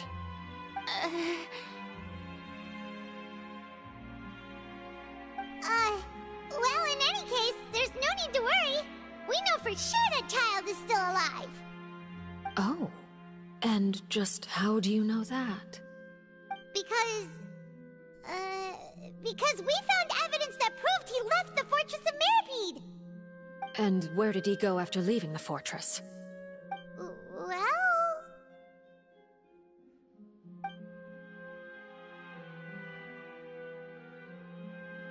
The Fortress of Mirapede lies deep beneath the waves. Unless he pranced right out of the main gate, he must have had to swim for it. Do you have any proof that he surfaced safely?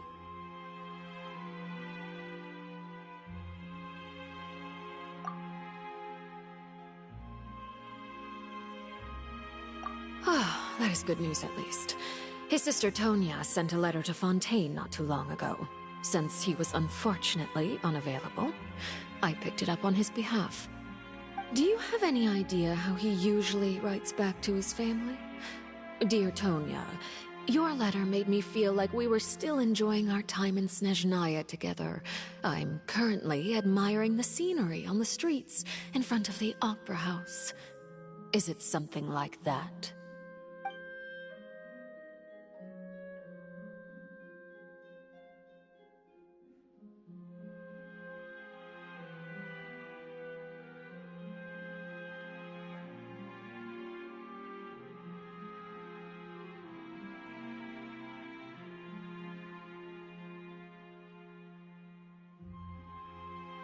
All letters tend to follow the same few formats anyway, right? As long as the contents are accurate, it doesn't matter so much how it's written or how it's worded.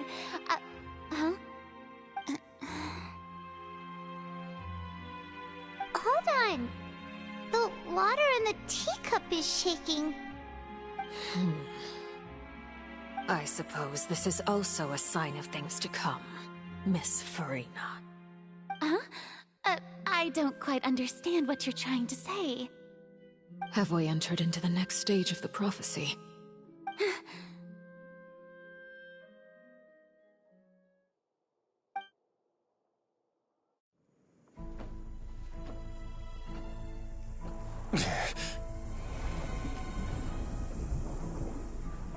My thanks to you both. I will take it from here.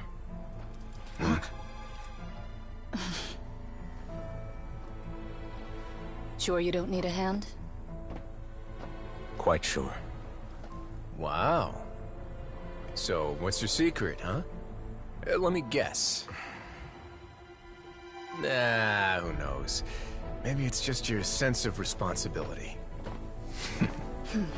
Sounds about right.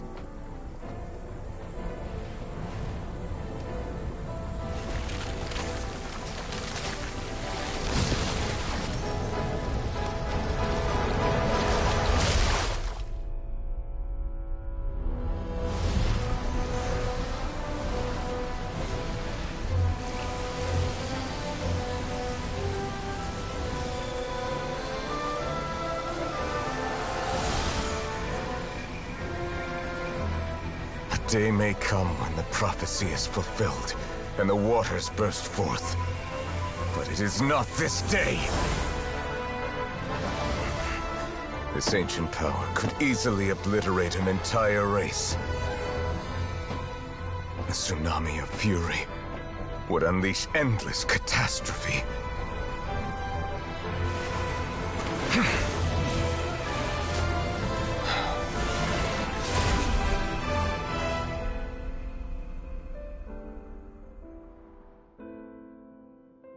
This sentence is too severe. Forgive me for overruling it.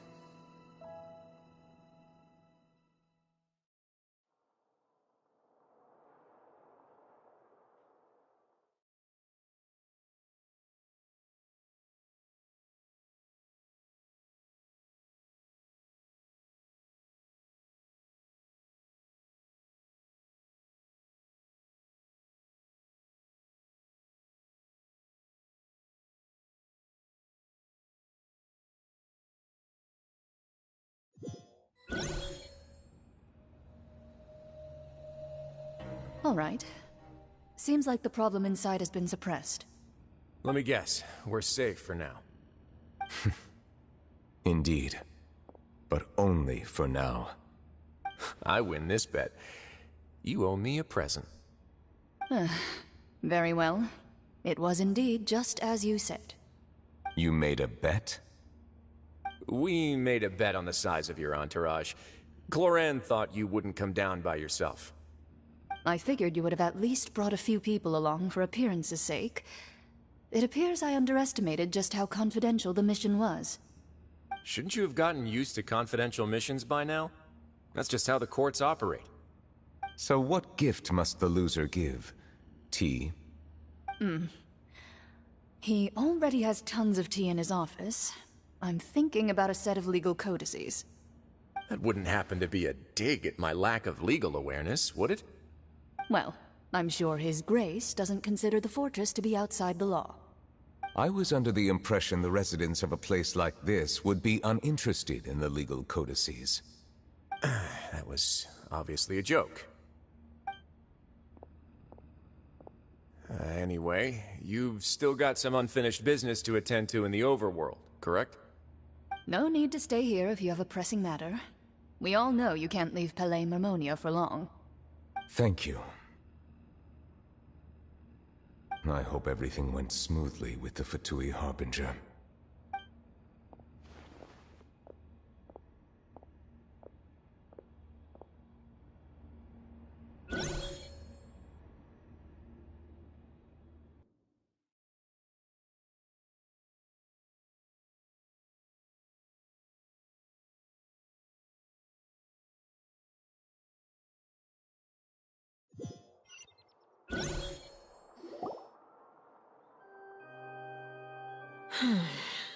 I must say, we've spent long enough playing house. Miss Farina, as the Hydro Archon, I am sure you understand the exact meaning of the phenomenon we just witnessed. Or should I say, that's what I originally thought. But looking at your expression, was I wrong? And you haven't a clue? What are you trying to say? At this point, I don't think there's any more need to speak as diplomatic representatives. Allow me to speak to you now as just a Fontanian. You know the prophecy by heart, and also that every part of it is being proven true. Yet, here you are, relaxing, drinking tea, and eating desserts as if it's all nothing more than a few stray bugs in your garden. Do you really think that's acceptable? The prophecy's hanging above our necks like a guillotine. Every faction is looking for a way to either avert the disaster or save their own. Even the orphans of the House of the Hearth have devoted everything to saving their homeland. But you? It beggars belief just how nonchalant and carefree you have been. From the very beginning, you, the god Focalor, you have utterly failed to take action. You're wrong. I've never ignored the prophecy, nor have I just been passing the time in self-indulgence. Retract your accusation and stop doubting the wisdom of the gods with such absurd conjectures! I am not alone in my doubts, you know. All the children of Fontaine may be harboring the exact same thoughts right now. Oh, great Hydro Archon. How are you going to save them? Save us? How are the people you've sworn to protect supposed to survive in a land that will soon disappear beneath the waves?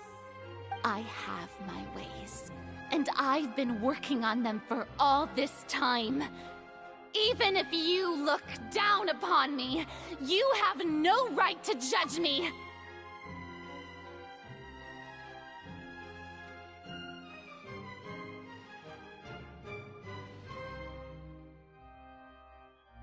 Fontaine will be saved. Even if I still cannot see the true future right now, as long as I continue on as I am, I will be able to hold my head up high!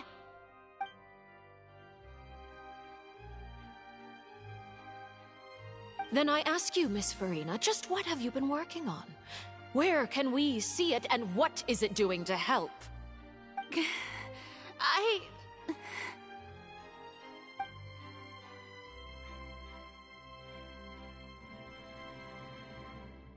My machinations are just like the prophecy itself. They will only reveal themselves at the fated time. It is just that beings like yourselves are unable to perceive them as of yet. I see. As a god, the proof of your labor always lies beyond prying mortal eyes. Allow me to be so bold as to ask another way. Would it be possible for you to tell us the parts of your plan that are not confidential? Such as your emergency response plan for the impending disaster? An emergency response plan? Oh, that look in your eyes. Have you not even prepared one of those? The emergency response plan is also strictly confidential. Then allow me to jog your memory. Miss Farina, what is the purpose of your Oratrice Mécanique d'Analyse Cardinal? And what do you plan to do with the massive amounts of indemnitium that has accumulated over the years? The Oratrice? It's just like it appears to be.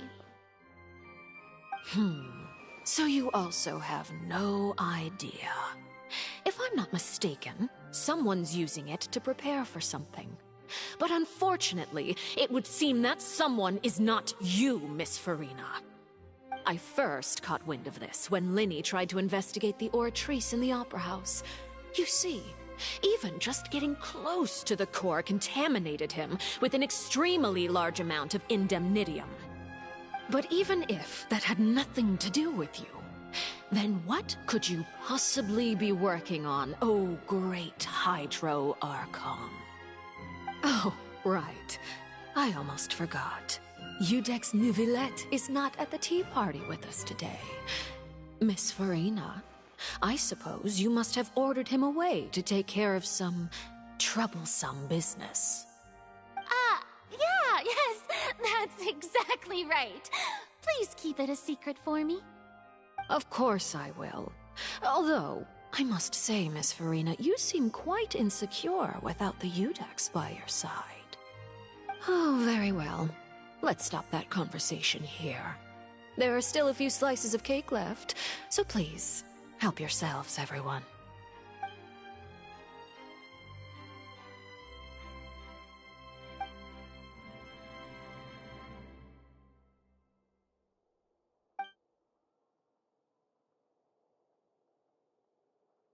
Traveler, I heard that you were recently commissioned to handle a few matters on behalf of the Udex. Why don't you take an extra slice of cake? Those who work hard deserve gratitude and praise. You too, Paimon. Thank you. Paimon will take you up on that offer.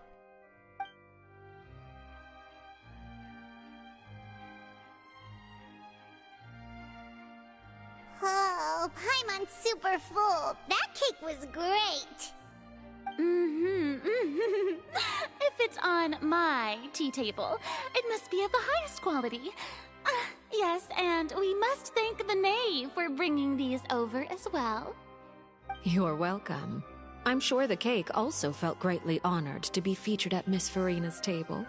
And I was merely catering to Miss Farina's tastes, seeking a chance to chat over tea. It is getting late. Why don't we call it a day? There are still a few matters that I need to take care of, so I must take my leave now. Very well. We'll end it here. Mind seeing me off, traveler? We could use the opportunity to discuss Child before I must... Paimon's coming too!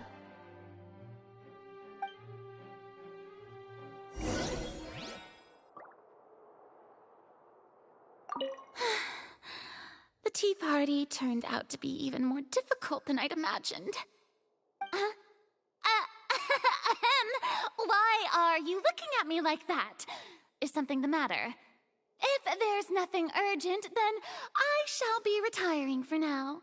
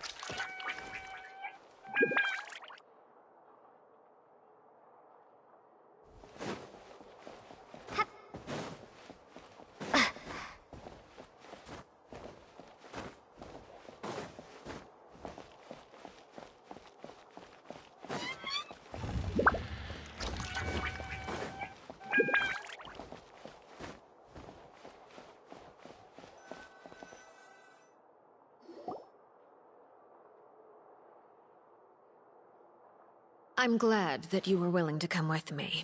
Of course, Child was just an excuse. I have no interest in your dealings with him. That's what Paimon thought!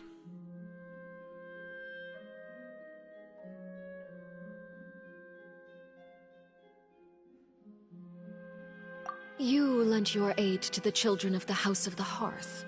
As their father, I would like to express my gratitude.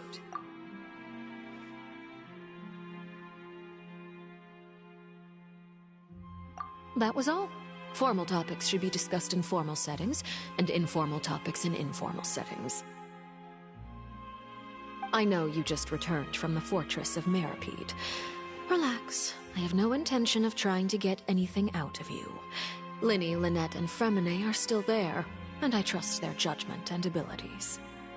They've all been working very hard and have always done all they can to fight back against anyone who tried to stop them, especially Lenny. You mean Wriothesley. He's a tricky one to deal with. It's unfortunate that Lenny's so eager to prove himself that he can't learn to rely on others, including me. By the way, and you can just consider this a bit of idle gossip, but what's your impression of Furina?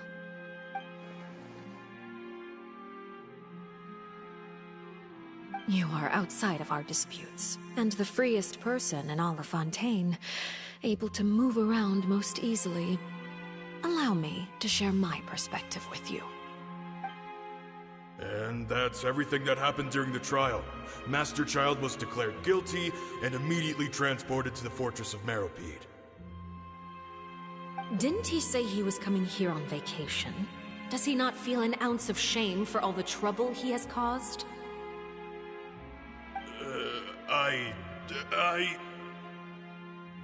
Forget it. He did give us an opportunity. I will be meeting someone shortly.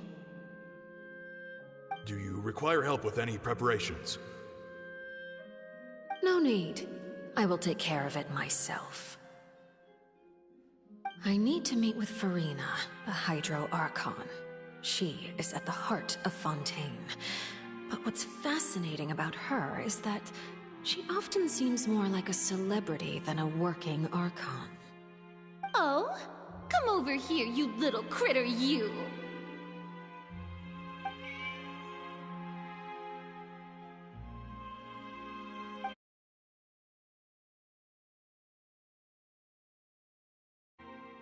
My goal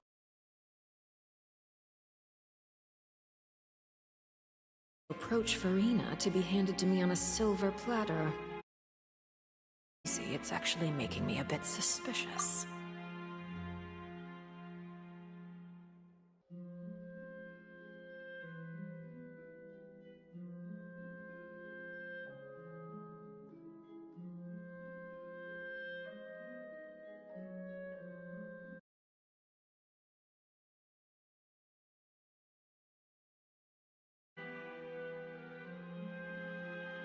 Anything left unguarded is usually just bait. But no one will blame someone for taking the bait. After all, from the moment it was attached to the hook, the bait is meant to be sacrificed. It's just as I guessed in the second before I struck. The Hydronosis is not currently held by the Archon. In fact, this Archon doesn't seem like a god at all. And I sense that she's under some kind of curse. Who are you? And what are you trying to do? Please don't kill me! I'm begging you, please! The fear in her pupils is genuine, so perhaps she's not bait after all. Either way, targeting her has lost all meaning. I left the scene with ease. Nobody came looking for me, and nobody could serve as a witness to my near assassination of Focalor. I suspect even Furina dares not mention this incident to anyone. Not long after, my informants confirmed what I had guessed. After returning to her quarters, Furina quietly cried alone. She was so scared that she could not sleep that night, nor could she even bring herself to eat her cake. There's no doubt that there's something wrong with her. I began to entertain the possibility that she is not the true Hydro Archon. Perhaps Eudex Neuvillette is actually the genuine article. I have to find the Gnosis. If the Neuvillette hypothesis is correct, he is probably in possession of it. Alternatively, it might have been hidden in a place that's hard for ordinary people to access. Yes, Father.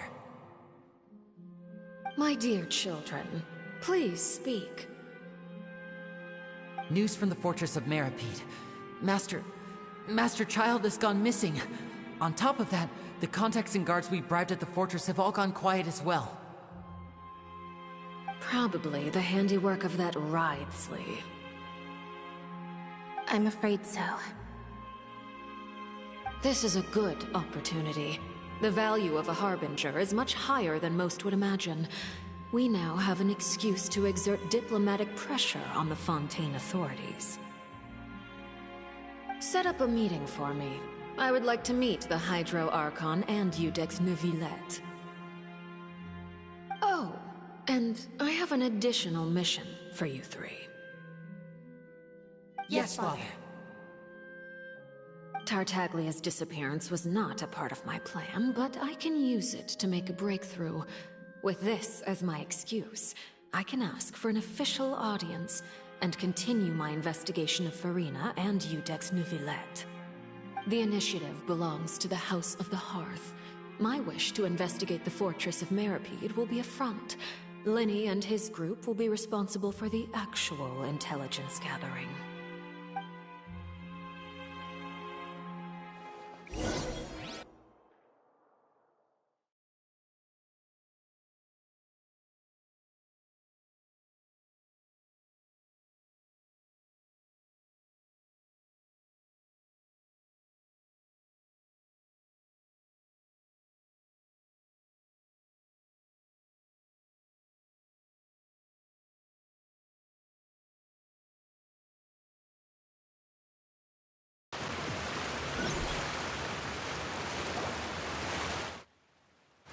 You should know the rest. Lenny's group is quite close to you, so they wouldn't have hidden anything from you. You attacked the Hydro Archon? It wouldn't mean anything, even if you shouted it from the rooftops. After all, even Farina herself is still pretending that nothing of that sort ever happened. Alright then. I've now had 2 chances to enjoy tea with Farina. I have to say, the leadership of Fontaine is even more inscrutable than I had imagined. I once surmised that Iudex Neuvillette must be the Hydro Archon, but now, that doesn't seem right to me either. I am a servant of Her Majesty the Tsaritsa. Over my years of service, I've learned how a real Archon conducts and carries themselves. Whether Iudex Neuvillette or Farina, neither fits the bill. It's hard to imagine either of them as the Archon. Of course, that is all just how I feel. Gut feelings often do not require justification. It is, however, quite amusing to me that after all my years working in intelligence gathering, I've come to realize I am at a complete loss regarding the identity of the god of the land of my birth. Don't you think Fontaine is quite intriguing? A catastrophe looms, yet many secrets have yet to rise to the surface. It looks like Fontainians will have no choice but to save themselves. Ultimately, though, one must survive in order to do anything else. Should the need arise, I would be happy to cooperate with you. You don't need to commit to anything right now, of course. I have a feeling that the situation will continue to evolve, and as your name is often connected with noble deeds, I'm sure we will work together someday. He certainly returned quickly. You must want to catch up with each other, so I'll leave you to him.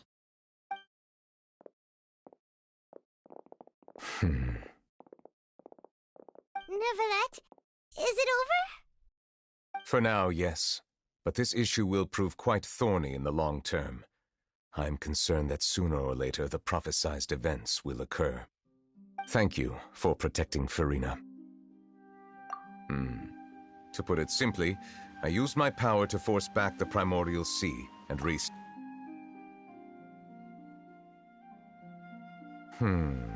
So as expected, the Knave has turned up the pressure on Farina.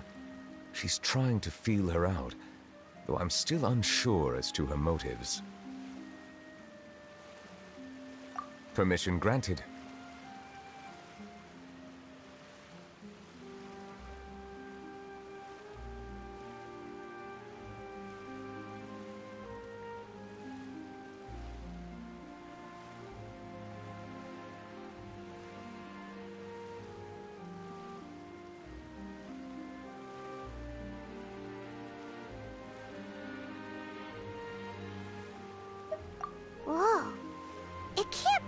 you're the real Hydro Archon, right?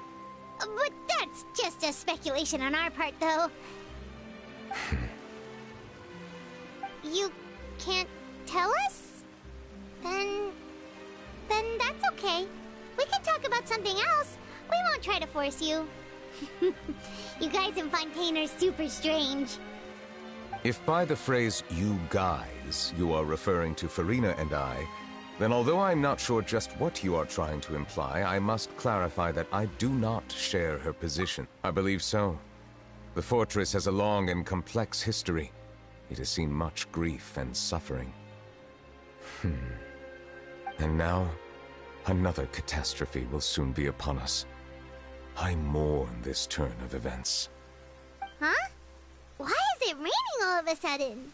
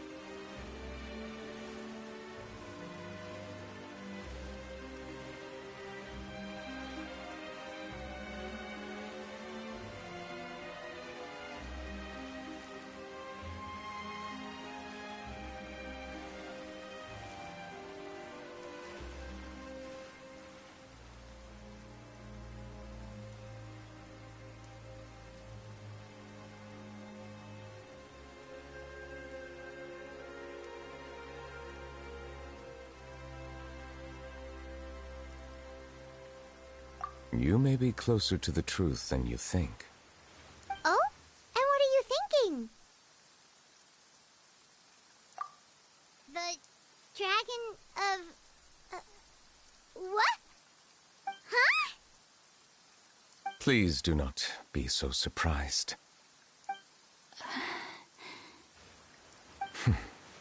Farina?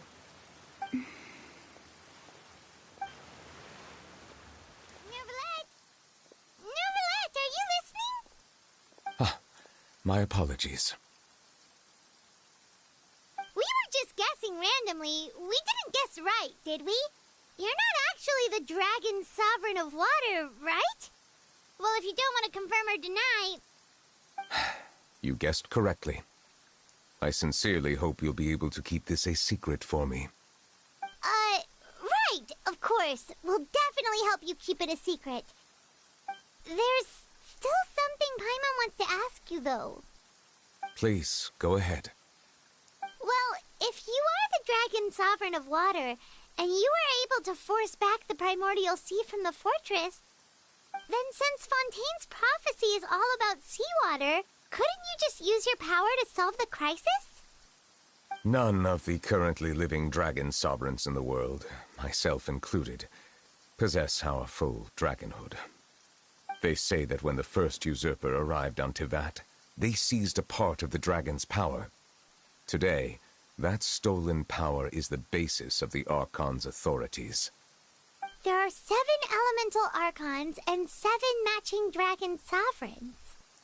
The dragon sovereign of water who lived through that era perished a long time ago. As their successor, I know far less of that part of our ancient history. In any case, I believe I will not be able to do much unless the Archon disappears and returns their elemental authority to me. Given the status quo, however, I would recommend finding another way to deal with the prophecy. Oh, so even you can't solve it. I still have some urgent matters to attend to at my office. If you have any more questions regarding ancient history, you are welcome to discuss them with me at a later time. Please go right ahead. There's a place that Paimon wants to go too. Traveler, why don't we pay another visit to the Fortress of Meropide? We'll see you another time. Take care.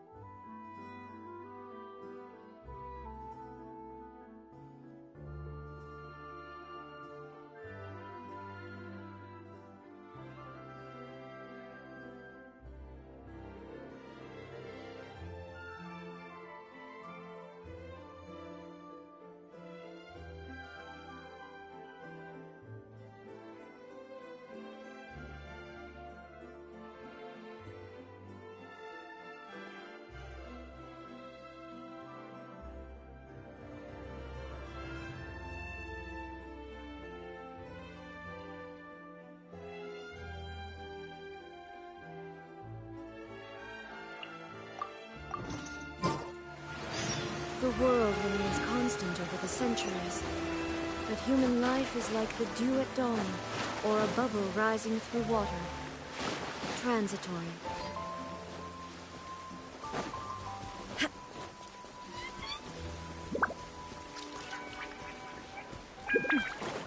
Clear skies can do nothing to hide the brilliance of lightning. Divine bolts can strike even in the absence of rain. Do you see that tree?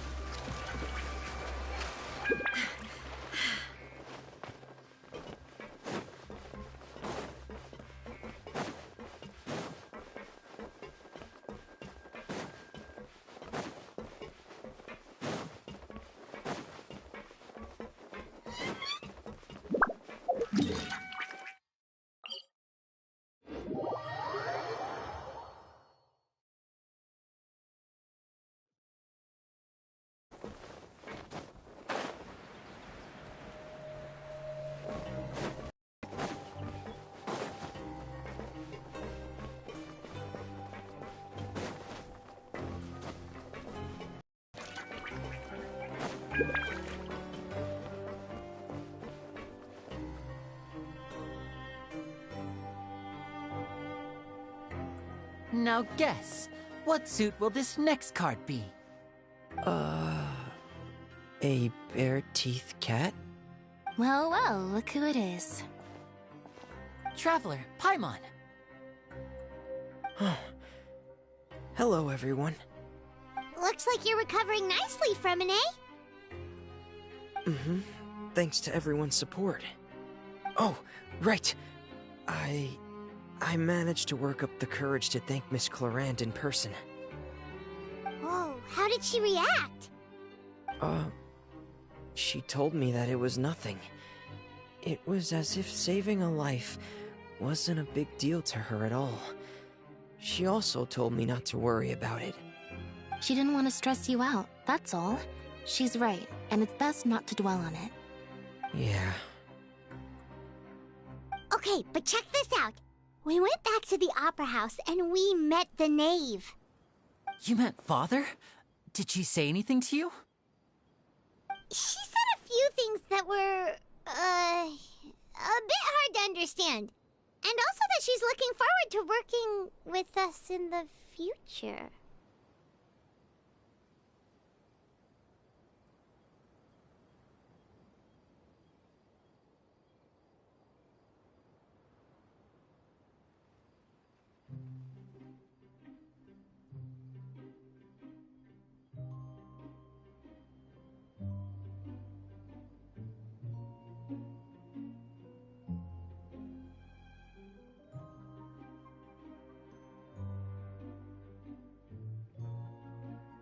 Her attitude towards you is even better than what we'd imagined.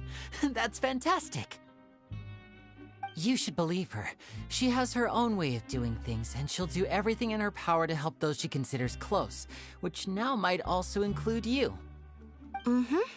Father is very capable, and also trustworthy.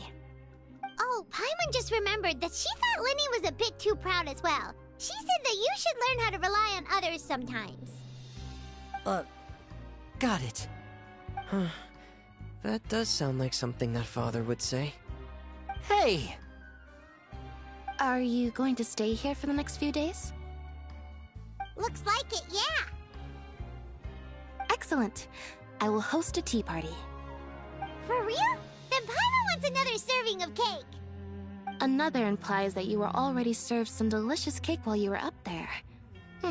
How lovely. Well, next time, you're going to have tea and snacks with us.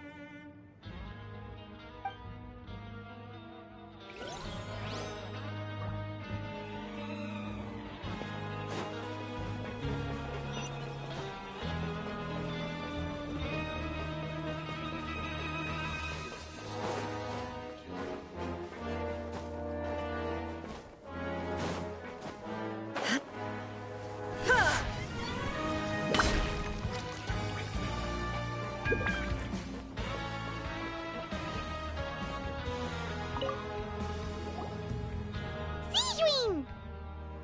Traveler, Paimon, you're back! Are you still doing all right? Did either of you get hurt? We're fine, but what about you guys? It was such a huge mess. How bad was it? A few people sustained superficial injuries, but that's about the extent of the damage. Monsieur Nervulette paid us a visit. It was all thanks to him that we managed to suppress the crisis for the time being. Of course, we must also thank you for the help you provided. How did Nervulette know that he was needed here? Well, Monsieur Nervulette has strong resonance with the hydro element. When the water level rises, he can feel the waves produced. I ran into the bombshell bros while bandaging the injuries of the wounded. They were mumbling the whole time about how you just ran down without a word. I'm so relieved to see that you're both all right. If you're not too pressed for time, please stay with us a few more days. Just let me know if you get a craving for any particular dish, so I can have Mr. Wolsey get your meals prepared. Oh, and please feel free to visit the infirmary for a break at any time. I'd like to take the opportunity to spend some more time observing your facial muscles as well. Your happy smiles are quite contagious, you know. They're so memorable, and I've missed them immensely while you were gone.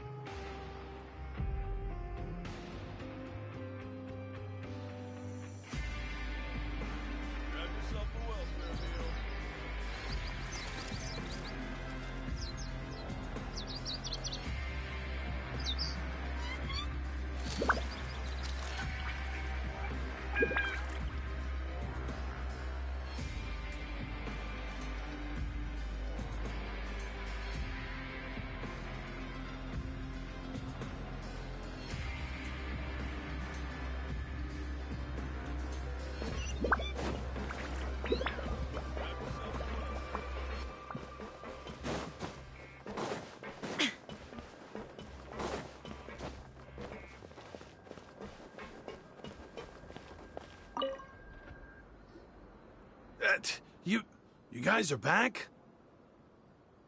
Quisto! Laveroon! You guys didn't get caught and thrown back down here, right? Huh? No, not at all. Ah, and here I thought you'd managed to escape from jail during all the commotion. I'd held you up as legendary jailbreakers, but now you're telling me you just never left? We're sorry, but we just had some business to take care of. All right. There's no need to get caught up in the details. We're just relieved to see you. He was super worried about you, you know. Hey, it wasn't just me. Weren't you super worried as well? Something like that, yeah. I was also transferred to work in the kitchen a few days ago. I can still hear Quisto mumbling to the carrots. Are those two all right? Do you think they made it out alive? Whenever he'd say that, I'd tell him I'm sure they're fine. Wherever they are, they're kicking back with drinks in hand, enjoying the lovely scenery. Hey, there's nothing wrong with worrying about your prison pals. Is there? I mean, considering how they always love listening to all my gossip. These two. They sure are a lot warmer and friendlier than when Paimon first met them.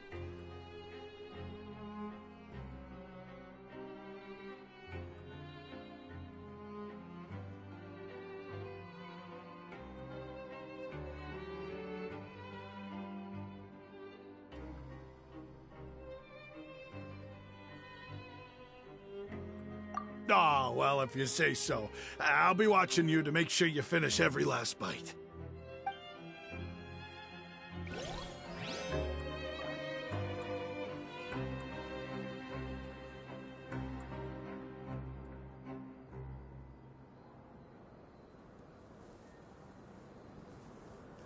All the world holds dear is but a backdrop of constant motion.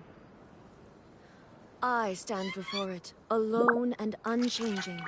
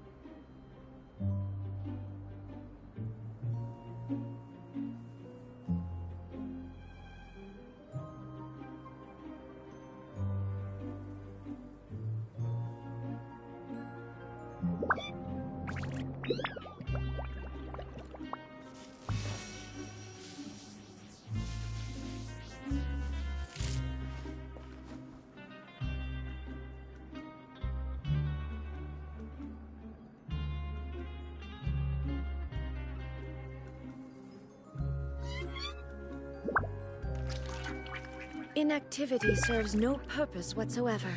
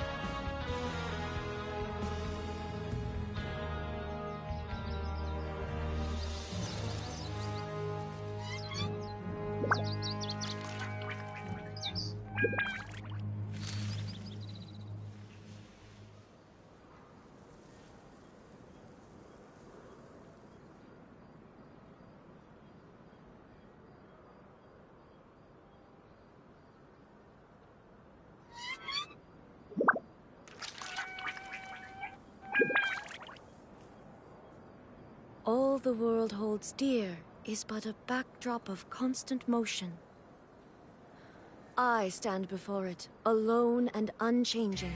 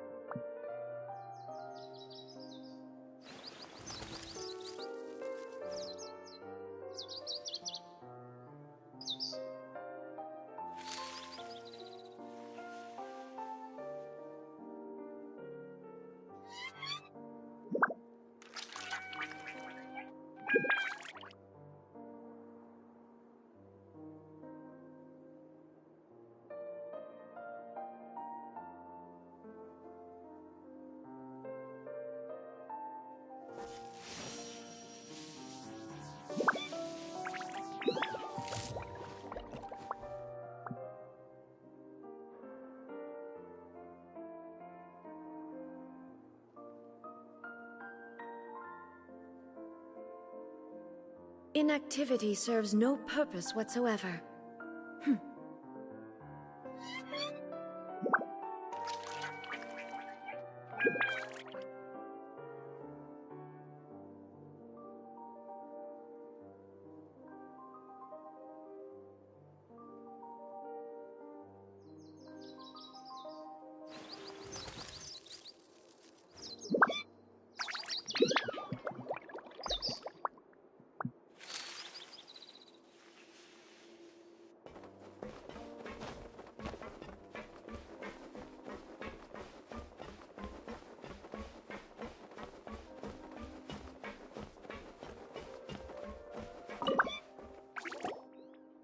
Courier? Miss Sejuin told me you still haven't eaten. Yeah, I was working on something, so I forgot. That's no excuse for... Huh? It's you two. Courier! Lurvine! We're back! Hello there. It's been quite the mess here recently. How have you been?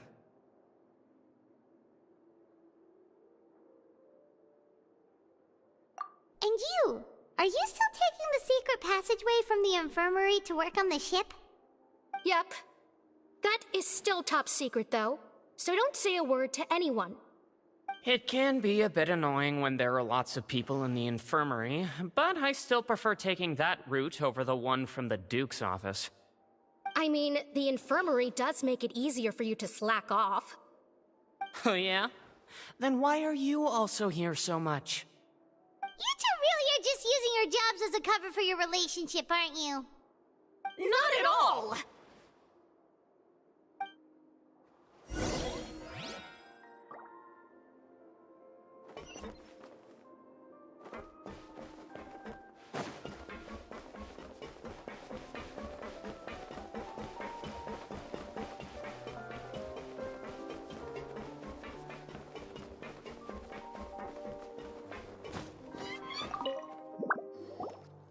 Do my eyes deceive me, or did I just see two inmates come back after making it to the surface? Some strange winds blowing of late. We wanted to see how the fortress is doing. Is everything still alright? We're fine, for the most part. Neuvillette came down and took care of the worst of it. If that's the case, why don't you just ask him to stay here? Oh, yeah, what a brilliant plan. Let's go convince the Eudex himself to exchange the Courts of Fontaine for a puddle of water in the middle of nowhere.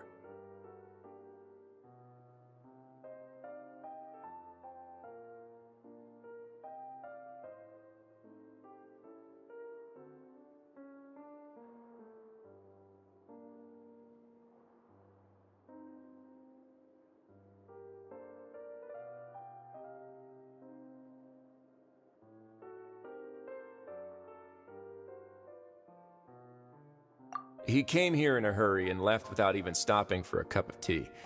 He did remember to take Miss Sejuin's gift with him, though. He sure sounds super busy.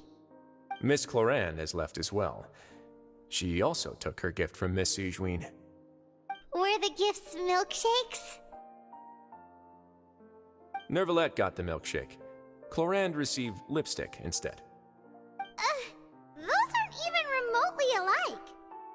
Well, it's Neuvillette's own fault for making Sejuin worried about his health by working so much. But besides that, our head nurse is still pretty fond of picking out beauty products for the ladies. Oh, and I have some gifts here for you as well. Are these from Sejuin too? Nope, they're from yours truly. You've already wrapped up your work at the fortress, so you can return to the surface at any time. You haven't yet served your full prison term, however, so you may continue to use your cell until your term is up. For real? Then we could stay here for a really long time?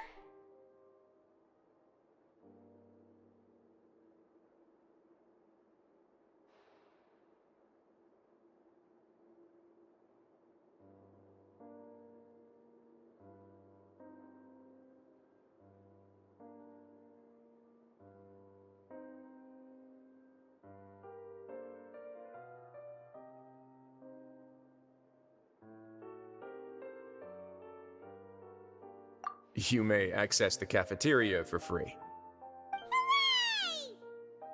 Just remember to come complete your paperwork once it's time for your release.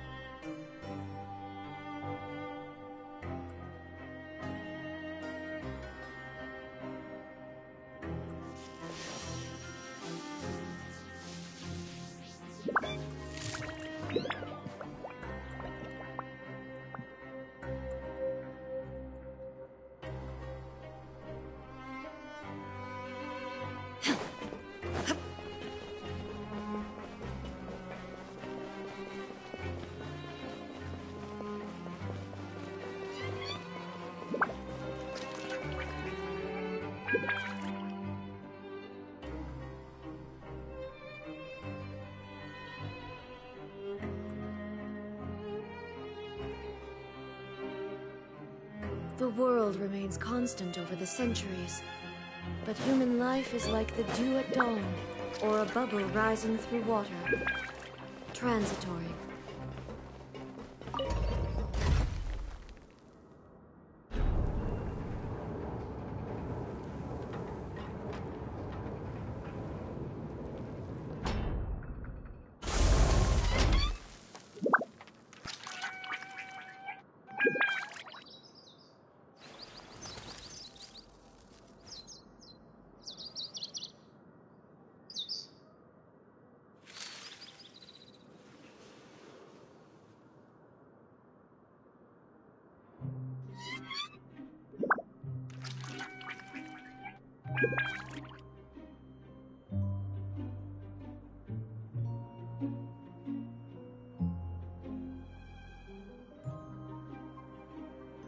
Inactivity serves no purpose whatsoever.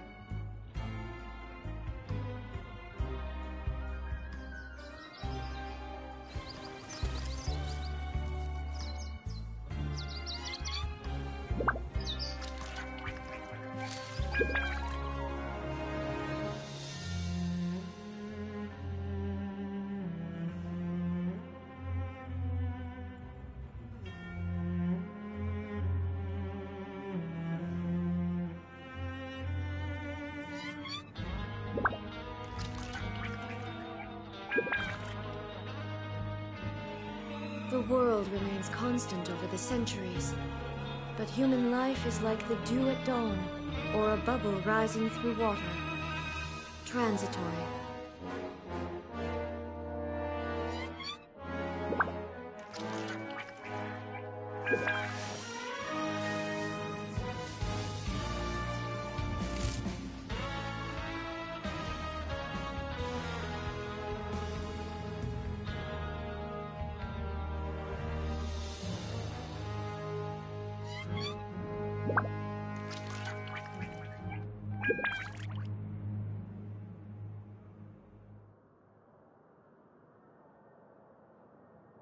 inactivity serves no purpose whatsoever.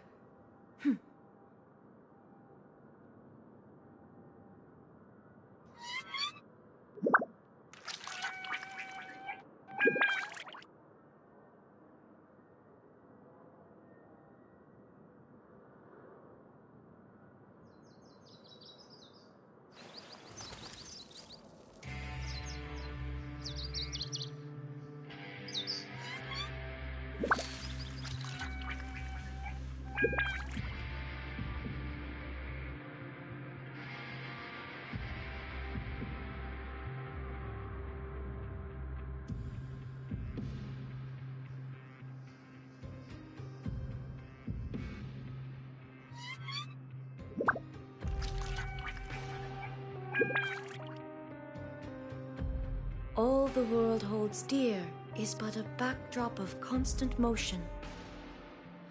I stand before it, alone and unchanging.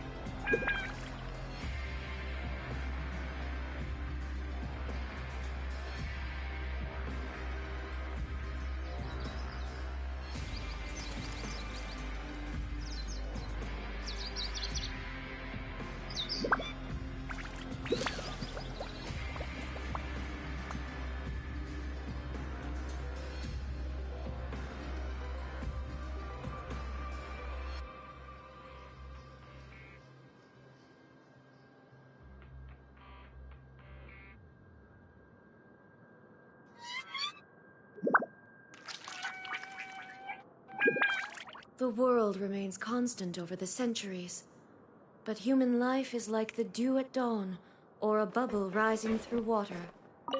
Transitory.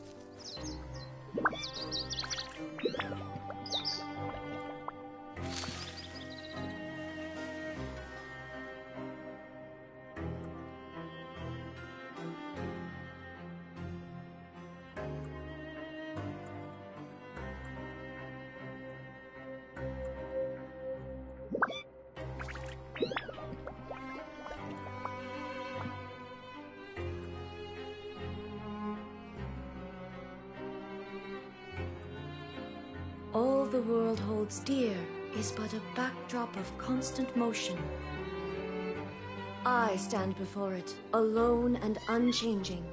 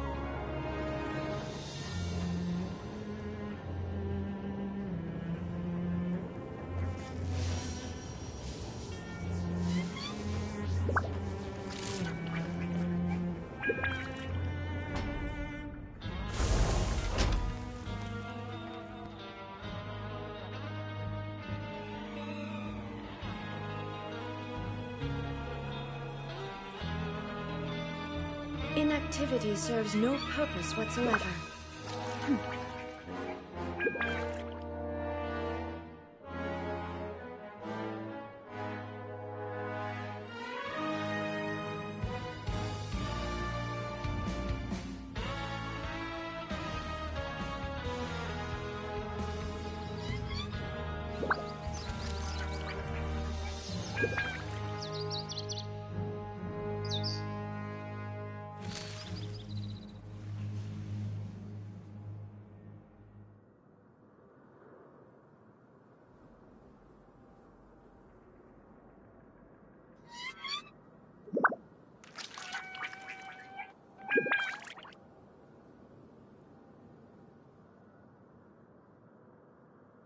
All the world holds dear is but a backdrop of constant motion.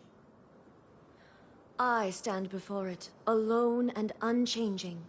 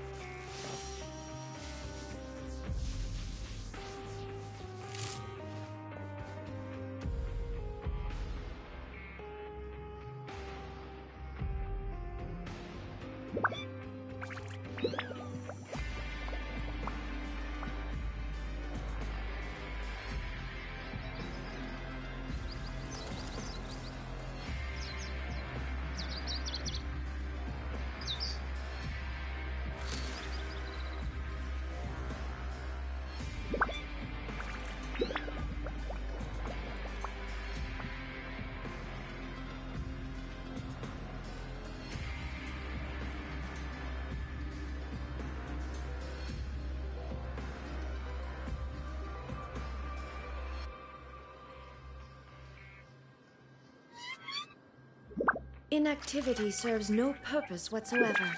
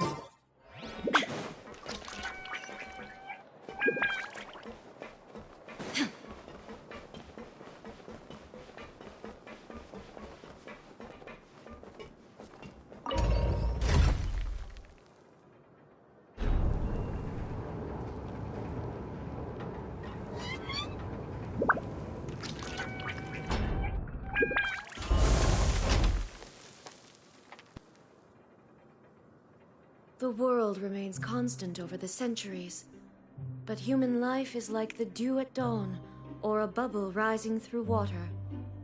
Transitory.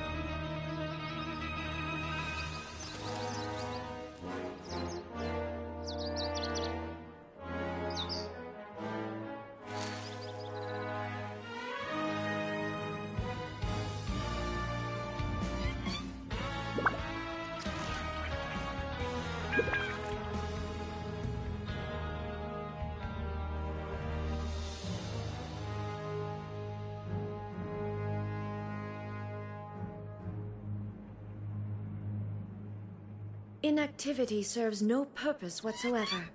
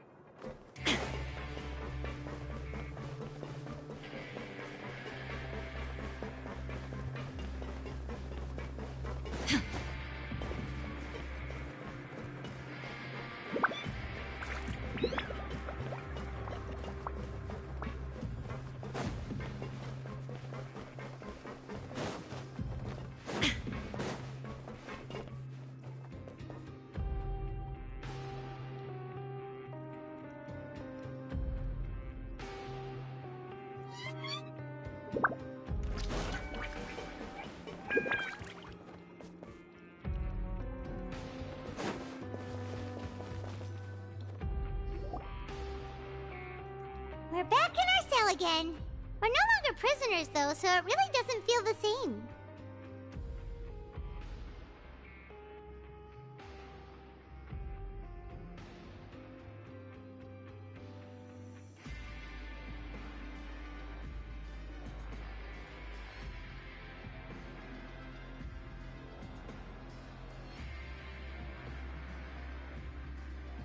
Sure feels that way. But the truth is, we never did anything bad to begin with, so I'm not sure why we put so much pressure on ourselves.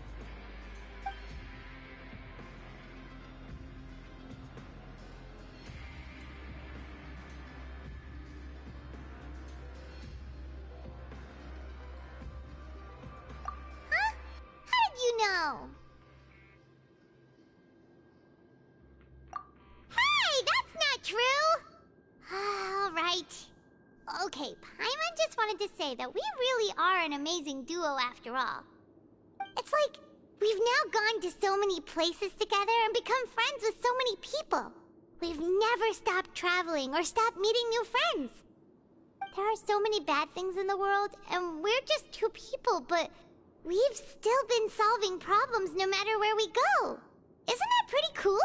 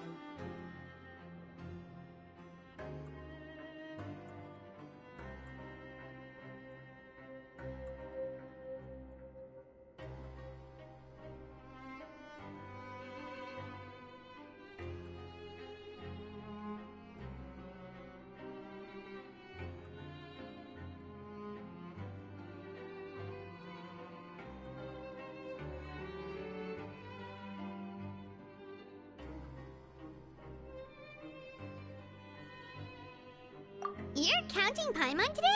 Aren't you the only adventurer here?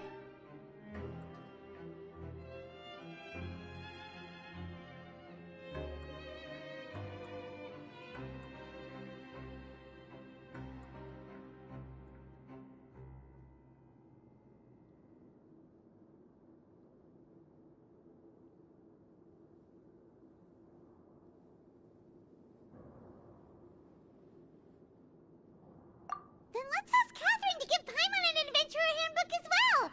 Paimon will also be an adventurer from today forward!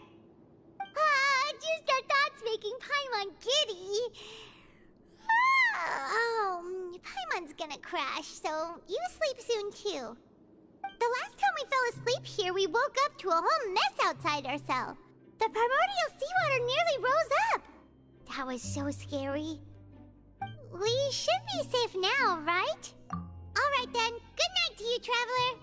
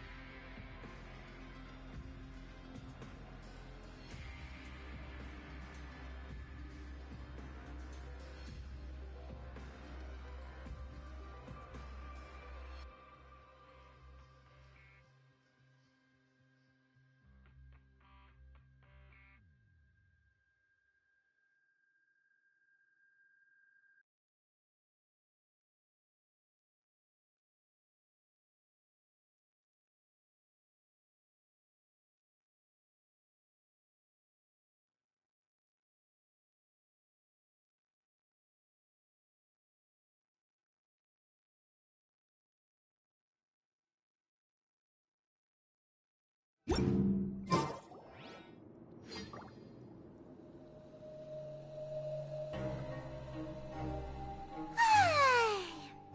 for a little rest after breakfast.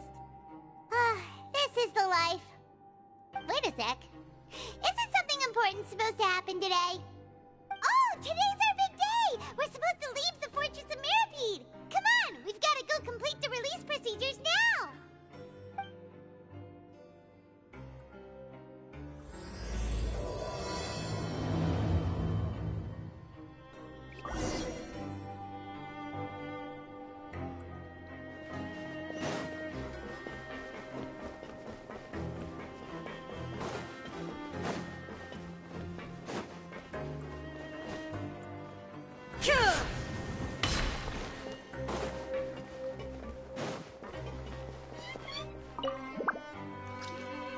Please, sign here. This document will be effective immediately upon signing, and you two may exit the Fortress of Mirapede via the regular channels. It's been so long since we've been to the surface. Let's hurry up and... Huh? What's happening?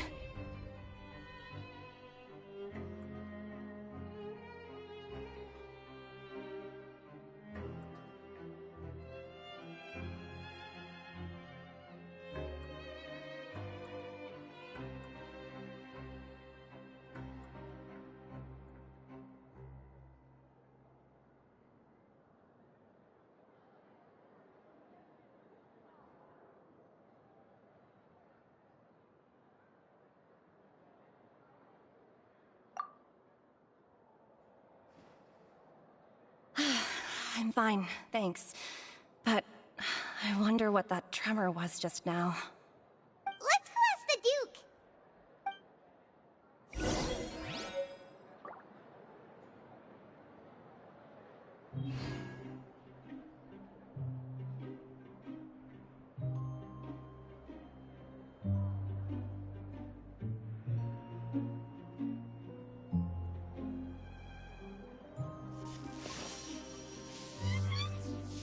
I'll never get a handle on all this paperwork.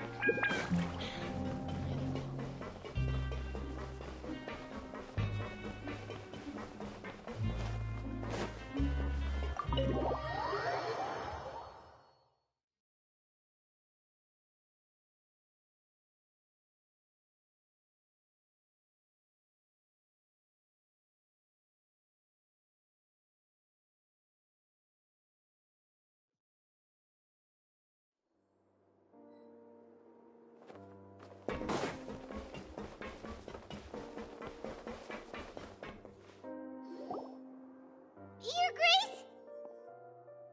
Ah, good to see you two. Is there something you wish to see me about? Yeah, what was with that earthquake just now? Ah, that. The tremor didn't originate from the seafloor. In fact, it seems it came from the surface. Over the years of serving as the warden here, I have developed a sense for distinguishing between what occurs on the surface and what occurs underwater. Besides, the seal that Monsieur Neuvillette set in place won't fail so easily. So the fortress is okay? If you recall our last incident, if there really were a problem, there would be crowds of inmates in a panic right now. Huh, you've got a point. Okay, seems we need to get back up to the surface and ask about what happened. By the way, do you know what day it is today? I believe today is this month's pipe cleaning day. Wait, seriously?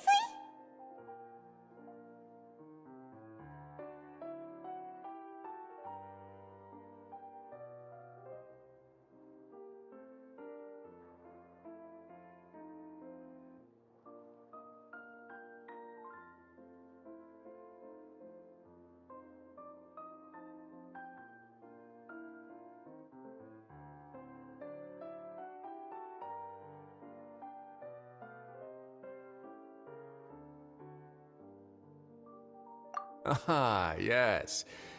Have you completed your release papers? Yep. It's you two.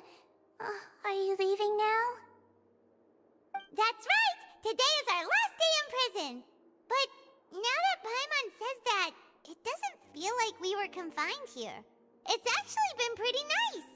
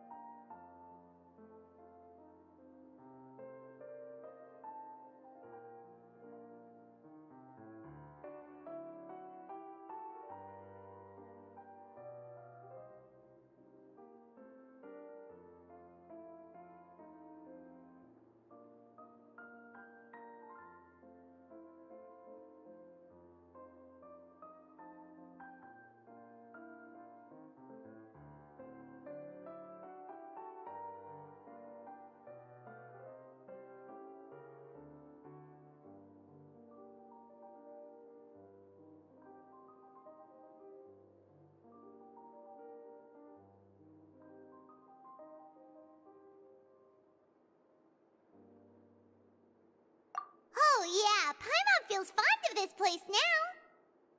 Then be sure to come back and visit. I'll miss you. If you've signed the release papers, then you're free to go. The guards will escort you out. You're not going to see us off? I knew you'd ask. All right, sure. Let's go. Well, you actually agreed. No worries, you must be busy. Paimon was just joking. Ah, so you do have a polite side, I see. After being down here for so long, I imagine you must feel like you're lacking companionship. Yeah, don't worry, we'll come back to see you. Paimon really likes the cafeteria here. The chefs sure do know how to make good grub. I hope you won't be here as convicts the next time I see you. We'll do our best to stay out of trouble. Well, it seems our work in the Fortress of Meripede is finished. That's the end of another chapter in our journey. And since Nervalet was the one who asked us to come here, we should probably go report to him now. Next up, the Palais Mermonia. You're going to see Monsieur Nervilette? Please pass on our kind regards. I'm sure just your regards will do, no? I believe it would be the polite thing to do. You're right. I've heard the Palais has been terribly busy these days. Tell him that I hope he hasn't been overwhelmed by the recent string of troubles.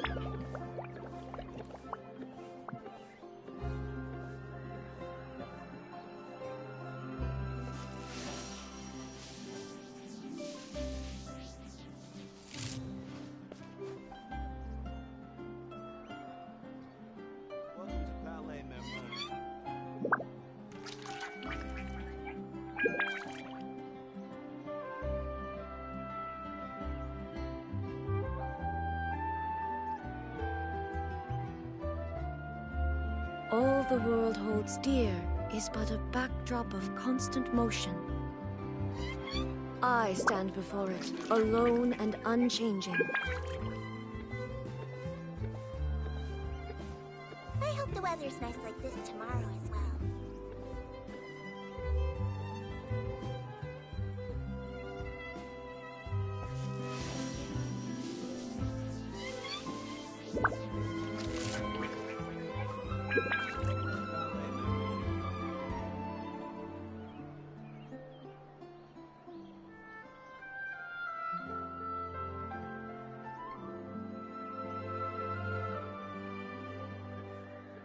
Inactivity serves no purpose whatsoever. Weather's nice like this tomorrow as well.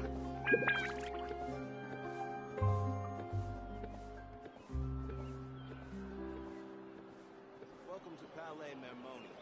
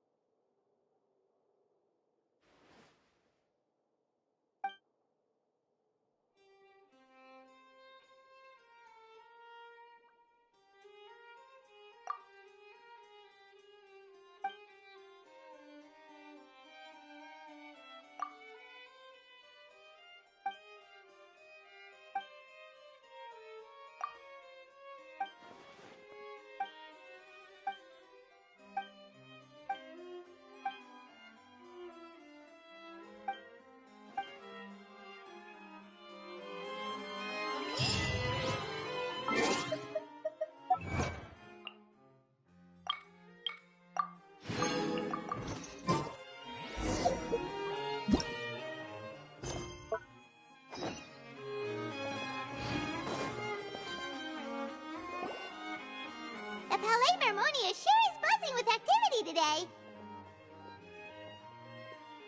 Halt! Huh? Oh, it's you two. Apologies. Monsieur Neuvillette did say you'd be welcome at any time. Excuse me, would you mind helping me take a look at this report? I'll be right there. Sorry, I've got my hands full here. You can see yourselves in. Everyone's so busy. Seems a lot has been happening.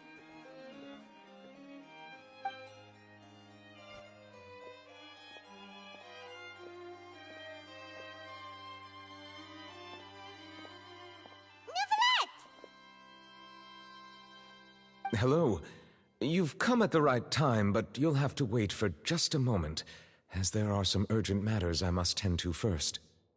In the meantime, please, have a seat. If you'd like to have something to drink, let the Melusine outside know. That's all right. We just ate. Very well, then. Let's take a break over there while we wait for him to finish his work.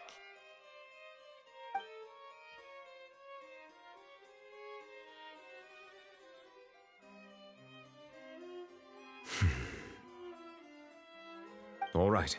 I should wrap things up for now. Are you done with your work? Yes, sorry to keep you waiting. Today should be the day you were released from the Fortress of Meripede, and it appears that you have managed to complete all the release paperwork. That's right, and we came here to see you right away.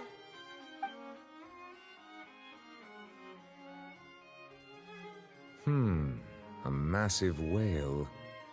Do you have any idea what that might be?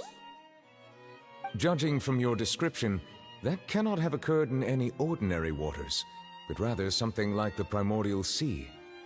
A whale of that size and shape cannot usually be found in the waters of Tevat. Therefore, we can only assume that Child is presently immersed in primordial seawater. Immersed in primordial seawater? But how? And is he okay?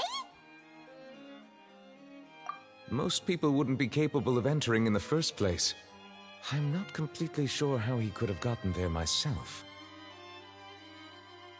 Yes? What is it? Ah, right! Paimon felt it too! We asked the Duke and he said it wasn't from underwater, so we figured you might know something about it. It turns out that I have just received a report about this particular matter.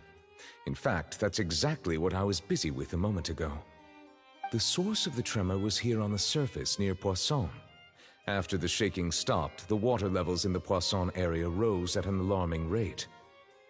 The water levels rose? Oh no! What about all the people there? Fortunately, the water levels only rose for a short period of time and have already returned to normal now. However, I still have a bad feeling about the whole phenomenon.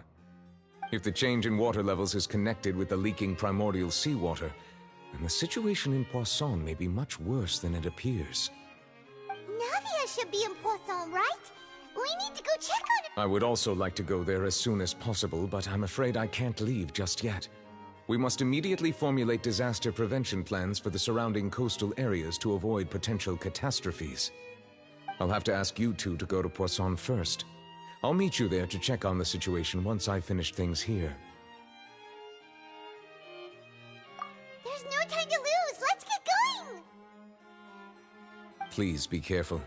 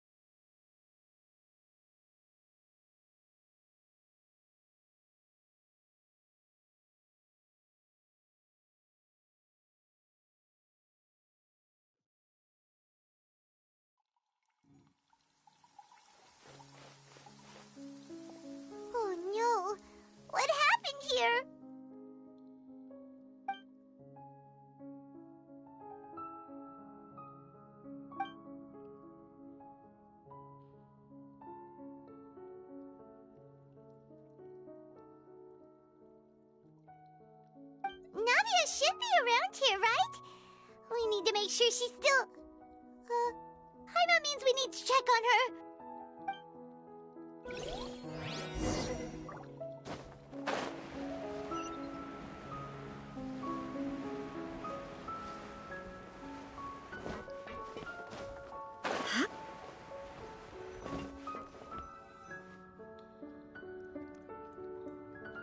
We haven't seen a single soul all the way here.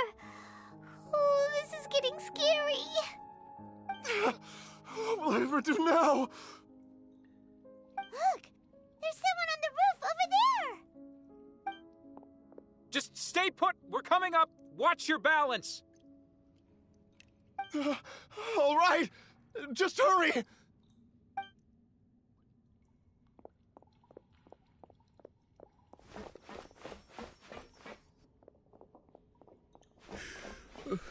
I'm not young anymore. How will I survive on my own? My Desiree! Oh, he looks pretty sad. My leg! My leg! How could this have happened? It hurts! Just hang in there. Help is on the way. You can hold my hand if it makes you feel better.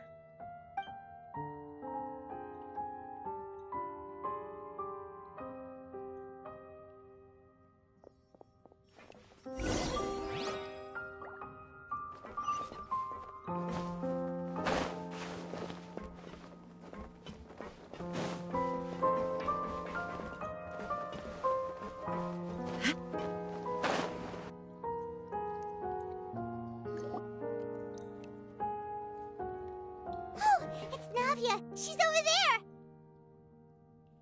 Hey, Navia! Are you okay?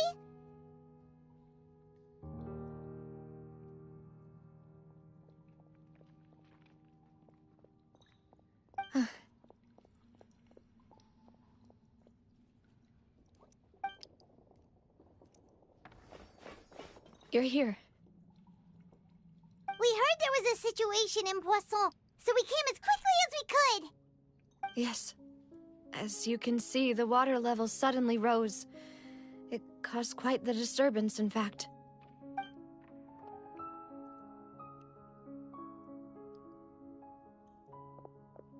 Demoiselle! There was a wounded resident next to a building southeast of here. We've already transported him to safety, but we've run out of medical supplies. He's wounded? How badly? He fell, so it's probably a broken leg. He's pretty shaken up. When the water level rose, he desperately climbed up to the roof. Once the water receded and he saw the ground, he became terrified and eventually... He jumped down then. Find the leader of Squad 1 and tell him to take the wounded resident to see a doctor. He should know where to go. Understood. I'll take over his search and rescue mission in the meantime. All right, you'll be in charge.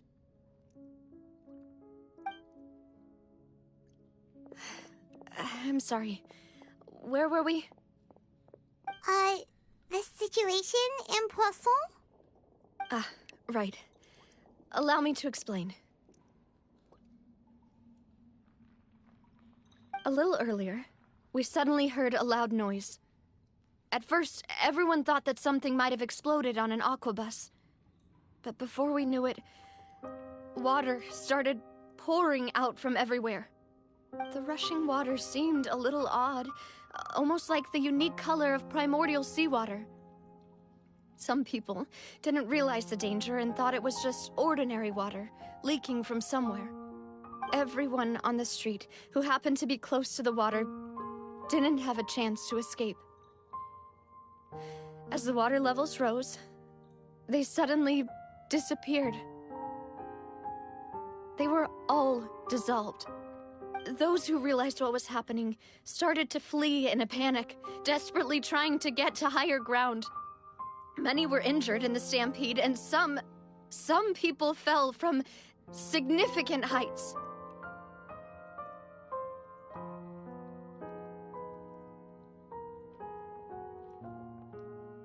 The Spina di Rosula initiated rescue operations as quickly as possible, but there have been a lot of casualties.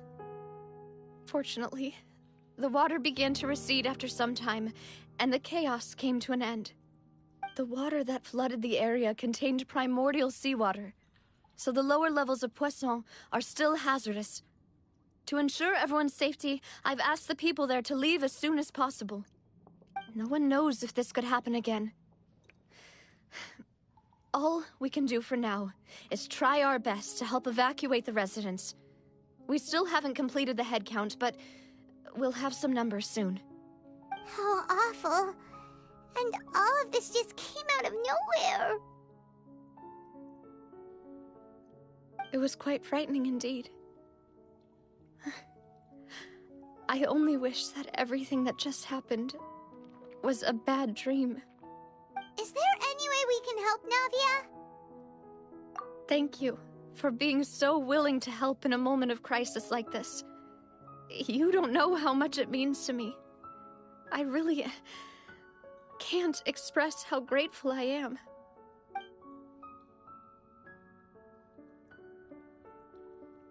Don't say that, Navia. That's what friends are for.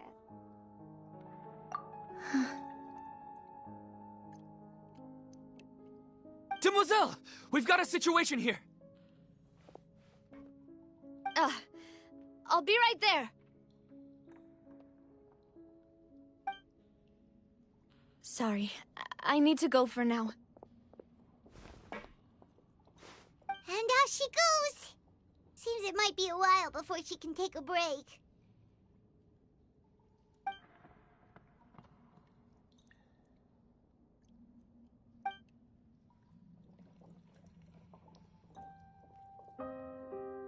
Okay, the wounded are being tended to, and we finished a preliminary head count. More support has just arrived, so I suppose I finally have a moment. Of course, we should remain ready for anything, and continue doing our best to rescue others. I'll be sure to have everyone at the Spina di Rosula ready to render assistance. Traveler, Paimon, would you two accompany me to my father's grave for a moment? Huh? Right now? Thank you.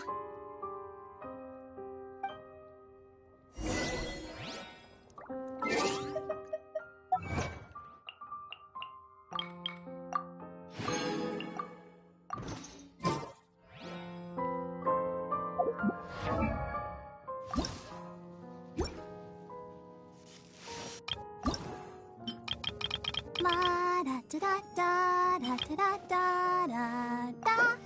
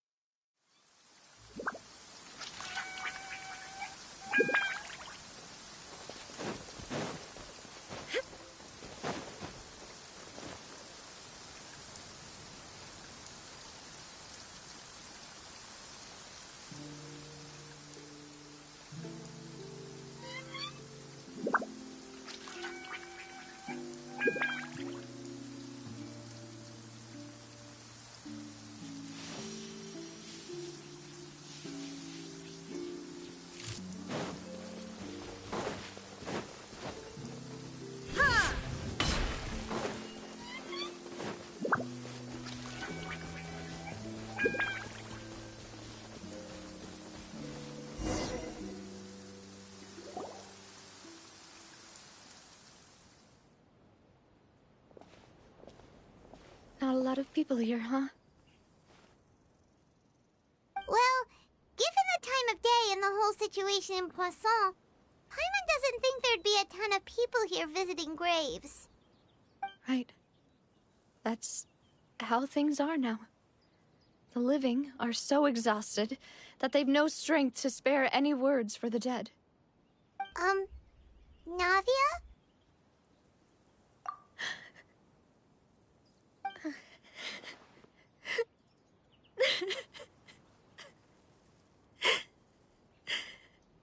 Navia, what's wrong? Sorry. I just... Malus and Silver... They won't ever come back here again. What should I do, Papa? Huh?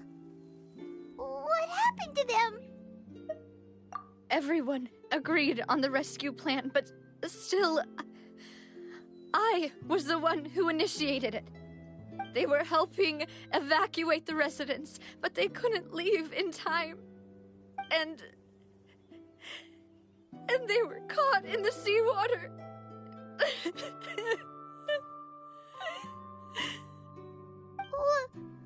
What should we do? I've known them for so long. And I know they weren't afraid. But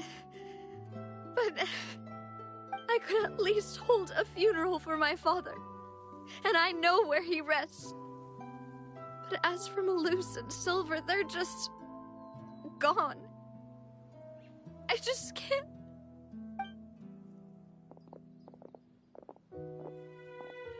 Everything looks so clean after it rains.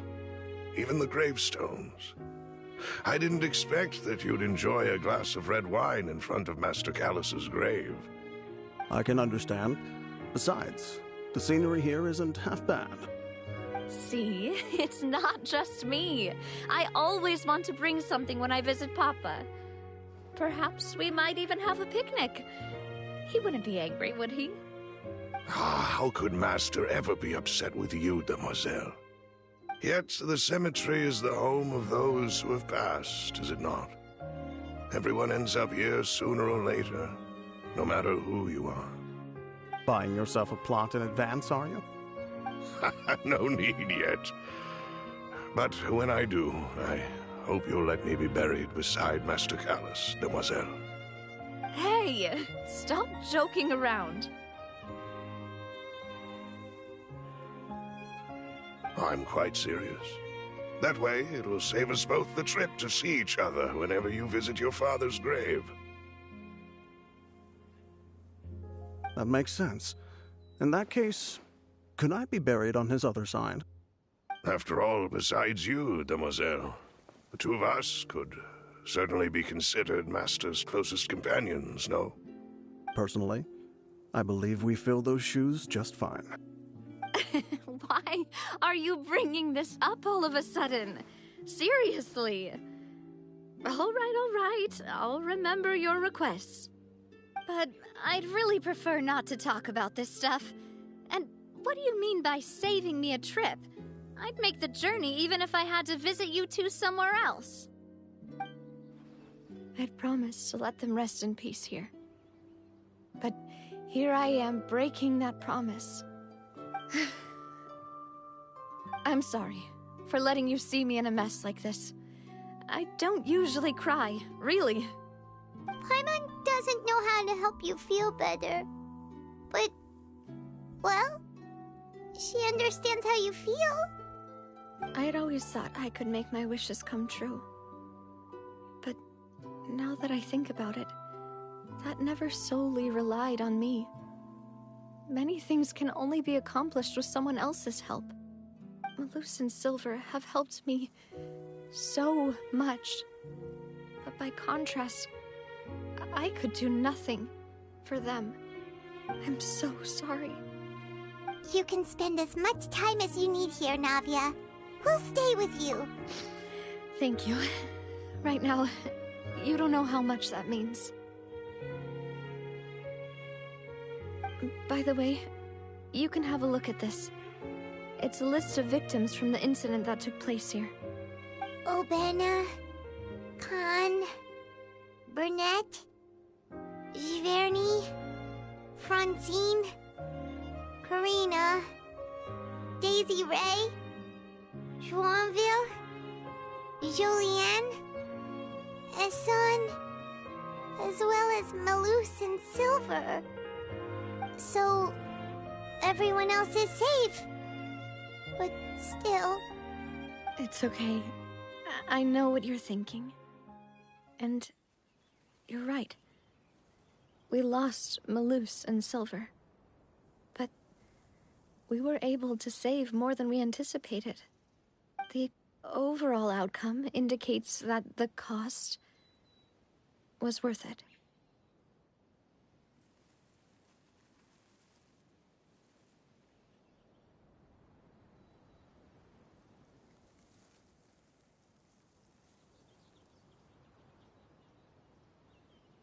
Right! Don't think that way, Navia. One person might be saved at the expense of another, sure, but that isn't something we should ever consider a trade. Malus and Silver were not the price for saving anyone. They're heroes. You're right. Thank you, Paimon. What you said just now was pretty amazing, actually. I'll remember your words. Oh, really? Seems you've become more eloquent in the time since we last met. The knave? What are you doing here? Is everything going well on your side? Yes, my people are carrying out the mission according to your request. All the residents of Poisson have been evacuated, and we're preparing to relocate them to higher ground. As for these supplies, we have everything taken care of. There is no need to worry. Thank you very much. Wait, do you two know each other? We just met recently. Right, Miss Navia? Usually, I would call this a coincidental encounter. But that doesn't quite fit this time. Besides, it never even crossed my mind that a Fatui Harbinger would come looking for me. Thanks to the Knave, Spina di Rosula received generous support from the Fatui, which allowed us to complete the rescue and evacuation work so quickly. Mutual aid is essential to fostering positive developments. We were already in the area, in any case, so it was nothing. That said, I must say that you're a lot sharper than you let on. I'm sure you understand what I mean. I apologize for all the ways in which I tested you previously. We've never worked with a Fatui before, and it's extremely important for us to know who we're working with. My subordinates have reported that Fatui soldiers have been observing water levels and taking head counts in various locations. I hear that they've also prepared a large amount of emergency supplies. I'm quite surprised. This is nothing to brag about, nor do I intend to. It is simply the way of powerful organizations to act forcefully, whether they are doing good or ill. You've witnessed that firsthand, in any case. As I've told this traveler before, I know of the prophecy, and I intend to prevent the impending disaster. Lending your organization a hand was a natural first step in accomplishing that. As such, do not be troubled by this token of our sincerity. Perhaps one day, you'll also be able to help me in the same way. Without your help, there would have been many more casualties. I won't forget your kindness. Furthermore, I sincerely regret what happened to Malus and Silver. I only wish that my people could have arrived a little earlier to prevent this from happening. Don't say that. You and your subordinates did everything you could. As Paimon said, Malus and Silver didn't choose to sacrifice themselves for any specific person, and they weren't the price paid for other salvation. They chose to become heroes themselves. I've never liked hearing people put it that way. It's like trying to relieve pain by saying some noble-sounding words. But right now, there's nothing more suitable. They really did become heroes. You're right. I'm sorry for your loss, Miss Navia.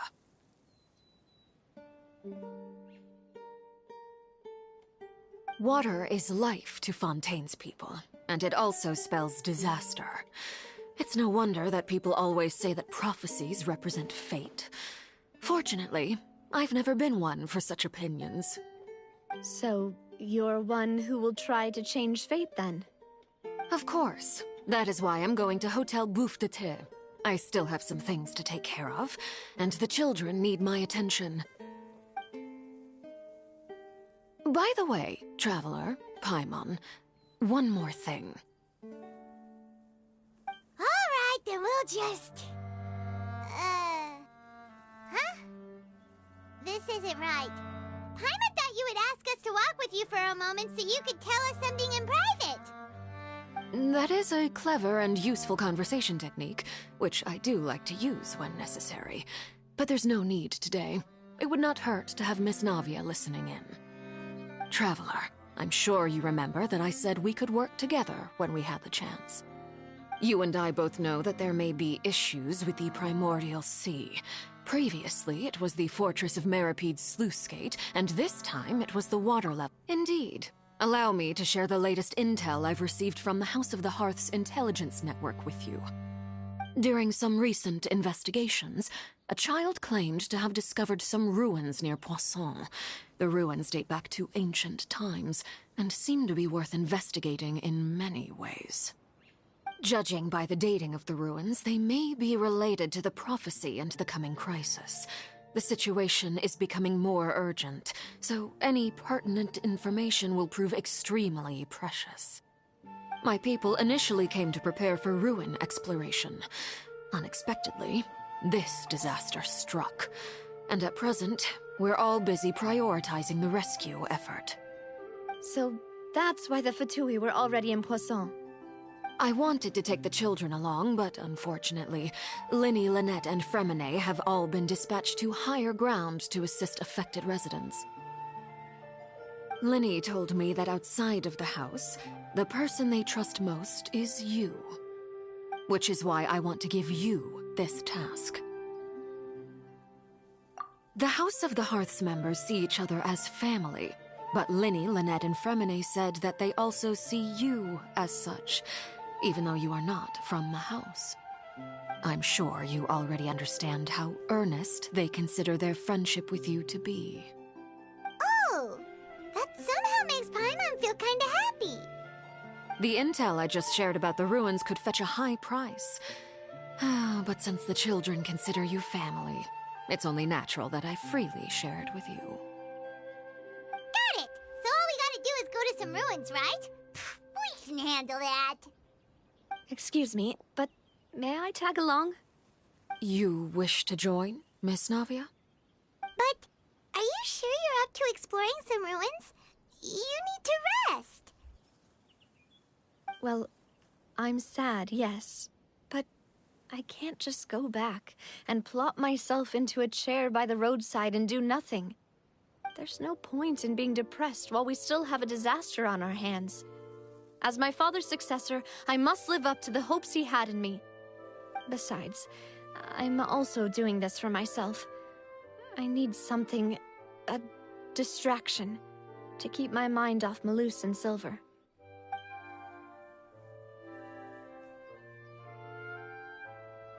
Since you put it that way, I have no objections. What do you say, Traveler?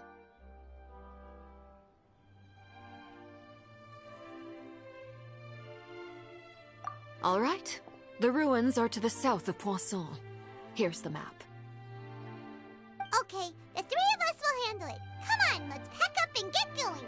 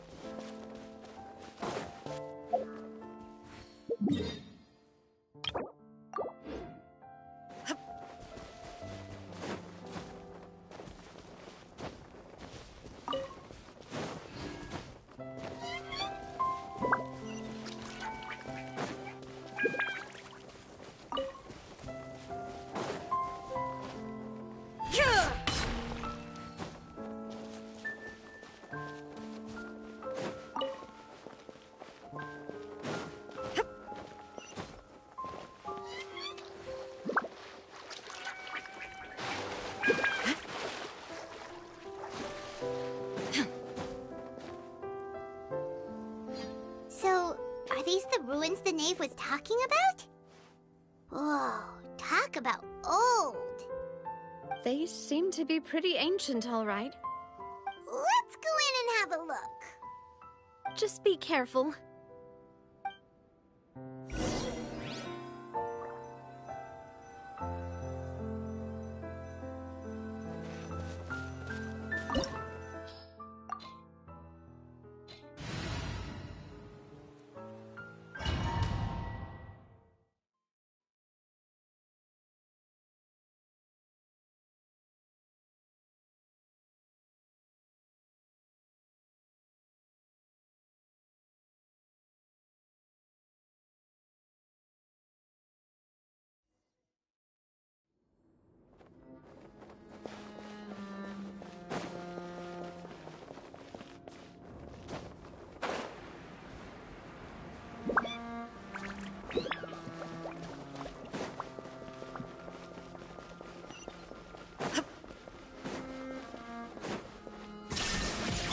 I see everything.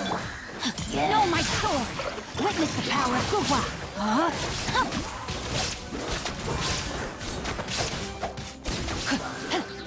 Nada Kundala.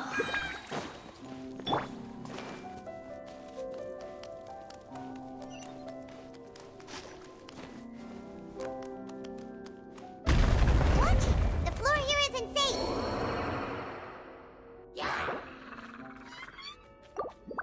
Illusion shattered! I'll protect her.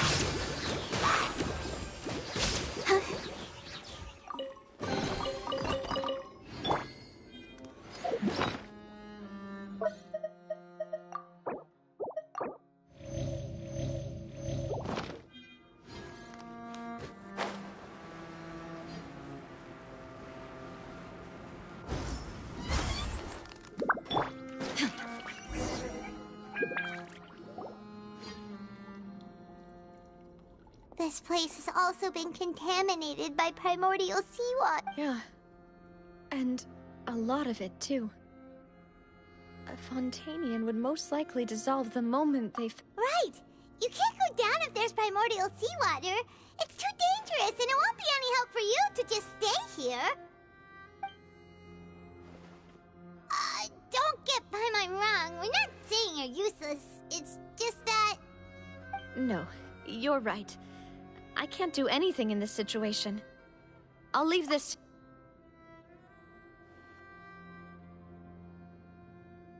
That complicates things.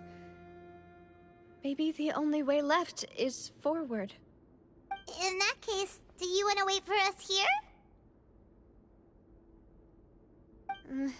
The water levels here are unstable, and there's a chance the water will rise. So, staying here wouldn't be safe either. I'll go together with you.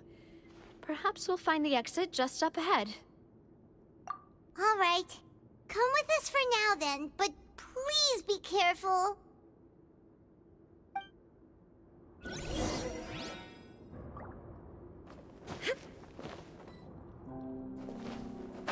Oh no, it's a dead end! Let's try climbing over from the side.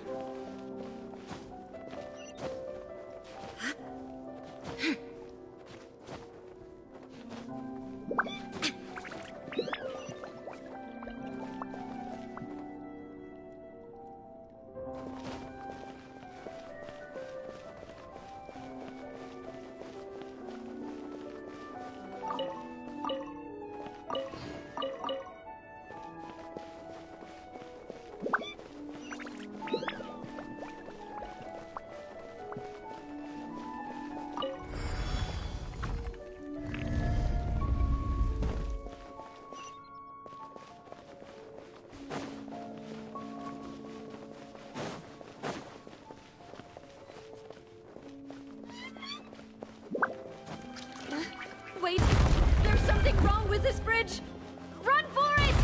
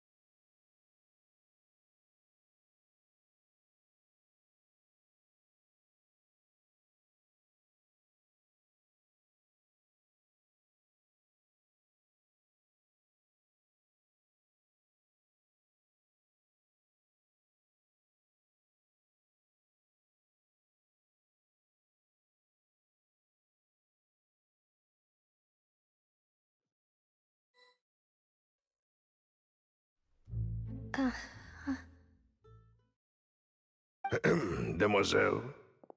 Huh? Demoiselle, what are you doing here by yourself? Would you be standing here till dark if I hadn't come to get you?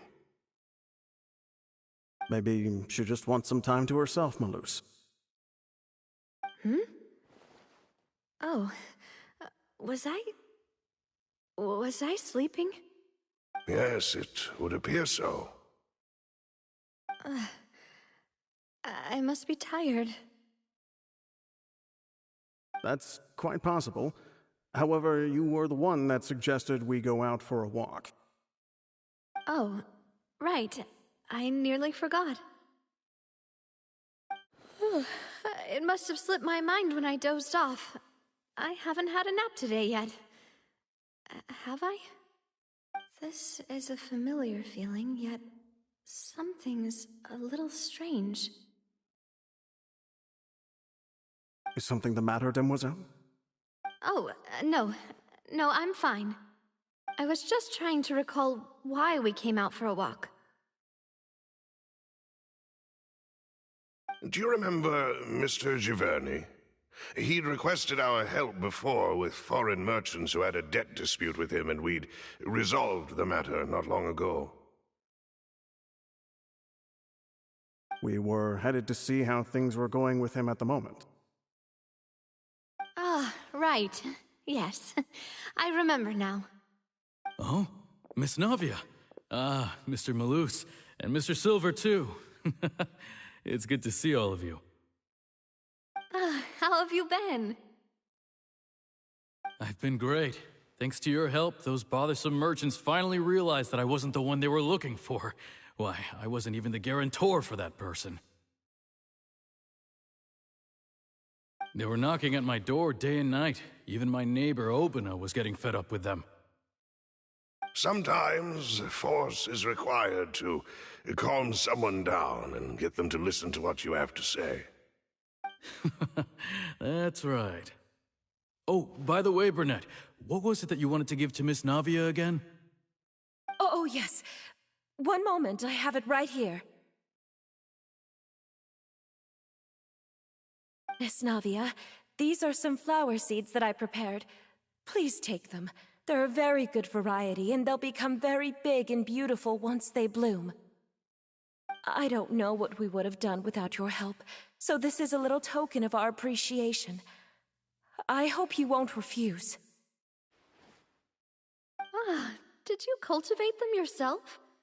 Thank you so much. I'll certainly take them. Malus, we do still have some empty flower pots at home, right? Why, we can have as many pots as you'd like, demoiselle. Perfect. In that case, we'll swap out some of the decorative plants for some of Mrs. Burnett's flowers. Very well. Wait. Something seems to be off here. Excuse me, madam. If I'm not mistaken, your name is Burnett, correct? That's right. Is something wrong? No, it's nothing. This is the first time we've ever met, but your name seemed familiar to me. I must have heard it when I was discussing things with your husband previously. I've heard this name before. Sometime recently, I'm sure of it. And why are there so few people around here? Where did everyone go? We must mind the time, demoiselle. We still have important things to attend to today. Huh? We do? Like what? Well, now, did you forget? Miss Navia, here you are. I've been looking for you. Please, come to the Opera House. Your trial is about to begin. My trial? Wait, why would I need to go to the Opera House?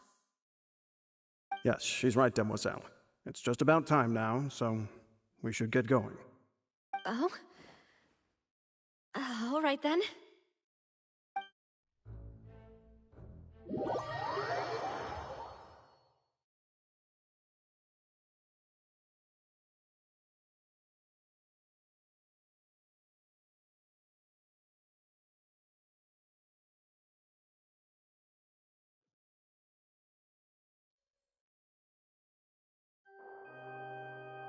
Look, it's Navia!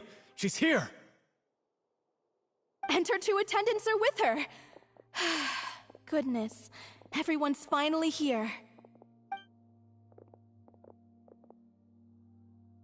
There sure are a lot of people here to see the trial. And they all seem to be oddly excited about something. I even know some of these people. Karina, Desiree, Joyville, Jolien, Essen. Why are so many people here? And why do I have no recollection of this case? And as for the judge... huh? Where's Monsieur Neuvillette? Please sit in the defendant's seat. Don't worry, Silver and I shall accompany you. All right. But are you sure you can stand behind me? Typically, it wouldn't be allowed, but today is an exception.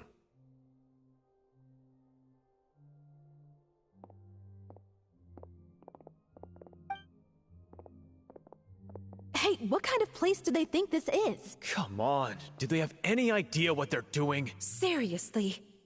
Enough with the whispering! Could someone please tell me where Monsieur Neuvillette is? And why I'm standing trial? My dear Miss Navia, have you not yet realized what you've done? In that case, allow me to explain. As all here know, you are Master Callus's successor, the head of the Spina di Rosula, someone held in high regard by every soul in Poisson. After you took over the Spina, you treated all of us just like the late Master Callus had. If anyone in need reached out to you for help, you responded. Not only you, but your butler, your subordinates, nearly everyone in the Spina di Rosula fought for the well-being of those in Poisson.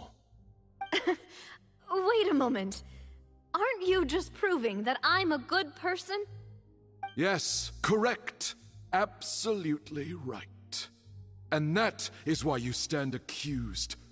You have helped so many people get through so many difficulties. You are one with us. We are inseparable. We are one big family, all of us who are from Poisson, inextricably linked. And with you being so important, we couldn't possibly do without you. Therefore, this fair and honorable court shall declare you guilty, and you shall stay here. You will be together with us forever. Huh? What are you saying? Everything you have said is correct. I have indeed done a lot for my hometown, and I would be willing to be with you all, but what is the purpose of having me stand here like this? What is there to discuss?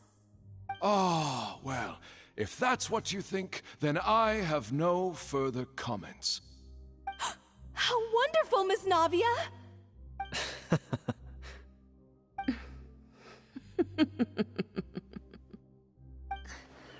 I know all these people. Why are they laughing? I seem to remember now. Yes, I get it. This trial is... Wait just a moment. This isn't right! Malus? What was that, Mr. Malus?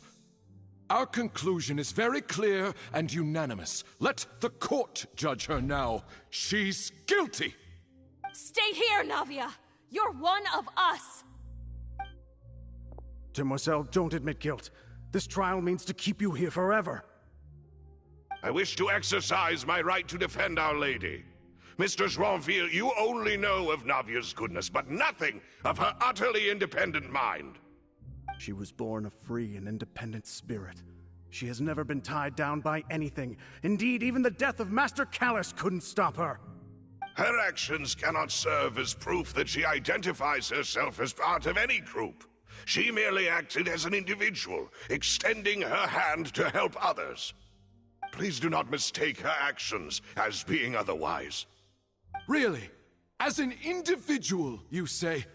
Don't forget, we are all Fontanians here. This is the nation of justice, the nation of Hydro! Even if Miss Navia only voluntarily rendered her assistance, that doesn't change the fact that her beautiful soul must return to everyone. Water accepts all, blends with all. It will surely accept her kindness. Everything is measured here in the nation of Hydro, and in the end, everyone shall meld together. Thus, when a unanimous opinion emerges, that opinion represents justice. Now I speak for everyone. Our opinion is consistent. Navia should stay. We and Navia are one. And you would call this justice? Preposterous. You are merely jealous that Demoiselle still has a chance to exist as an individual.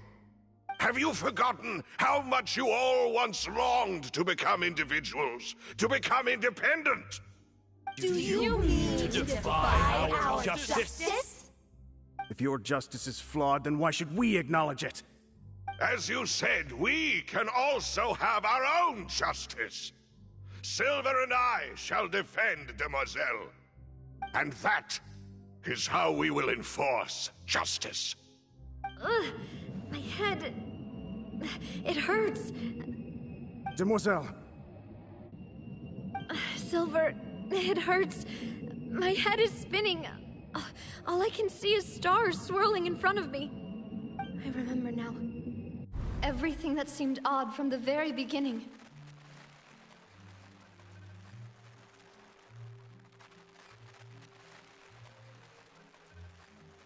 Karina, Desiree, Joyville, Jolien, Essen, and Mr. Giverny and Mrs. Burnett, who we met earlier. Even Malus and Silver. I don't want to admit it, but they're all dead. Don't be afraid, and don't admit guilt. We will protect you to the very end.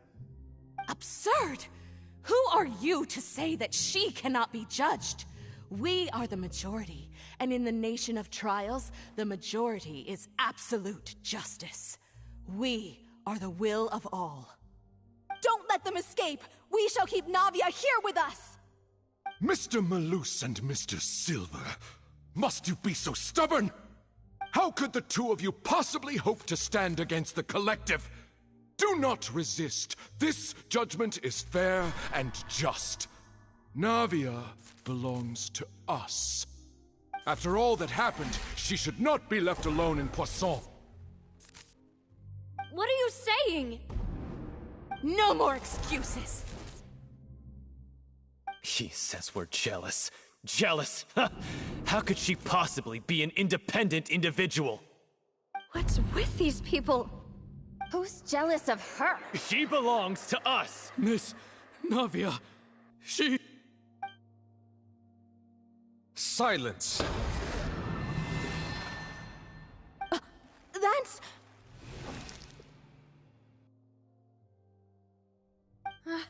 Monsieur Neuvillette!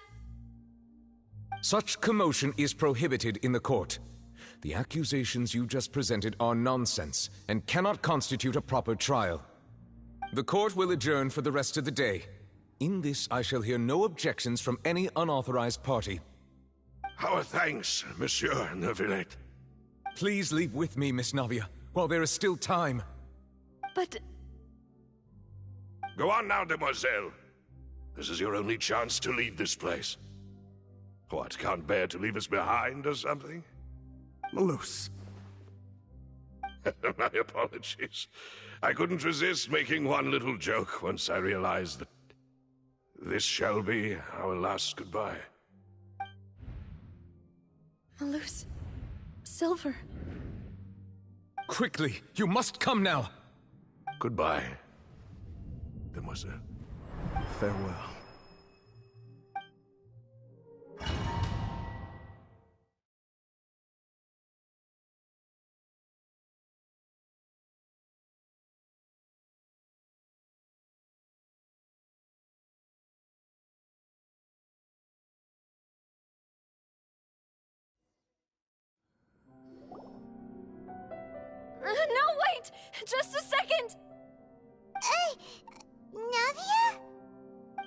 you're awake.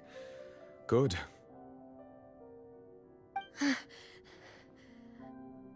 I must have been dreaming. Malus and Silver were still alive, and they were defending me at some insane trial. It looks like you're all right. Did all the sad feelings cause you to have a nightmare? Paimon could give you a hug. The ruins you were exploring suffered a cave-in. When I arrived, I found you falling toward the water. You were just about to be dissolved within, but I...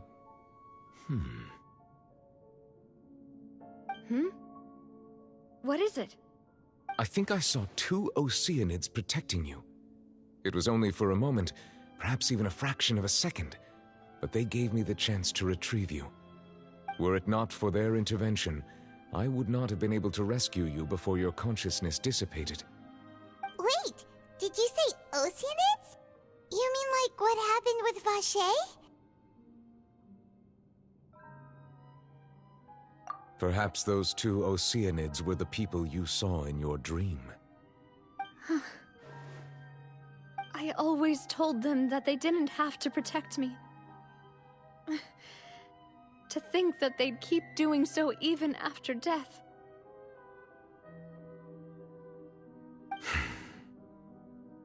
Please come with me.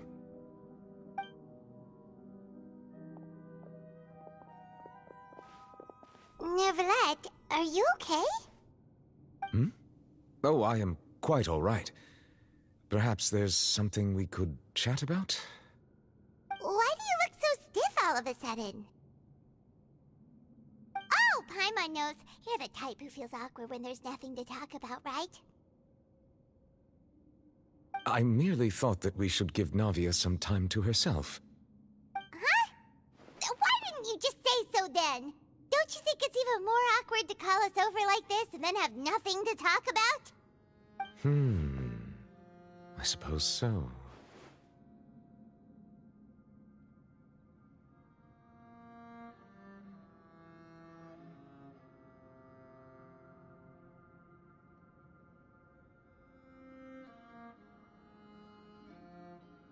Ah, Sigewinne. I hope all is well with her these days. Her work in the Fortress of Meropide has not been too much for her, has it? No way! Don't worry. She's doing fine down there. She's an amazing head nurse. I see. Well, that is good. I have always worried that Sigewinne would need a lot of time to understand the world of humanity, just as I have. Oh, and the Duke also says hi! Even though Sigewinne made him do that. He hopes that you haven't been overwhelmed by all that's happened lately. Thank you. I have indeed been busy lately, and I also hope that everything is going well in the Fortress of Meropide. He still doesn't know what to talk about. Let's chat about something else then.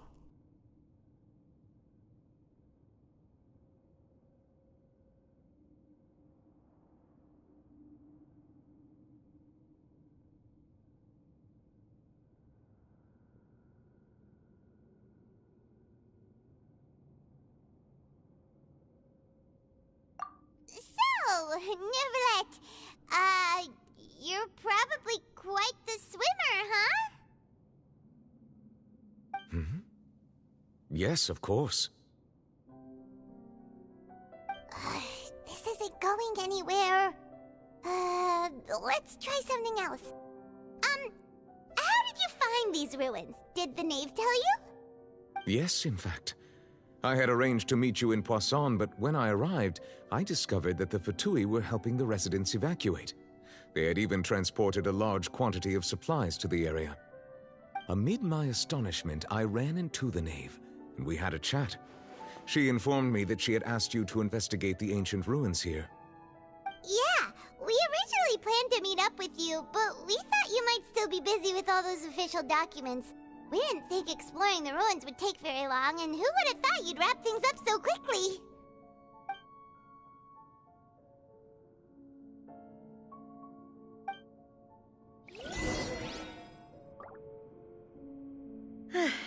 I'm sorry to have kept you all waiting like that. I'm feeling much better now. I guess we should get going again.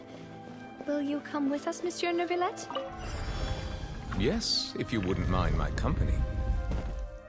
All right! Another one joins the party! Let's get going then! Time to act. Rain Cutter! No, my sword!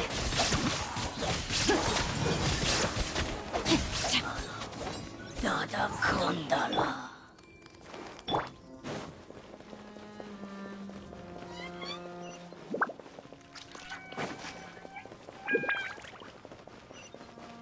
Oh no!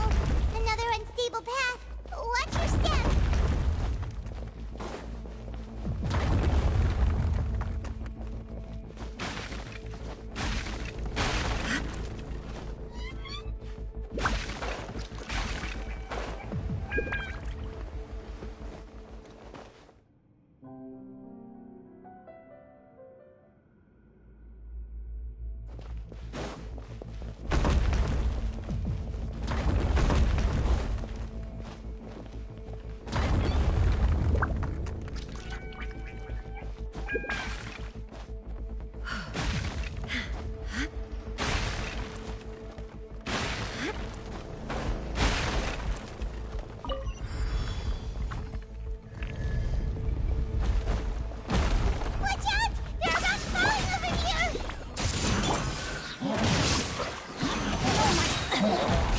Let me lead you a verse.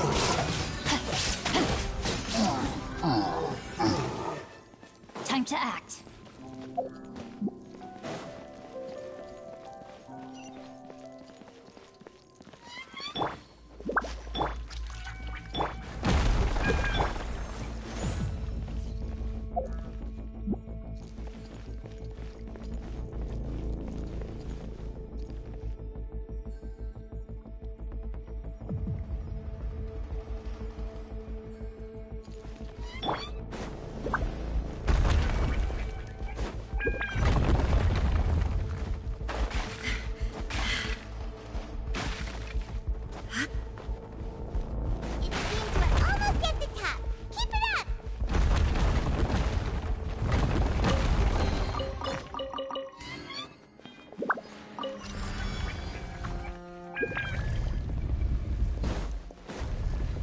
Shine down!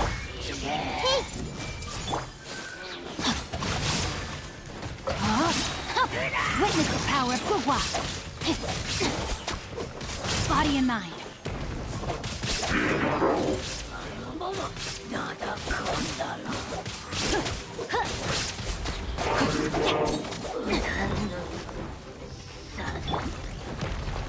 There is no escape! Rain outlines your fate. Let me weave you a verse.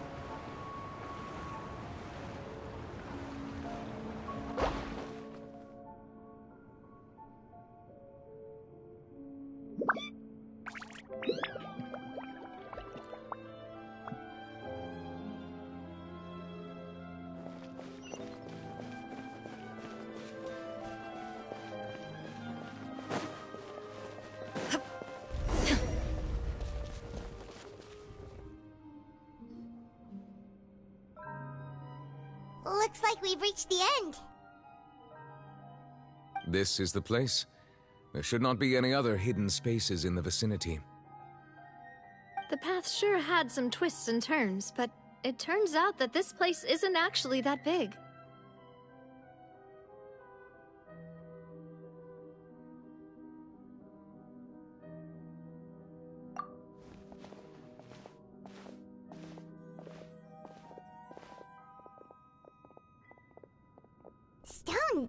slates. It seems like they were put here as an offering. Could we take them down and have a look? Perhaps we should just leave them be for now.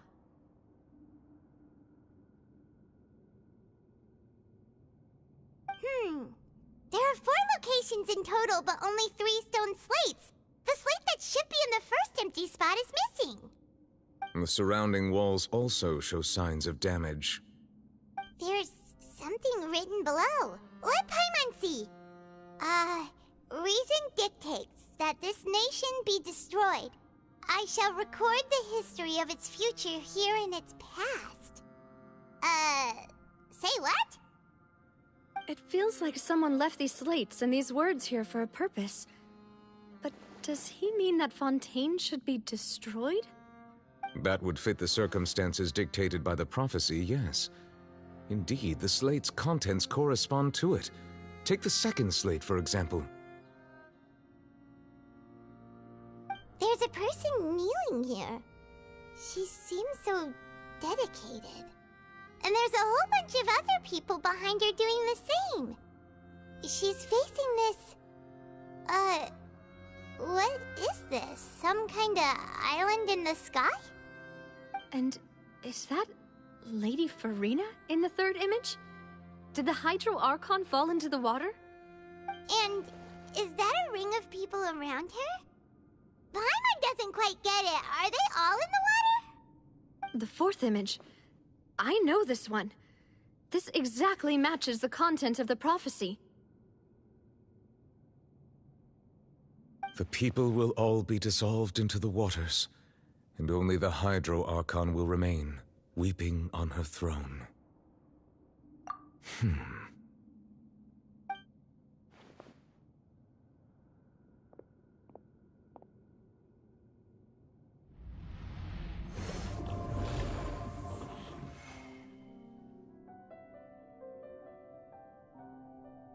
More information should be hidden in these slates, but I fear I cannot easily uncover it, most likely due to us missing the first slate.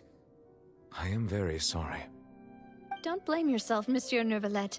Deciphering ancient stone slates isn't one of your duties. Ooh, Paimon's getting the chills just looking at these slates. This says that it's the history of the future, right? That means the prophecy's sure to come true. I really hope it doesn't mean that. Still, Paimon feels like these images are kind of weird when you look at them together.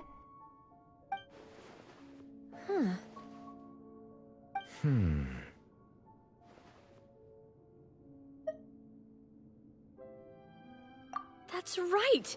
If the images are in chronological order, shouldn't the fourth, the waters drowning Fontaine, come before the third, where the Hydro Archon herself falls into the water? And yet the order is reversed here.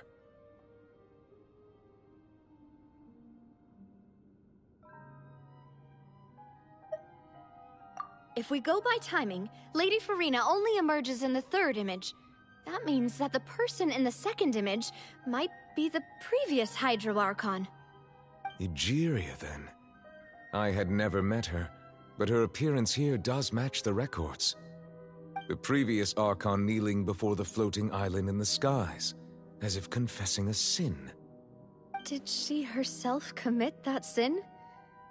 And if not, why would she be in such a posture? Also, I'm still wondering why these ancient stone slates are here at all. Judging from their contents, could this place be the origin of the prophecy? Does that mean that someone, or some people, once saw these slates? But who would have created these slates and left these words here?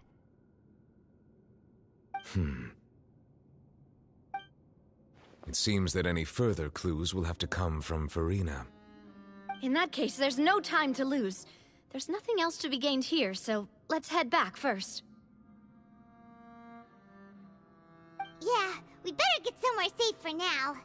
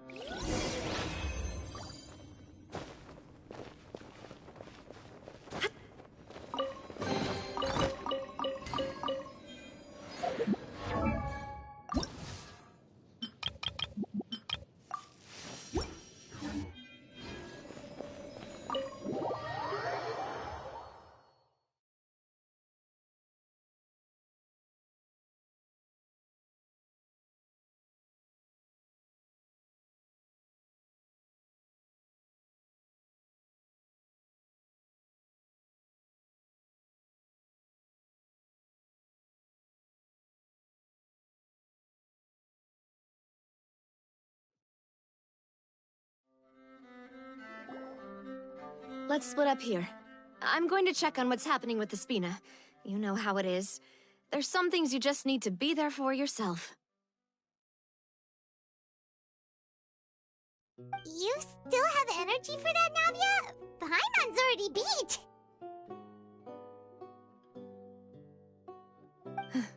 Just head back to the Fluvsandra and have a rest then. Thanks for keeping me company all this time. I'll depart as well. Thanks for your hard work today. Rest well, everyone. Traveler, I will go talk to Farina tomorrow morning to ask about the stone slates. I'm sure that you're concerned about this matter as well. If you have time, drop by my office. I will share the results of our discussion with you. Are you really gonna talk to her about this directly? Will that be a problem? Paimon's getting a little scared now that it's come to this. She has long been harboring secrets and will not give them up easily, which makes it all the more my duty to ensure that she understands the present situation. Alright, we'll leave it in your hands then. You're probably the best person to talk to her anyway. I will be carefully considering my words tonight. Traveler, Paimon, our safe house at the Fluvsandra is always open to you, as ever. So please don't think you're an imposition. All right. I'll be on my way then.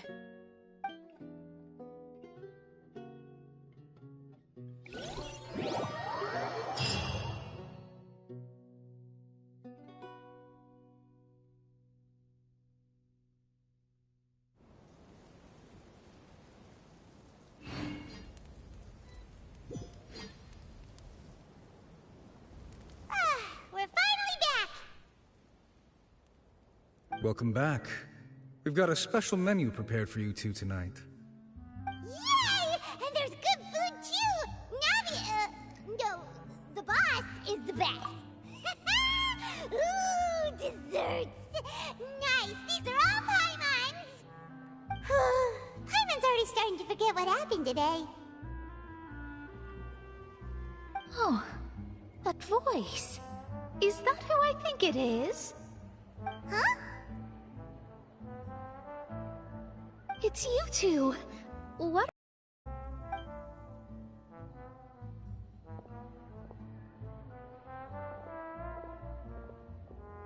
Mona?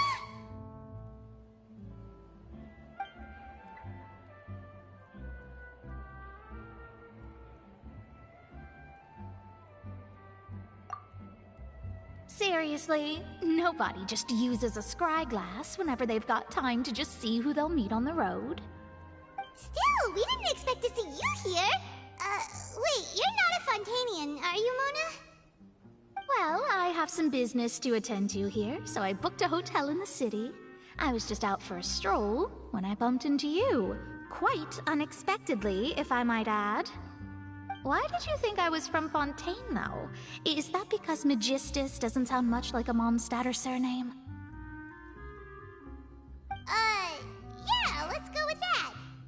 Well, I used to have my own surname, which was, well, some other thing. Either way, the old hag told me when she took me as her disciple that the first step to being a great astrologist's pupil was to change that name. There was nothing for it, really.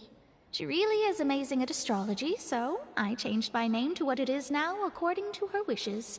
To my surprise, however, Magistus is not the name of some ancient house or clan. It isn't? Nope. Although it is used by us in place of surnames, it generally just means great. Wow! Imagine including a boast in your name. Wait, are you gonna have to put that into your genealogy as well? I reckon so. In any case, I'd give my disciple a name like this as well, if I were to take one.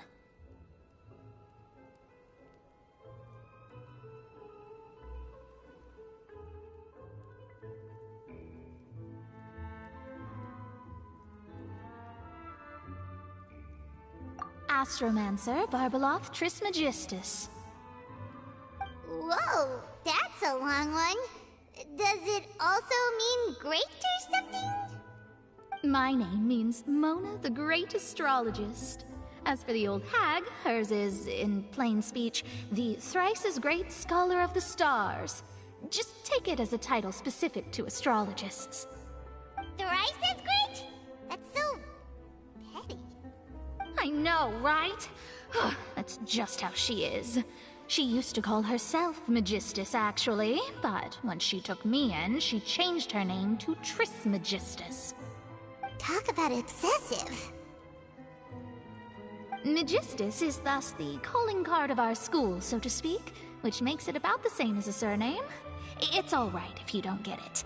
You can look into it further should you need to study astrology more deeply.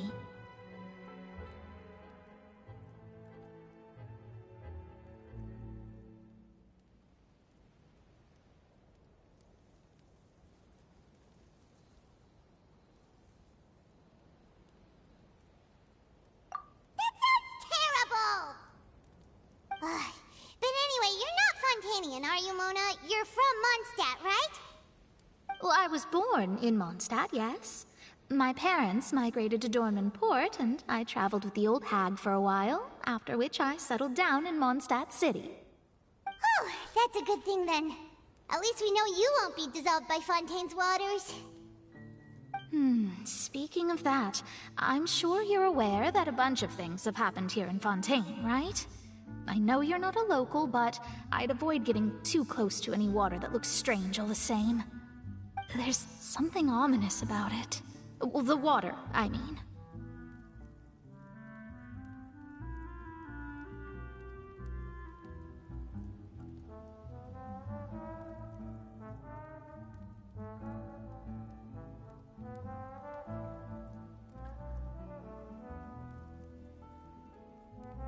That was the main reason, yes. Just a while back, the Steambird invited me to take part in a panel and speak about the circulation of the prophecy as an astrologist. The invitation was sent quite early on. I don't think anyone expected Fontaine to be in this much trouble. What do you make of that prophecy, Mona? Just tell us what you think as an astrologist. Your word would go a long way to make things more certain and less scary. What I can tell you is that I'm an astrologist, and that this prophecy concerns the fate of Fontaine, even that of all Tevat. Ascertaining this is akin to reading the fortune of the whole world. I'm afraid that this is not something that just anyone can do. If I could do it, you would no longer call me an astrologist, but a visionary. But on the flip side, the prophecy is so huge and powerful that it must surely come from a powerful visionary. Its contents involve the fate of the world. Disregarding it would be a mistake. A visionary? Sounds really powerful and all, but does such a person really exist? Of course. The old hag could do it, and I bet there are others amongst those Hexenzirkel colleagues of hers who could do something similar.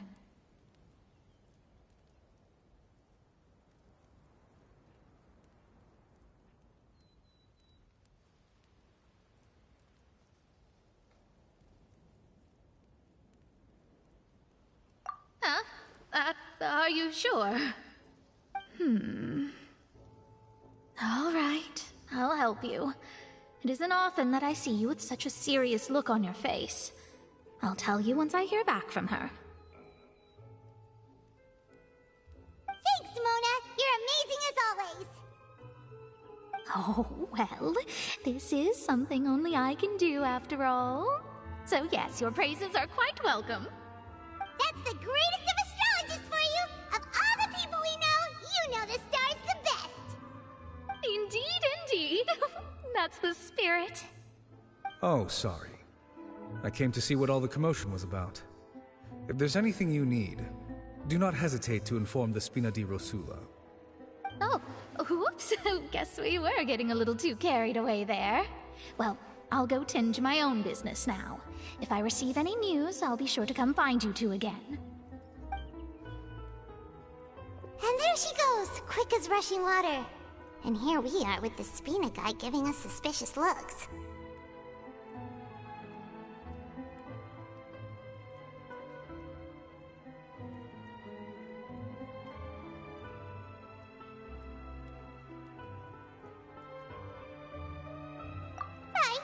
But we were able to recruit Mona's help, didn't we?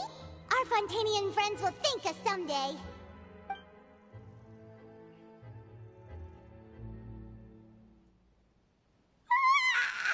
Good morning. To be honest, Paimon's still feeling kind of sleepy. But it's time to get up, Traveler. We agreed to go see Neuvillette, so let's pack it up and get going.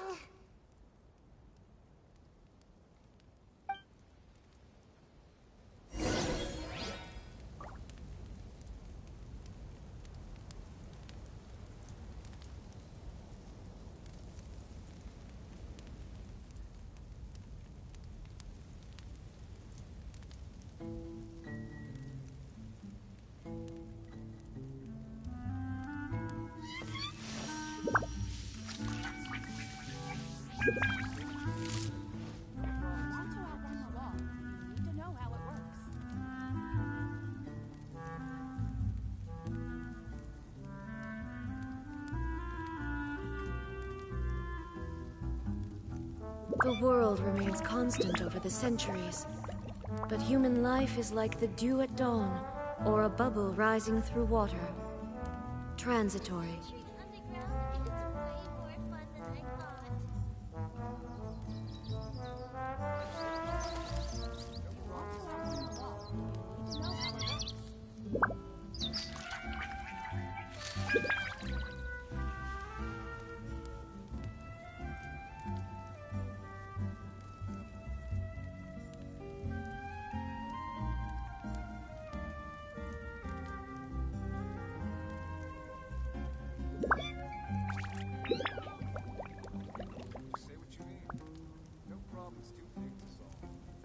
Inactivity serves no purpose whatsoever.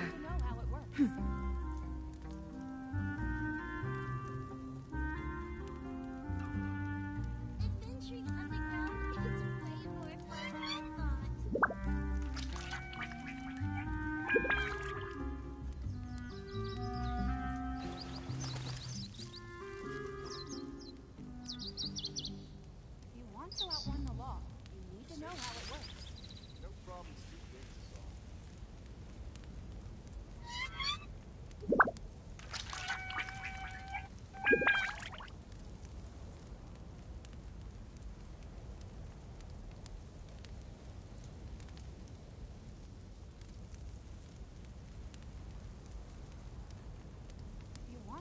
the law, you need to know how it works.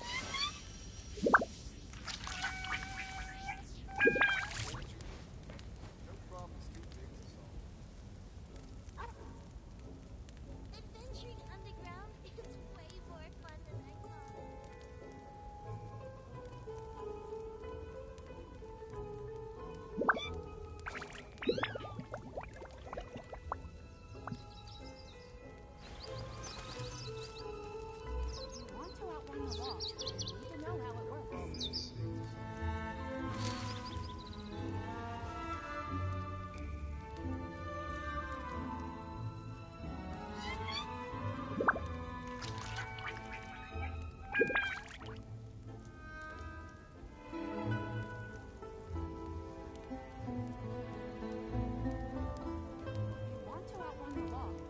All the world holds dear is but a backdrop of constant motion. I stand before it, alone and unchanging.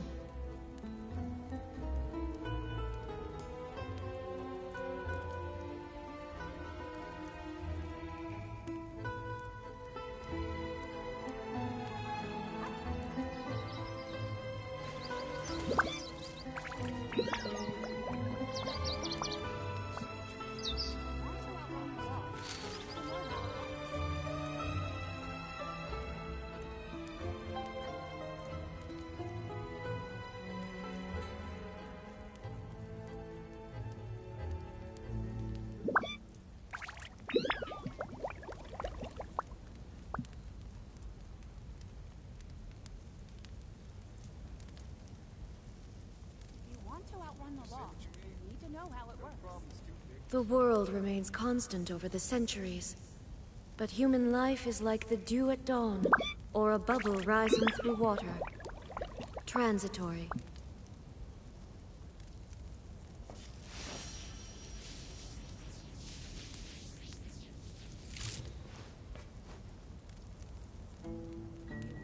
outrun the law. You need to know how it works.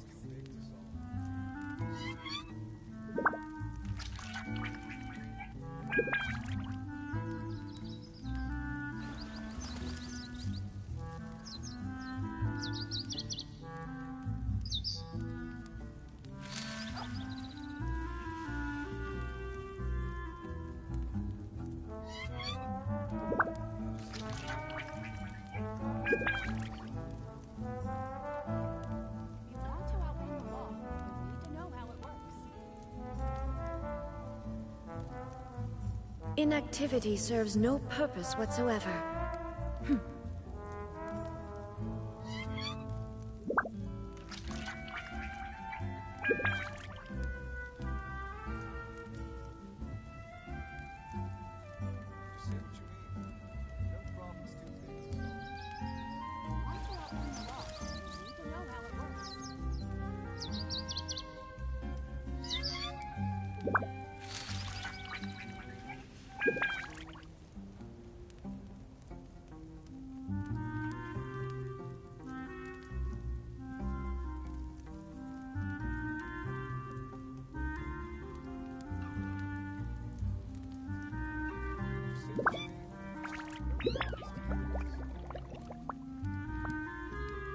All the world holds dear is but a backdrop of constant motion. I stand before it, alone and unchanging.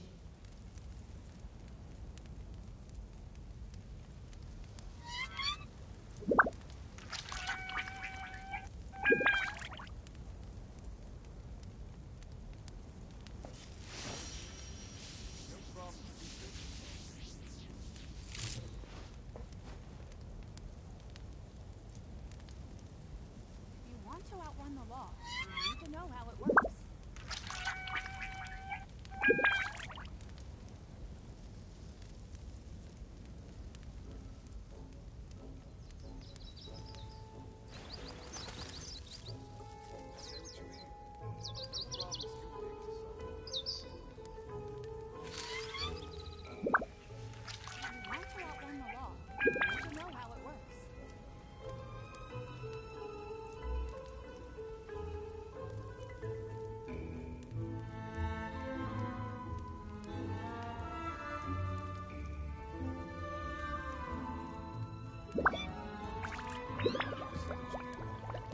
The world remains constant over the centuries, but human life is like the dew at dawn, or a bubble rising through water. Transitory.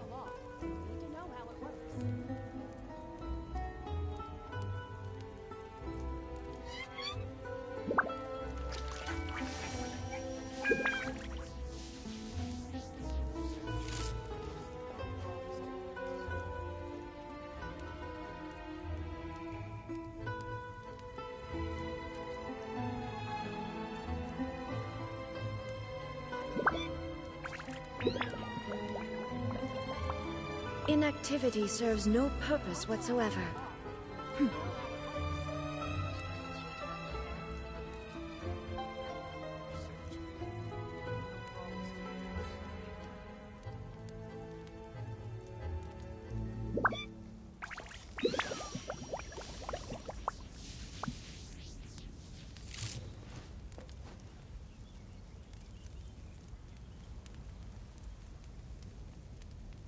To outrun the law, you need to know how it works.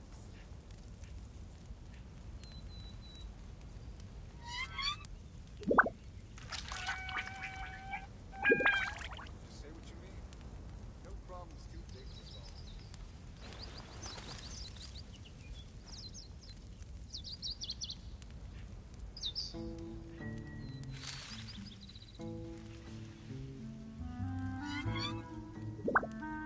To outrun the law, you need to know how it works.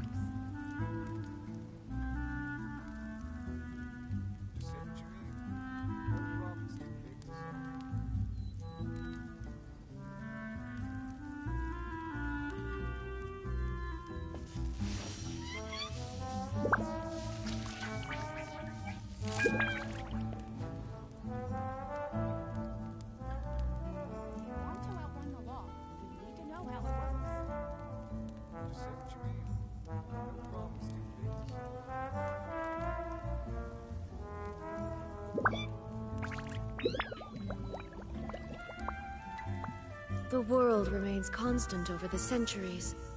But human life is like the dew at dawn, or a bubble rising through water.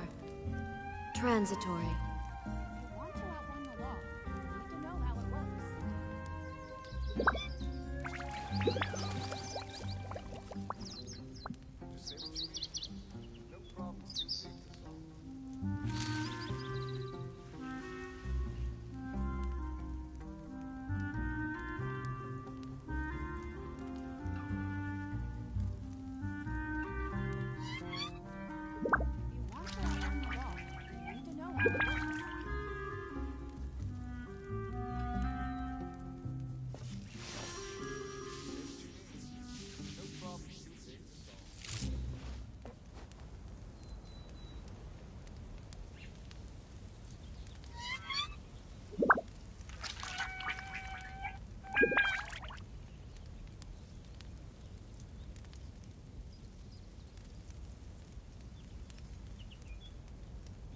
To outrun the law, you need to know how it works.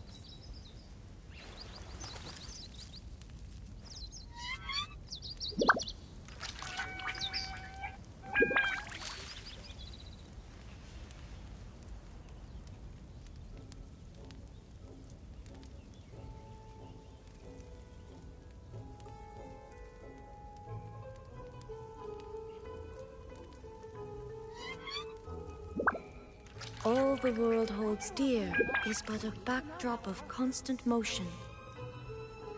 I stand before it, alone and unchanging.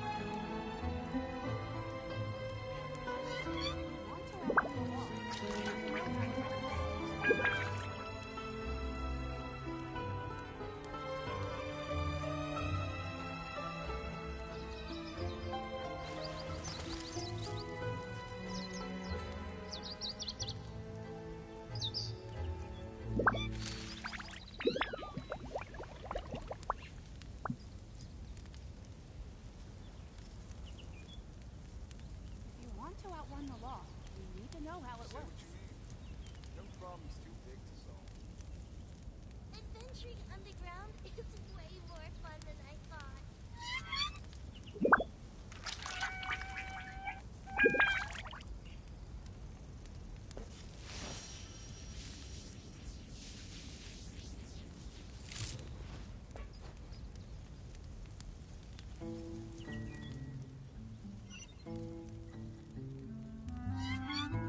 To outrun the law, you need to know how it works.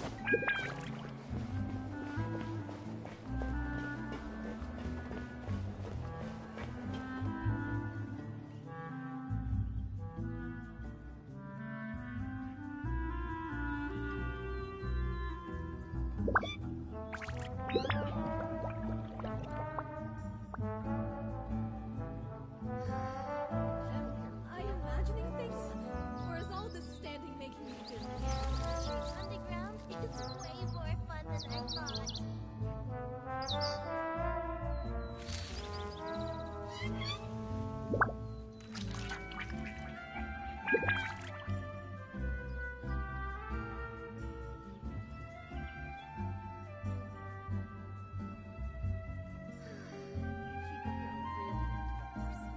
Inactivity serves no purpose whatsoever. Am I imagining things? Or is all this standing making me dizzy?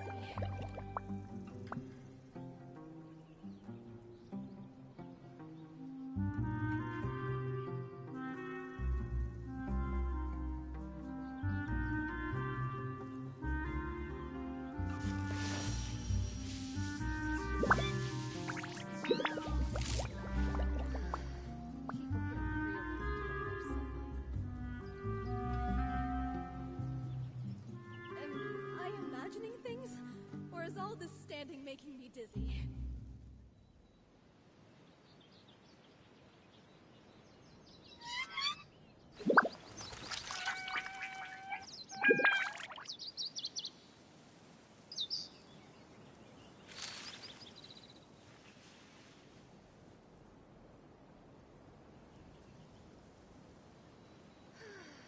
People here really need to get more sunlight. Am I imagining things? Or is all this standing making me dizzy?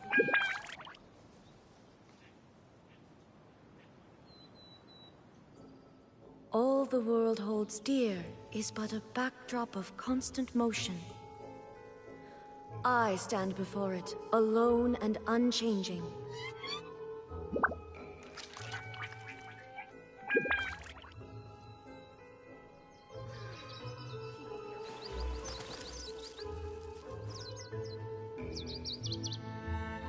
Am I imagining things? Or is all this standing making me...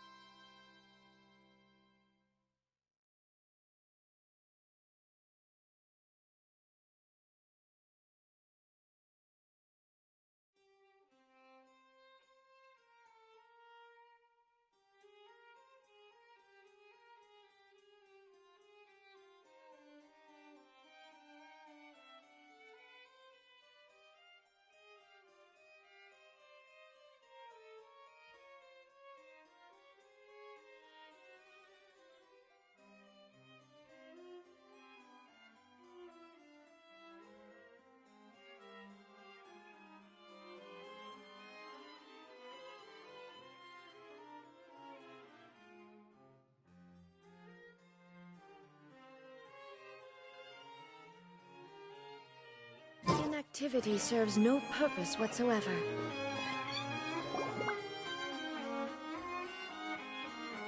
You're here! Finally! Is something wrong? Monsieur Neuvillette and Lady Farina, they seem to have gotten into a dispute. Please go see for yourself.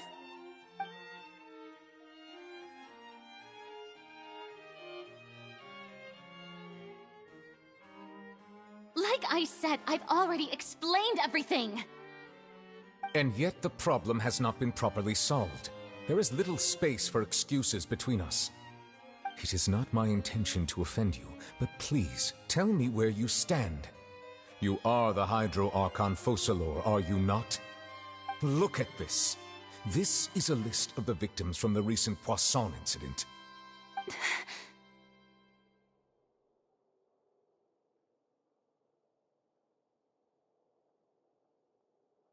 You mean... they're all... We did not arrive in time to avert this disaster, and I will not have it happen again. I will say this once more. You must tell me everything you know. Yesterday, I found 3 stone slates in some ancient ruins near Poisson. Do you know anything about those? Seriously? You're questioning me like this is a court case now. I don't know anything about that. But you found them in some ancient ruins, you say? That's correct, which is why I came to ask you some questions. There should have been 4 slates, but one of them was missing. The other 3 feature different images that seem to correlate to the prophecy. The prophecy? The second of these slates depicts the previous Hydro Archon Egeria kneeling before a floating island in the sky, as if confessing something. Do you know nothing of this either? I don't. I've never seen such slates. I'll ask you again. Do you really have no information regarding the previous Archon? My deciphering of the slates indicates that the Hydro Archon Egeria once had to confess to, or apologize for, a certain sin. If anyone would know about it, it should be you. All gods don't have the same secrets, you know. She was herself and I'm me. Is it really so strange that I know nothing? I understand your concerns, but I'm sorry. I just don't have anything to tell you. Forgive me for saying this now, Lady Farina, but I have long known of your various secret investigations into certain matters. There are several indications that you have been investigating the prophecy on the sly.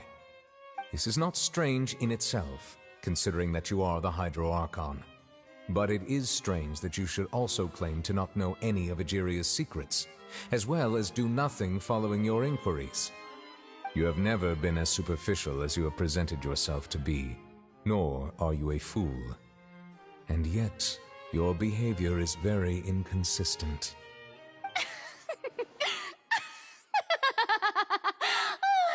So you've been watching me all this time, have you? I didn't think you were that type. You... Well, since you know about my secret investigations, then you should know I'm actually working to take care of it. There's no point questioning or suspecting me. You're the Eudix, but you're still my subordinate. You should be following my lead. Just trust in me, your Archon, and do as I say. Never mind whether you can truly convince yourself to or not. It'll all turn out fine. That's all I have to say. We do not discuss this matter again. Oh, the opera's about to start. Toodles!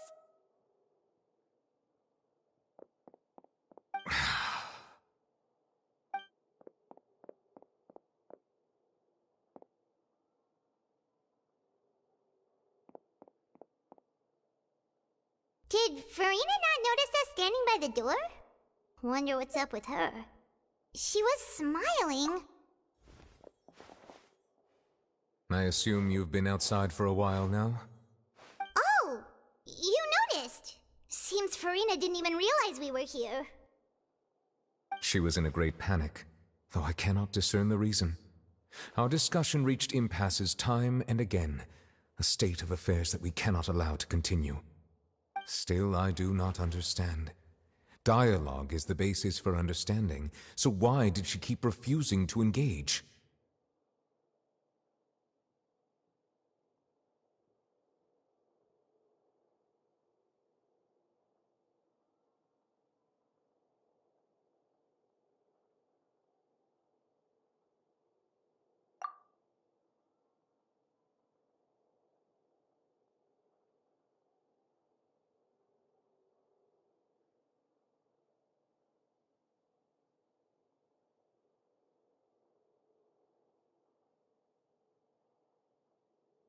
Everyone in her inner circle has noticed that she is hiding some secret. The issue is her attitude. I fear that she will not reveal anything unless absolutely forced to. We may have to create a situation in which she will have no choice but to speak. Oh? Like what? Normally, people will only reveal the truth when standing trial. Perhaps we must have the Hydro Archon experience just such a scenario. But Farina's seen so many trials, and she's really good at dodging questions. How do we make sure that she won't just slip away at the first chance she gets? We will need to consider this thoroughly, join forces with various parties, and then do what we can. If at all possible, I would prefer to recuse myself from this affair, but we must prevent the prophecy from coming to pass. This may be cruel to her, but all Fontaine is in crisis. The information a god possesses is too precious, and so we must take a chance on this.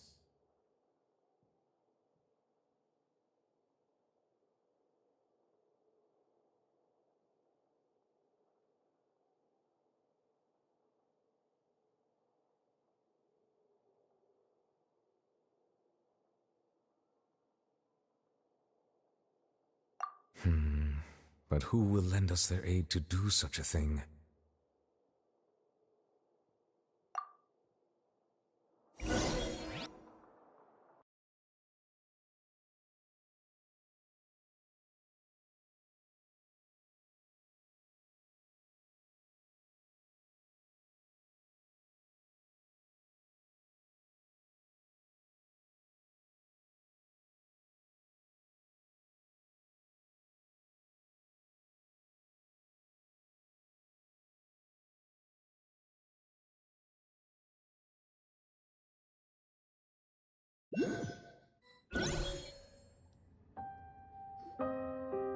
Well, that's everyone, huh? Speaking of which, it was pretty smart of you to think of hiding here. Poisson was just involved in a disaster, so it's presently devoid of people. That naturally makes it the best choice. And here you are drinking tea like it's the most natural thing in the world, huh? That's what families should do. Sit and enjoy a leisurely time together. It's nice to enjoy tea here, you know? Care for a cup? Lend me your ears, everyone. Or perhaps one of you might like to start us off. How about you, friend? Me? No, I don't think I can. Then, how about you, good sir? I fear that I will cause the mood on this boat to become as somber as it is in court. Well then, I guess we're lucky we've got a local like me to organize things. Wonderful, the spotlight at last.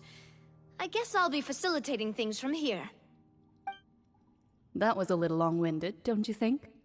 Oh, you might be right. Anyway, to cut to the chase, our friend here, the Traveler, has brought us together to discuss something. As for what that is, well, let's start by saying that we'll be pooling our efforts together to create a series of traps. Oh, how intriguing. Well, it's just an expression, really. One that I just learned from Chlorand, and use on the spot. So, let's invite her to explain in detail. A round of applause, please.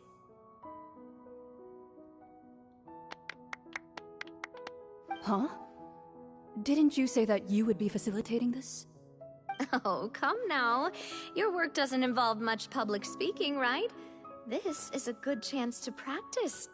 You might even pick up some fancy oratory tricks to impress your boss with in the future. I see. And what does my boss say? He is glad that you consider him your boss. Do go on.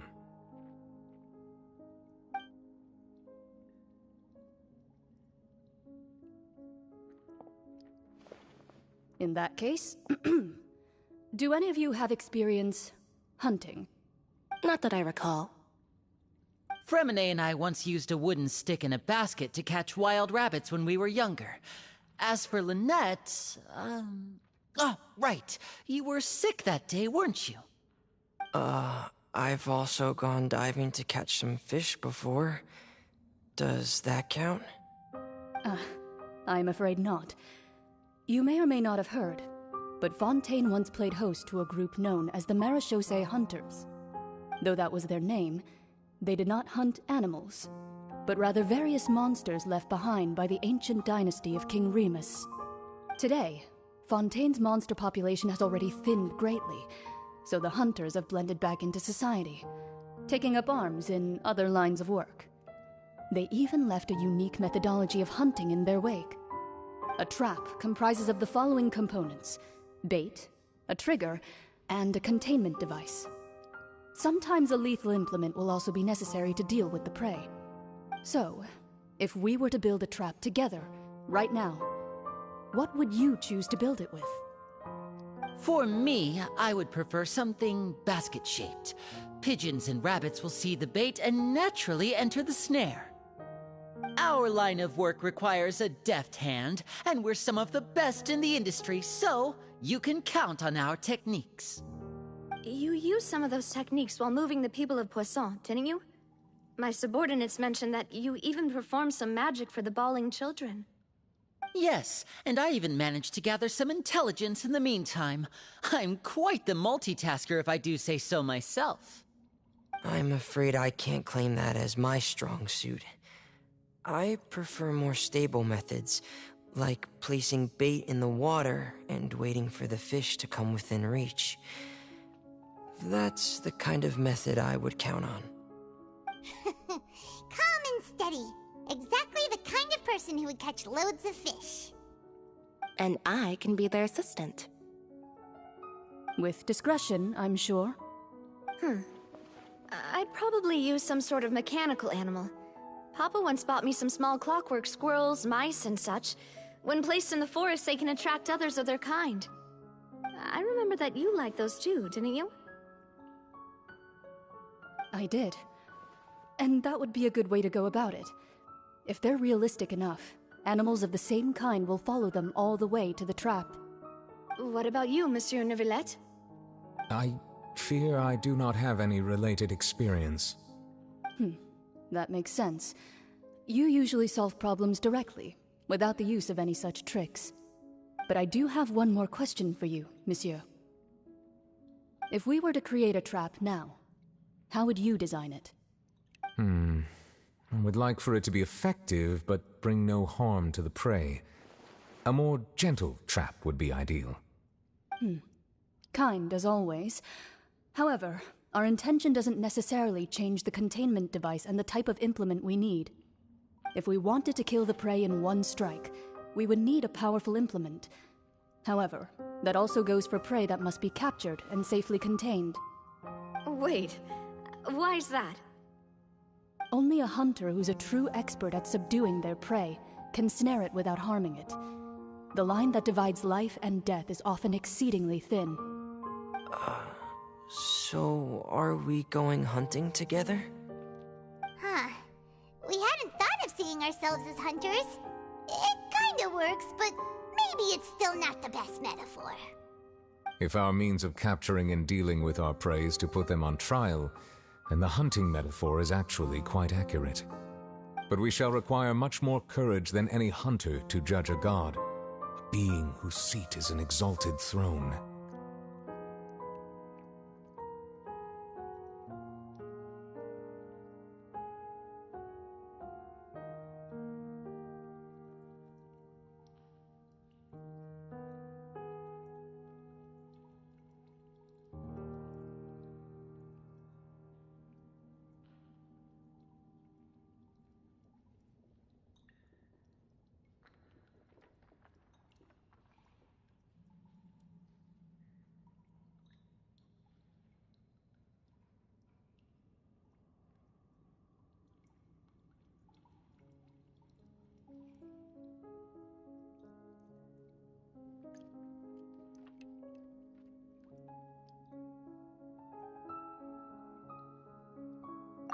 Oh, so that's what's going on. Sounds very interesting.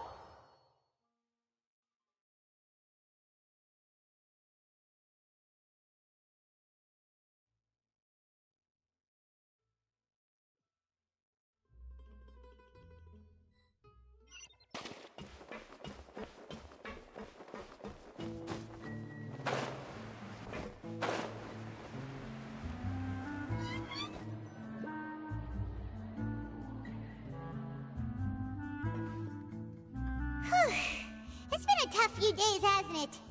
So much has been happening. Paimon didn't think the meetings would go on for so long, but everyone seemed pretty fired up, huh? Paimon thought they'd be at least a little frightened. Well, Fremine was, now that Paimon thinks about it, but everyone else just looked a little surprised.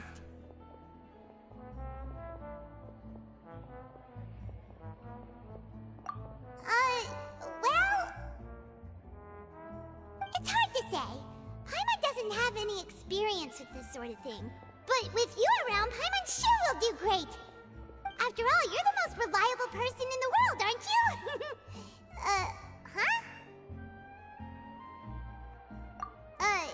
Did you just pour some tea? Paimon didn't notice you doing that at all. Then what's that? Paimon's never seen that cup before. Don't be frightened. I'm just joining you two for tea. I merely refrained from saying anything till now. Who's that voice?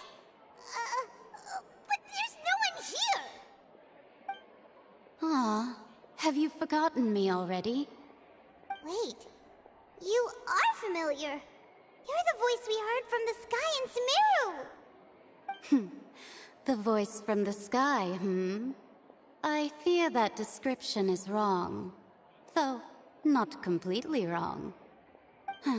You're feeling lost now, just as you were feeling previously. I sensed that confusion and thus came to you. Consider me a passerby, just accepting a commission from my friend's disciple on a whim.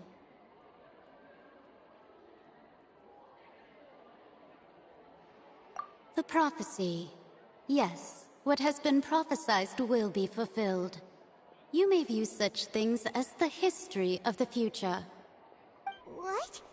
Then is there any way we can stop it? I believe you have witnessed a failed attempt with your own eyes. Can everything in Tevat so easily be changed?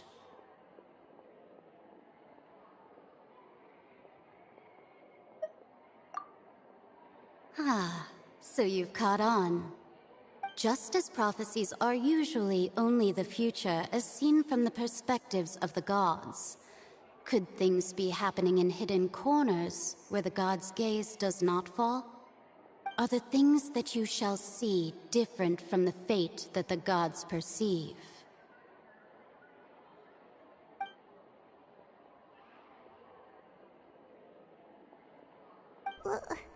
What is she talking about? It all sounds really impressive and important and stuff, but it also sounds kind of scary.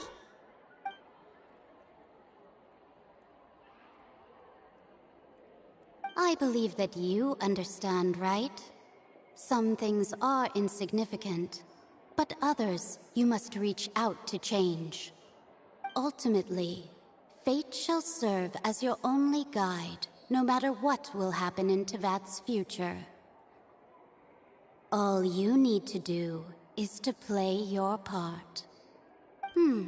This was good tea, by the way. Thank you for your hospitality.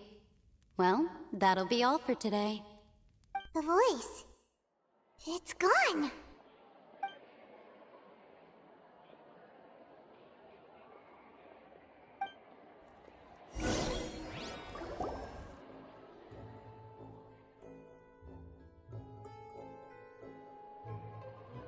What? I want to hear someone talking. All right, coming. Hey, it's you who's getting lazy, okay? Well, I see I've walked in on some lively banter. Luna! Fine, just fine. I went to take part in that Steambird panel. It turned out to be more interesting than I expected. Not all Fontanians are pessimistic about this. One journalist mentioned that sitting around and waiting for the end to come would be wrong, and that they should make their own rescue preparations. I agreed, so we had a brief chat with her. Did she have pink hair by any chance? Why, yes, it was Charlotte. I assume you've heard of her, no? That daredevil journalist? I'm in full support of her view. Prophecies are very important, but how can people allow their lives to be commandeered by just a few words? That's right! Paimon's glad to hear something sensible for once. Ah, yes. About what we had discussed before. I did try, but I'm afraid I couldn't reach the old hag. I'll try again tonight, but... Huh?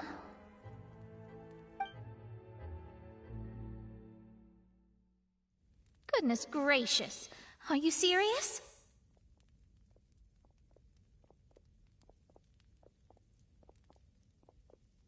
She said that even the god's gaze has blind spots. Pretty bold if you ask Paimon. Most people would believe the gods to be all-knowing, right? The Hexen Circle members are certainly anything but ordinary. As for the mage named N, the old hag has mentioned her a few times. She said that N's sense of direction is incredible, and that she loves guiding those who are lost. But I've never met her, and if she were still alive, she'd be... Well, suffice it to say that the hag's at least a few hundred now, and N's been around for longer than that. Whoa. The Hexen Circle sounds like a scary group. But they must really stay in shape to live so long. Their abilities alone are pretty terrifying. If she came to see you personally, then the problem you're facing must truly be of great importance. Well, it's not like Paimon could understand anything she said. Yes, she was quite cryptic, but I suspect she means that there is still a way to turn things around. She didn't say when or what that would be, though, so... Perhaps it is something that you cannot know right now.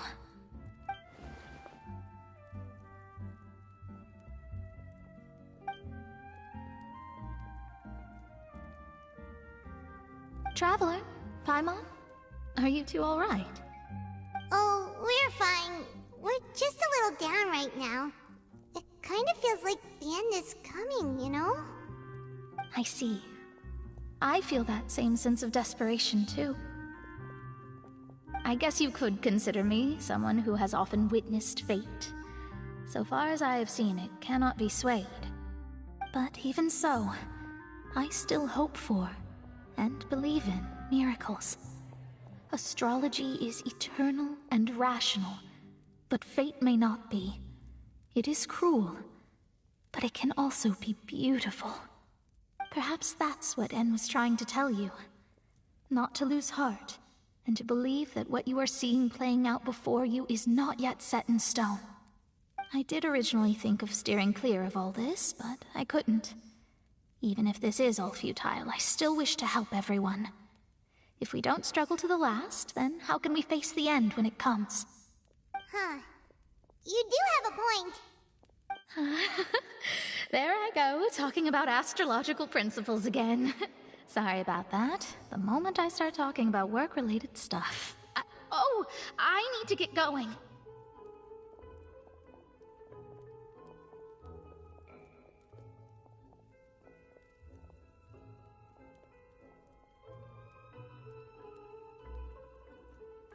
It was worth trying to comfort you, even if only a little. I believe that you'll help those who are struggling in the same way I did. I suppose that might be why we always seem to meet by coincidence. Paimon feels kind of moved by what Mona said, but also kind of sad too. Hey, Traveler, Paimon suddenly feels like going outside for a walk. Let's go. Let's walk around the city, shall we? There's a few spots we always like to walk by.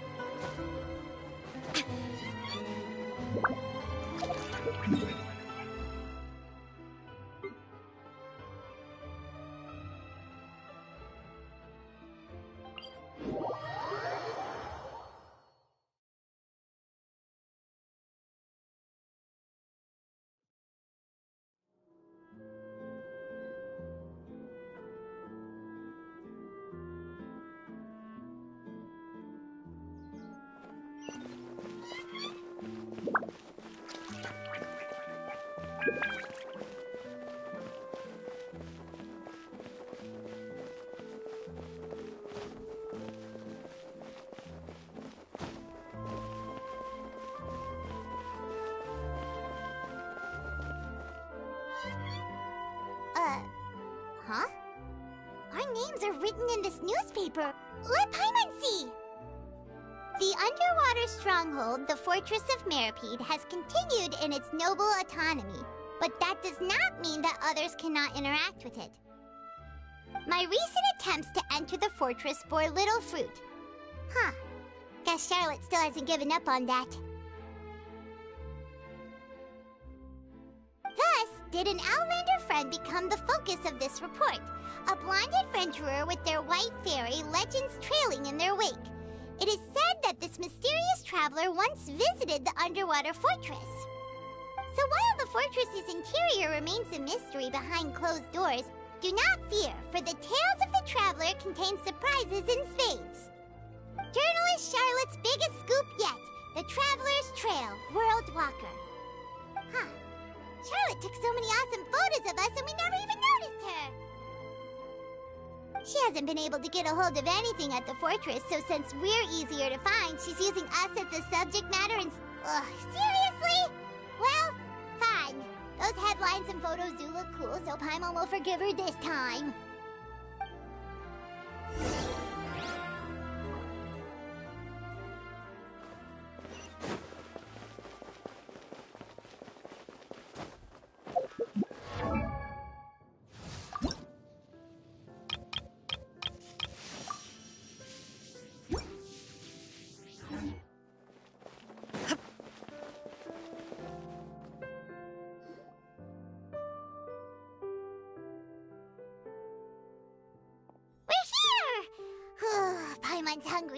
Should we go in and get something to eat?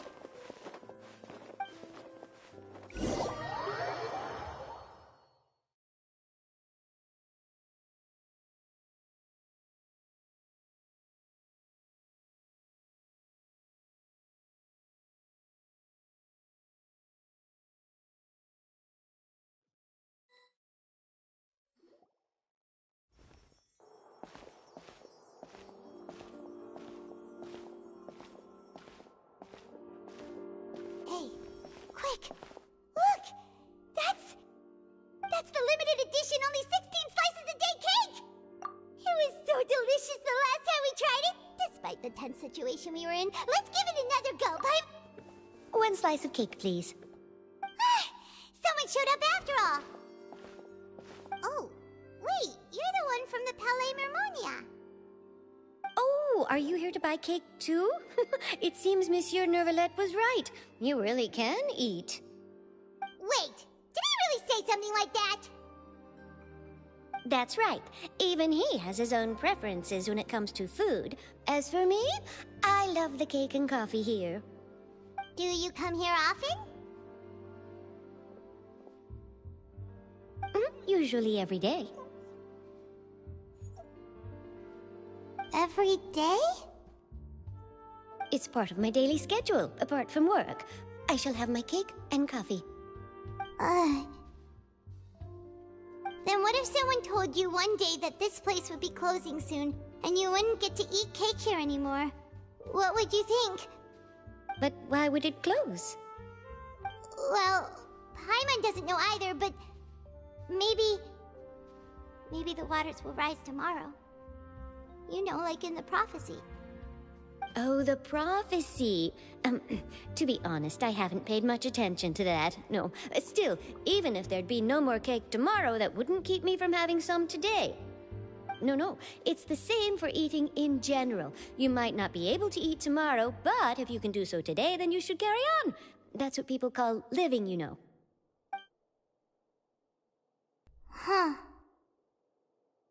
Don't be sad. Excuse me, could I have 2 more slices of cake to go? These 2 slices are for you. Sijuin said that this kind of expression you're making is what humans call being sad. Oh, you know Sijuin? I sure do. She was born before me, and she sometimes comes to the surface to teach us things about humans. She said that humans are creatures that are saddened easily, yes, and you can only lift their spirits by feeding them delicious food. So please try the cakes here. I've got something else to do, so I'll be going now. You two try to stay in a good mood after eating, all right? Bye.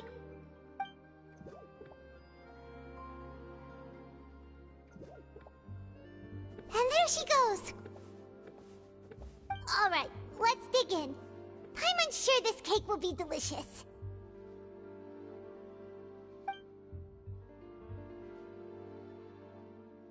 It's more delicious than last time! And the flavor gets even better with a sip of tea.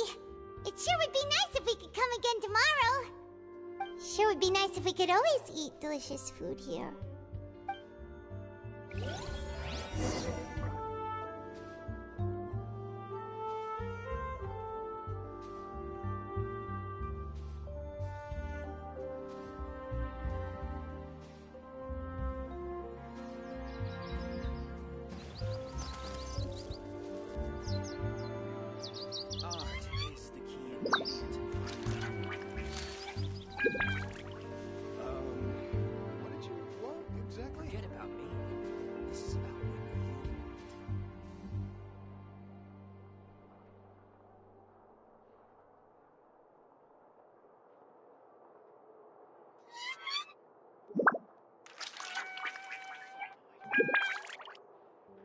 Art is the key ingredient in fine dining.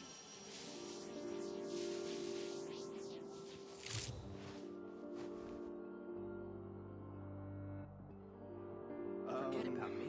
What did you... This is about exactly?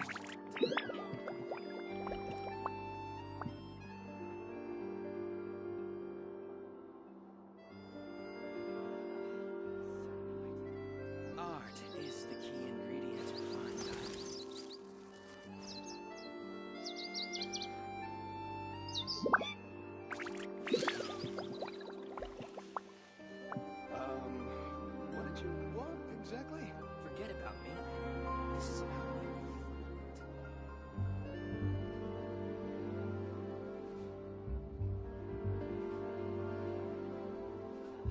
All the world holds dear is but a backdrop of constant motion. I stand before it, alone and unchanging. What did you forget about me? Exactly. This is about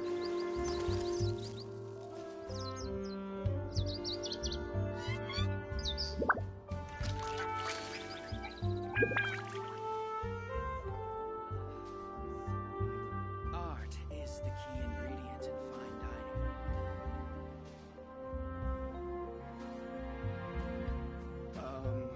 What did you want exactly?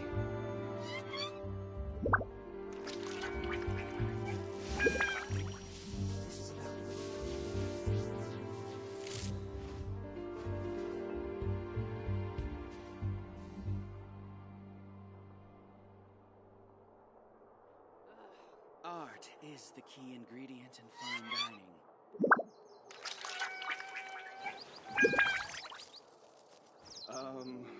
What did you want exactly?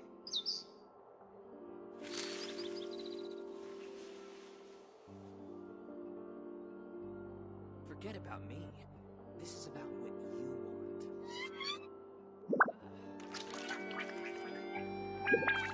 Art is the key ingredient in fine dining.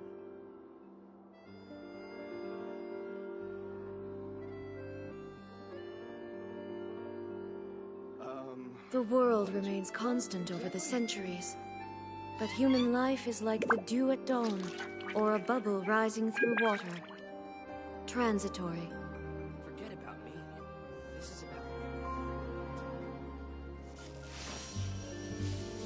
art is the key ingredient in fine dining.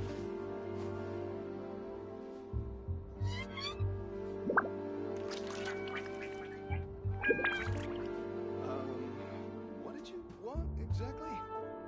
Inactivity serves no purpose whatsoever.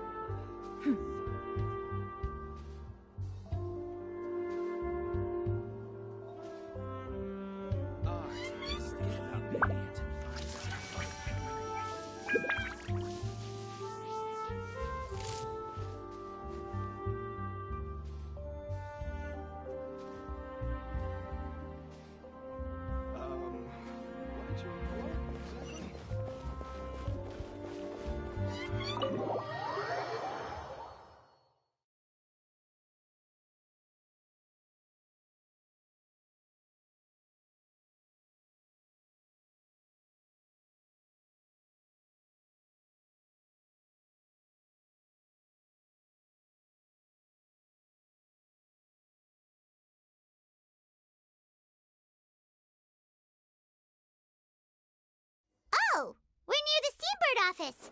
Let's go look for Charlotte and have a chat.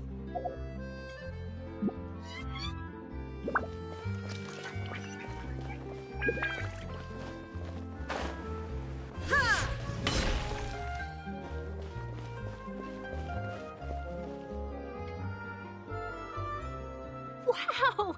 If it isn't the Traveler and Paimon! Oh, have you seen the article I wrote about you? Ha! You've got some nerve! You just used us to make some quick mora! Oh, you needn't worry about that. I heard that you were in Poisson some time back, so I sent you a letter to discuss just that. It appears you didn't receive it, though.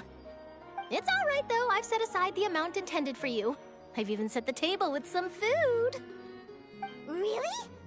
Oh, you're the best!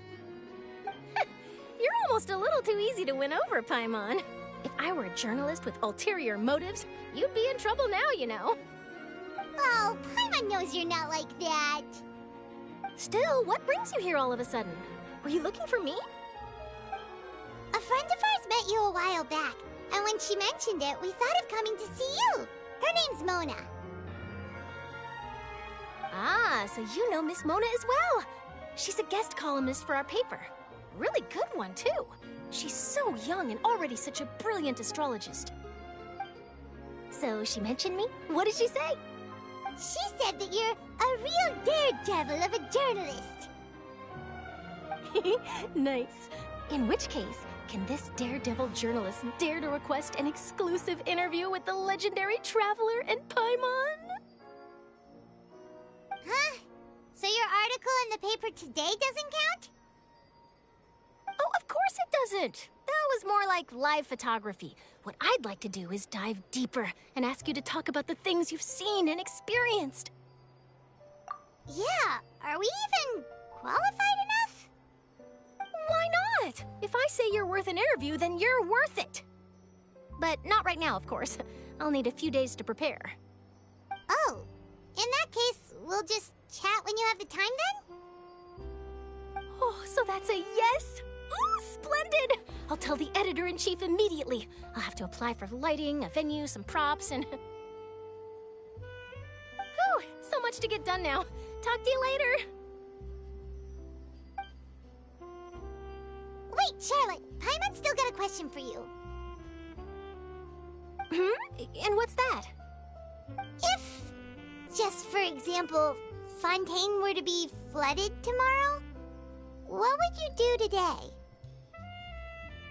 Huh. That's the prophecy you're talking about, isn't it? I mean, I do hear about it often, but I've never once thought that the day could be tomorrow. If you're seriously asking, then I might try and think of a way to leave Fontaine. Oh, but I'm still a journalist first and foremost. That means I have a duty to be reporting from the scene. And secondly, I wouldn't forsake my homeland that easily. From what I've seen, most people don't know what they'd do should the worst come to pass. In truth, it might be better just to behave like normal rather than worry over such an end. So in all likelihood, I'd probably still be prepping at the office for that interview of ours. I know what you're thinking. That sounds a bit sad, but I've always believed that it's best to do what you enjoy. Just think about it. If this nation really were to be suddenly destroyed tomorrow, but I still successfully finish an exclusive interview with a truly unique person, then the story I would wind up writing would truly be timeless. And then do you know what I'd do? Well, I'd write that story, send it for printing, and use messenger pigeons to get copies out to the various nations as soon as possible. I'm not a dreamer, nor am I a workaholic, but I do love my job, and I'd be proud of leaving such an article behind. I guess you could say that I was born to be a journalist. But anyway, that's my answer. And on that note, I'll get back to my preparations. That's so nice. All of a sudden, Paimon actually kinda envies her. Anyway, let's go and take a look at the sea, shall we?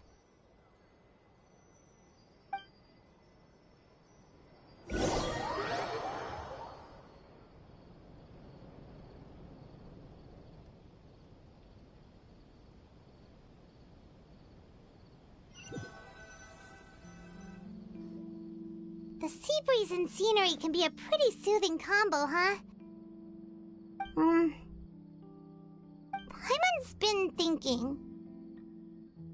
If it wasn't Fontaine, but all of Tevat that would be destroyed tomorrow, where would we go and what would we do? No, Paimon should ask, if you could choose, what would you like to do?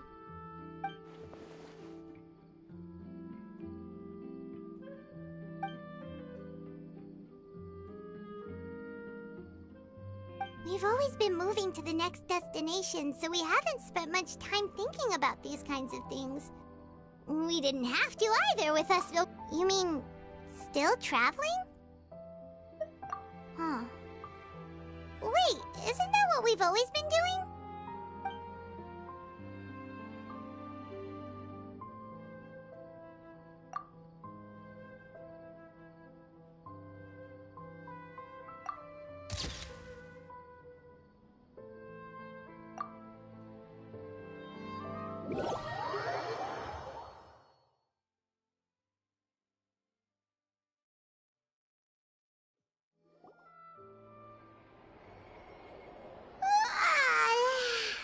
Feels like you'll grow mold if you stay here long enough. But it's still better than the Fortress of Meropide, that's for sure. It's not only damp there, but salty too.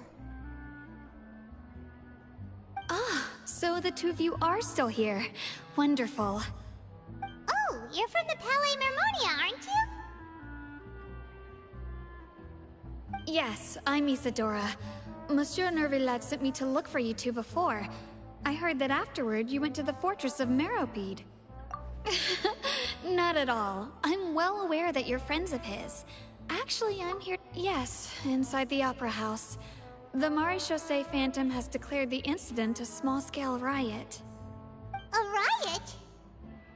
Well, that said, I don't personally think it was that serious.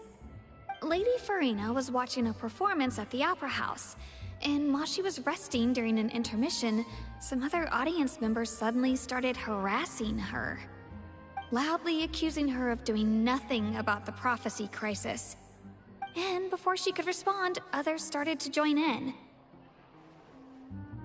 The crowd continued to grow, and protests against the Hydro Archon started to break out.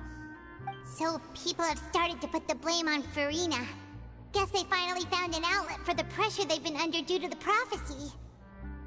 I agree. People will naturally rely on gods, as is customary. But the moment people feel threatened, gods are also the first to be blamed. So what happened after that? Is Farina okay? Seeing that the situation was spiraling out of control and that further argument was pointless, she claimed that she'd gotten tired of this and left in a hurry. The Marechaussee Phantom had their hands full maintaining order and did not catch where Lady Farina had gone. Only when things had stabilized did we realize that she had gone missing. So, you mean she's still missing? That's right. The Marechaussee has dispatched many people to search for her, but we don't have any leads yet. That said, I don't think there's much to worry about. She is a god after all. Even if she were to fall into the hands of rioters, what could ordinary people... Good. Monsieur Nervillette sent me to tell you about the situation, but he didn't say anything else. Don't worry, this is more than enough to go on. Thanks for keeping us informed. Ah, is that so? Well, alright then. In that case, you two take care. I'll be heading back to the Palais now.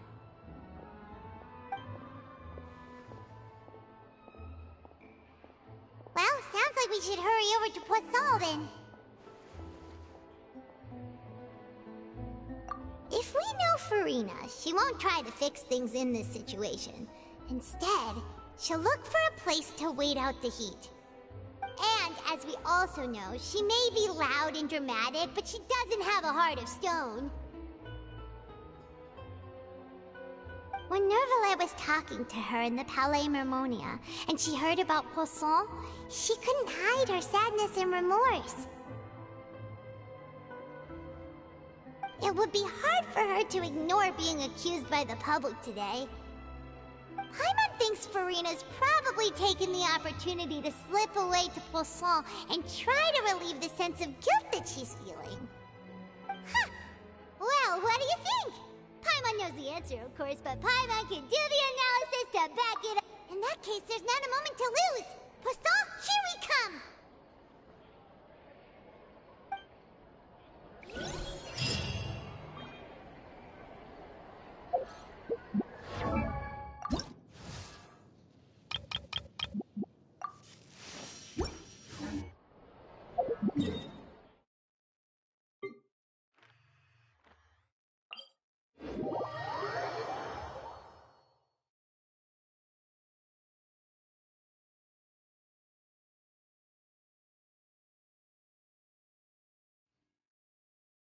This place looks deserted. Guess all the survivors must have evacuated already. All that's left here are signs of death at station. Could Farina really be here? Let's try to find her as soon as possible.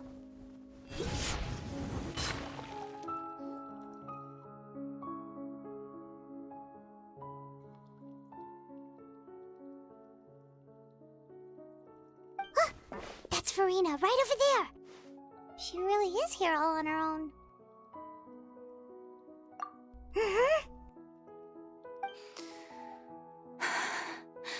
Should I just give up? This is all meaningless. What was meant to happen did happen after all. Everyone's dead. I'm sorry. I am so sorry.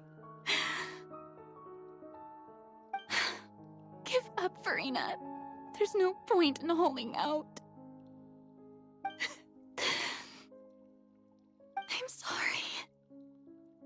What can I even do? Other than to repeat meaningless apologies over and over. Who's that? Don't worry, Farina, it's just us.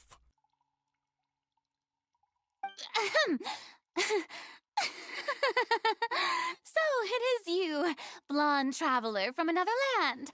Why, I almost thought you were someone from that mob of my ignorant subjects. Come to kneel and beg for my forgiveness. Farina, you were crying just now, weren't you? The tear stains on your face are obvious. What do you mean, tear stains?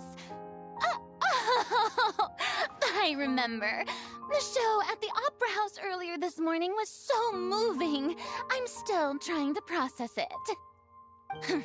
Who did that uncivilized rabble think they were, disturbing my enjoyment of the arts? They even dare to tout their Archon. I must teach them a lesson. I can just imagine their twisted and frustrated faces once they realize that I'm nowhere to be found. Oh, and I'm sure Nouvellette and those people from the Maréchal say Phantom are freaking out right next to them, too.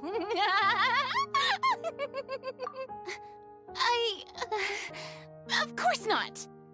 Hey, there she is! The Hydro Archon's over there! Quick, after her!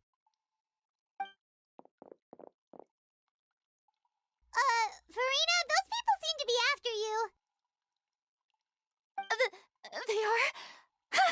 They're just some rabid fans who want to cut the line because they haven't been able to meet me in person, aren't they? That's against the rules. I can't let them get their way. Farina just ran off! Quick, we have to catch up with her!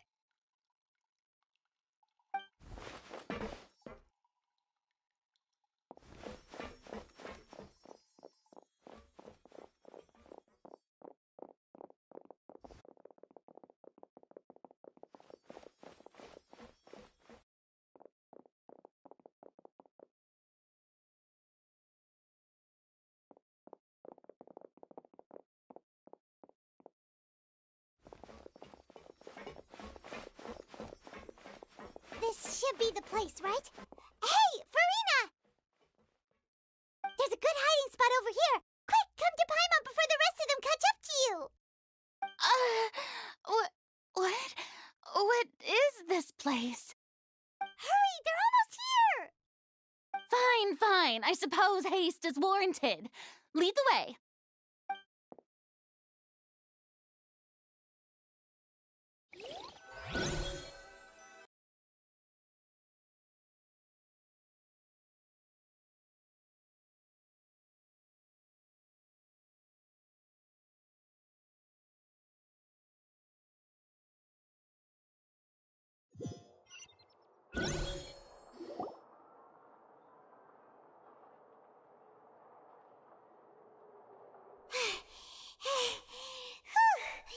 Paimon's exhausted.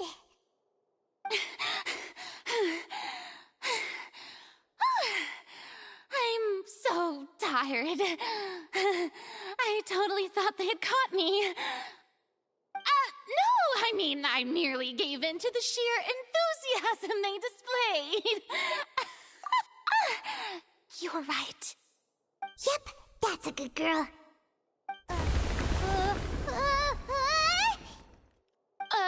What's happening? The ground's shaking. Is it an earth? Yeah. A quake of this kind preceded the flooding in Poisson, didn't it? It can't be. It's happening again. Well, there's no need to worry too much about that. Nouvellette's made some emergency plans, so the evacuation should go a lot smoother this time. Yeah, I hope you're right. But the people of Poisson, they've already...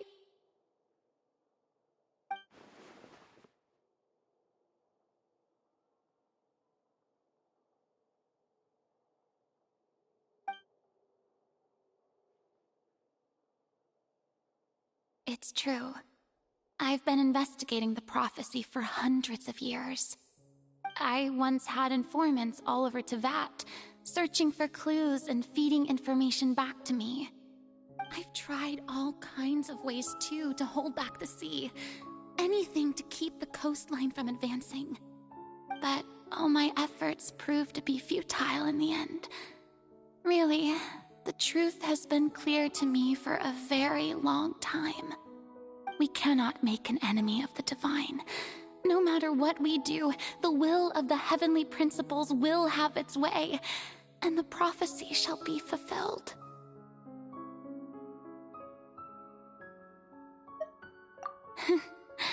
Give up. I do love the sound of that phrase. It would mean finally coming to terms with fate, but also for me to finally be free. Indeed, I've thought about giving up so many times, especially after we almost lost Poisson. Fate is really unreasonable, isn't it? It has no heart and obeys no rules. The prophecy has only just started to come true, and so many people have already lost their lives. But just now, it all became clear to me. I still don't have the right to come to terms with fate on behalf of everyone else. As long as the final moment hasn't come, it's still not too late. Don't worry. I will keep hope alive for everyone until the very end. Well, that's enough for now. I got the impulse to play the stricken maiden, but honestly, considering my rank and station, that wasn't a good fit at all. Don't take any of what I just said seriously. How could I possibly let Fontaine fall to the whims of trivial prophecy? Come on! Paimon could have sworn you were actually being honest just now.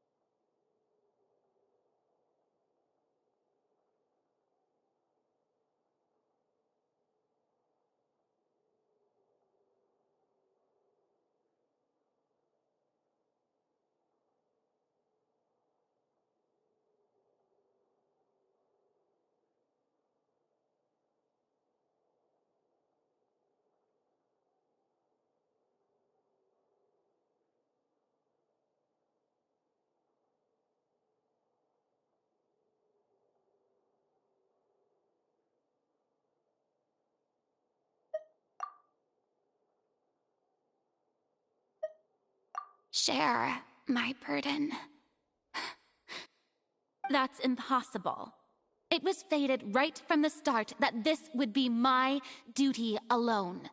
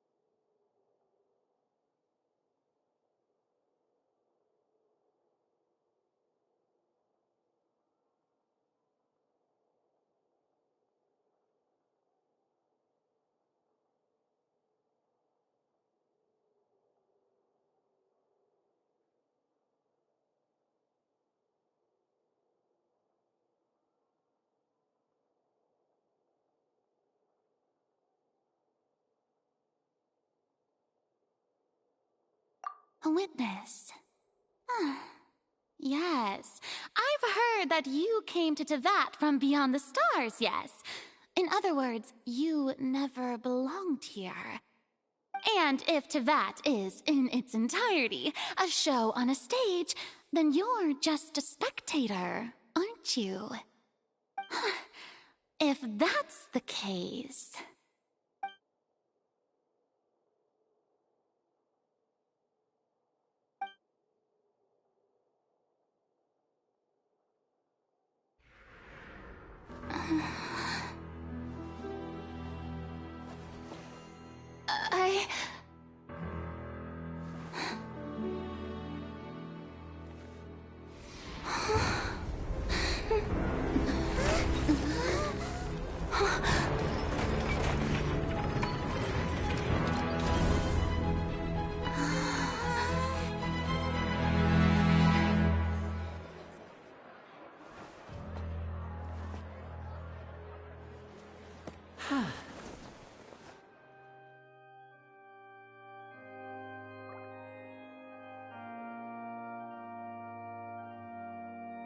Ladies and gentlemen, this concludes my opening performance. Now, without further ado, we may proceed to the trial of our god. So this is what it is. Yes, you deserve praise for the effort you took to raise the dramatic stakes. Do not forget, however, that I am Fosalor, the god of justice, the embodiment of justice itself. Does it not strike you as even the least bit absurd to bring the very concept of justice to trial? May I interpret these words as your refusal to stand trial? In that case, you will have the opportunity to defend your honor through a duel. You would draw your blade against a god?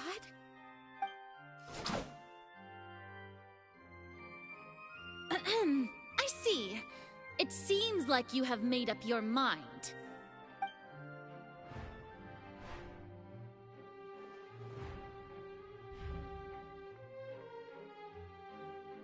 Paimon can't believe it. She just surrendered. What the heck is going on? Did I just see an Archon surrender to a human? Wow, how utterly humiliating. Lady Farina, what is the meaning of this? Shh! It would seem that there has been a misunderstanding. To be clear, the raising of both hands is not always an indication of surrender. Looking for excuses again, huh?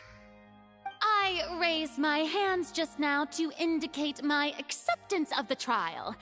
No duel shall be necessary. I will admit that I've been running away for a long time. I'm sorry, everyone. I was unable to protect the people of Poisson. It is my duty to stand trial for my crimes. You are not the only ones to be disappointed in me. I, too, am exceedingly disappointed in myself. But now, it is time for the Hydro Archon to show you her courage and resolve. I, Farina, will use this trial to show the world the true meaning of justice! This time, I will protect you. Applaud and rejoice! One of the most outrageous and fantastical arcs known to the opera epiclese is now unfolding before your eyes. Mark my words, this shall be one of the most exhilarating and brilliant shows ever to grace the stage of Fontaine! The trial of... Woohoo! Oh, now we're making... Why does it feel like Farina just took over the whole thing? Like, come on! Didn't she just get forced to stand trial for her crimes? Also, even though she's still acting super dramatic, she is taking this seriously this time, right? All right, then. Who will be my opponent in this trial? The court asks the prosecutor to please take the stand.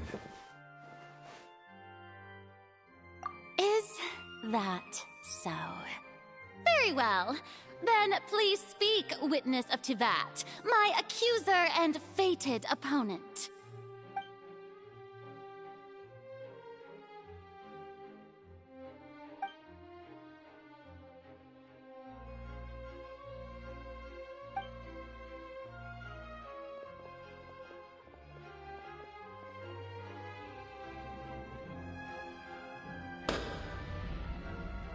Also, please allow me to ask, as a final question before the trial begins. Just how much work did you do to force me onto this stage? Well, we did do a lot of prep after the meeting that day.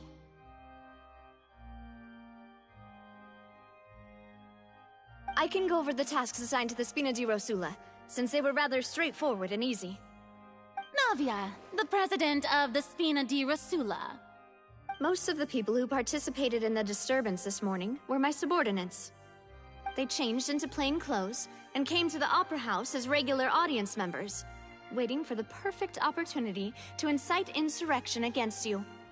The people's resentment against their Archon has been building as more and more of the prophecy is fulfilled. A spark was all we needed to turn smoldering anger into a flame. Moreover, according to our understanding and analysis of you, when something like that occurred, you would likely flee the scene and head to Poisson by yourself. So, we arranged for a second group to lie in wait there. So, you mean, the ones who scoured the settlement for me were also from the Spina? And their goal was to force you to step into the giant magic box so you may personally participate in the greatest magic performance in all of Fontanian history. That's right. That house was a magic box, rather than someone's residence. As the super ultimate version of the setup that I used when I first performed at the Opera Epiclese, the volume of the box was increased by a whole order of magnitude, and the distance it traversed was the entire gap between Poisson and Arenias. Its cargo, of course, was an Archon instead of a human. My thanks, Farina. Without your help, we could never have pulled off such an extraordinary performance. You're welcome? Of course, this performance was only made possible with Father's support. The House of the Hearth spent a massive amount of labor in Mora to pull this off. We had to select a location, construct the giant magic box, dig a tunnel, and open up a path through the water. It was a lot of work for all of us. So, in other words, the earthquake that we felt within the giant magic box was just a normal tremor from the transportation of the whole house? That's right. It wasn't a sign of another disaster to come. Then, I can guess Nervilette and Cloran's parts. You gathered a crowd, prepared a stage, and made sure that the champion duelist would be immediately ready for a fight. Also that as soon as I appeared on the stage, the trial may commence without a hitch. Am I right? Yes, that is correct. Well, Clorand, I must commend you for your courage. Only the most outstanding champion duelist in all of Fontaine would accept a duel with an Archon without flinching. Thank you. As for you, Traveler, I suppose your role was to keep me distracted with conversation once you found me in Poisson. You'd make sure that I didn't notice anything amiss before revealing yourself as my prosecutor once we'd— Oh?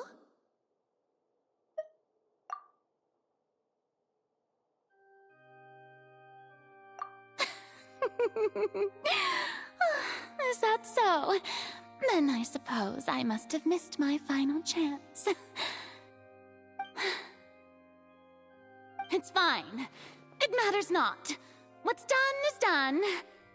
The stage is already set, so there's no reason to disappoint the audience. Let's see this trial through to the very end.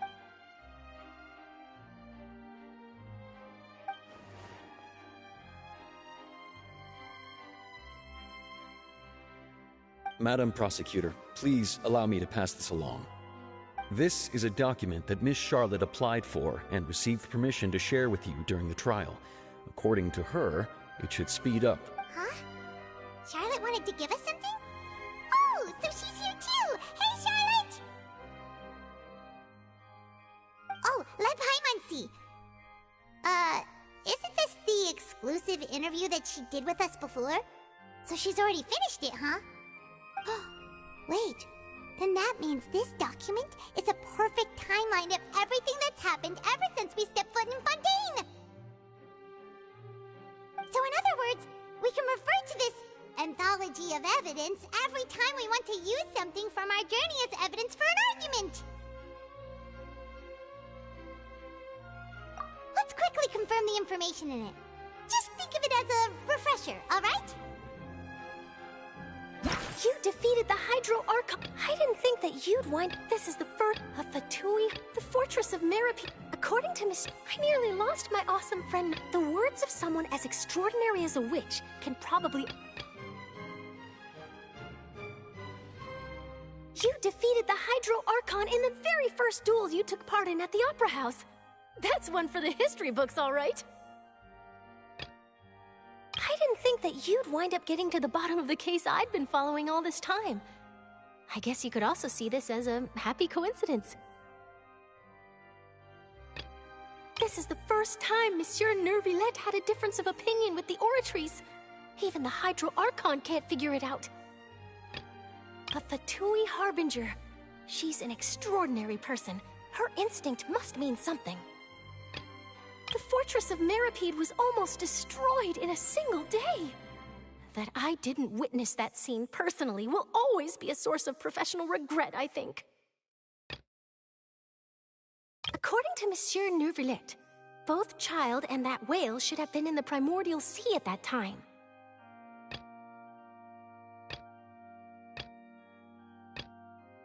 I nearly lost my awesome friend Navia. To be honest, that still gives me shivers.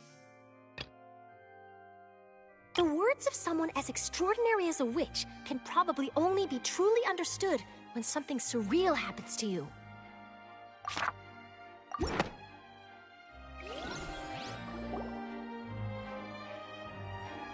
The prosecution and the defense are both in position. The trial shall now begin. Oh, come on, Nervillette. There's no need to repeat all the unimportant legalese. Just fast forward to the part where the prosecution lays out my offenses. As the defendant and the lead actress of this performance, I still haven't even been informed of my supposed guilt in all of this. Of course, it is only natural for humans to struggle to understand the actions of a god. However, you will need more than that to convict me of a crime. That's true, but my charge here is unrelated to your conduct as an Archon. Instead, I would like to charge you as a fraud who's never been the Archon in the first place. Wait, what was that? Lady Farina's a fraud? Hey, I came here thinking that we were going to try the Hydro Archon for forsaking her duty, but did I hear that right? She's not our Archon at all? Charge accepted. Lady Farina, do you plead guilty to the charge?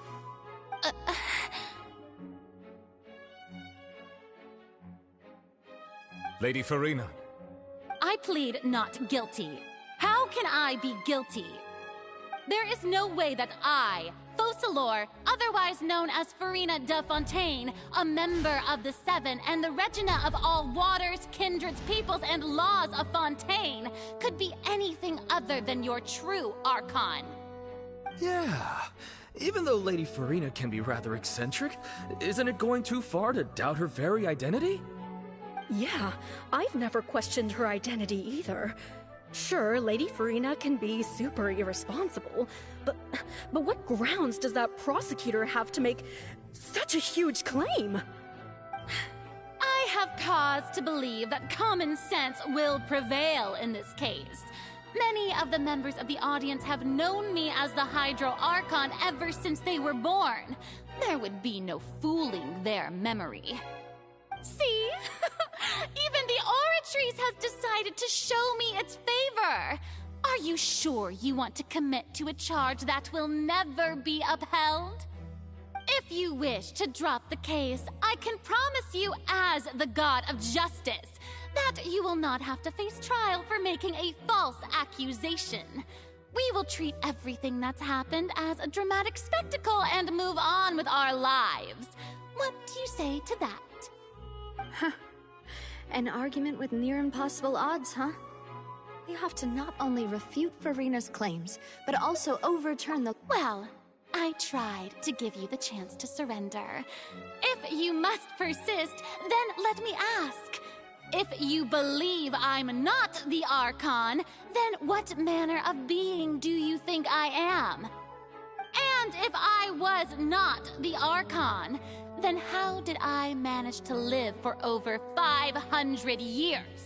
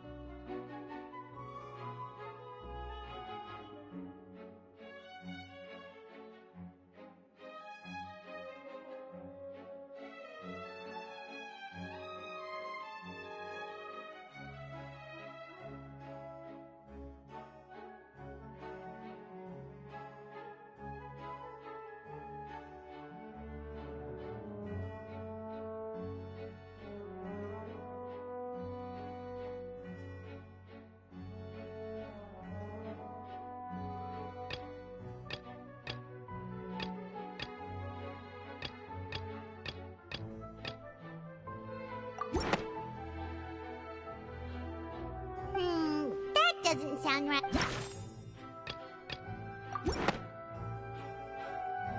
First of all, you may be a member of another long-lived race, which would allow you to naturally possess an extended lifespan.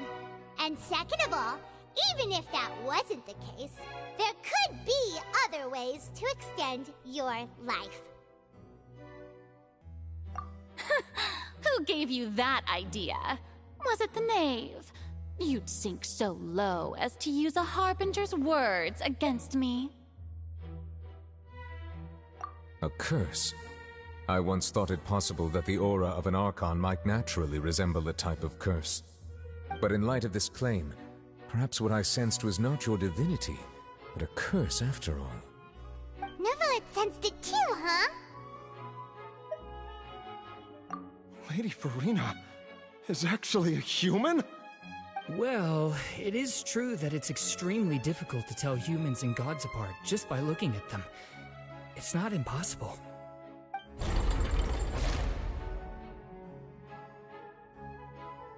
Well, don't start celebrating too early now. Even if I have been carrying a curse like you said, how does that prove that I am merely a human being? Besides, everyone knows that the main difference between a human and a god is the possession of authority. Gods can do what humans cannot. That's why they're worshipped as gods.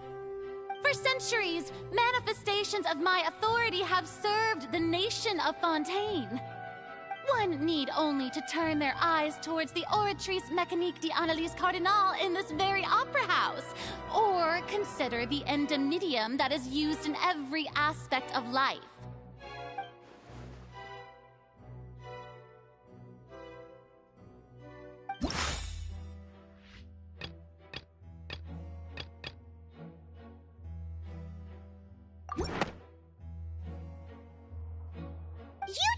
reference the Oratrice. But weren't you as confused as all the rest of us when the Oratrice declared Child to be guilty without any proof? Otherwise, you should have come up with a good explanation for that by now. Didn't I make myself clear at the time? The decisions of the gods are naturally difficult for humans to comprehend. There is no need to provide an explanation. Lady Farina, I believe a reminder of your current circumstances is in order. While the court is in session, the principles of justice and the law must come before all else. While you are an Archon, you are also first and foremost the defendant in this trial. You will prove yourself unable to defend against the prosecution's charges if you continue to withhold vital information against the rules of the court. I never thought you'd use that kind of rhetoric against me. That was no trick of rhetoric, Lady Farina. I've merely reiterated the rules of the court. Rules that all should respect and follow. So,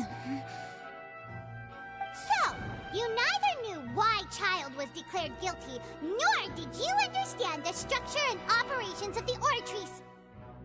Instead of having been created by you, the manifestations of authority you mentioned have been made by the real Hydro Archon, haven't they? The real Hydro Archon? Well, now you're really losing me. It is true that I did not know why the Oratrice gave out a guilty verdict that day. But the Oratrice handed out that verdict unilaterally, and it has been operating independently ever since it was first created. You can't argue that just because a divine creation is flawed, that the god behind it must also be no god at all. She's still throwing out all kinds of excuses. Seems like she's confident that we won't be able to produce proof that she has no power over the Oratrice. My power as an Archon. There are many ordinary citizens in the audience. How can I just carelessly demonstrate the formidable power of an Archon? If that poses a concern, I'm prepared to extend my protection to the audience. You don't need to go that far.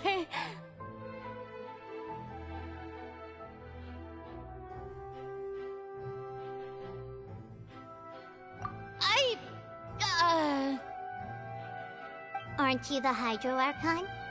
Or is it that you can't even wield the power of Hydro, much less the authority of a god? Indemnitium! Yes! It's all because of Indemnitium! All Archons derive their power from the faith of the people, and I've converted the people's faith in justice into Indemnitium!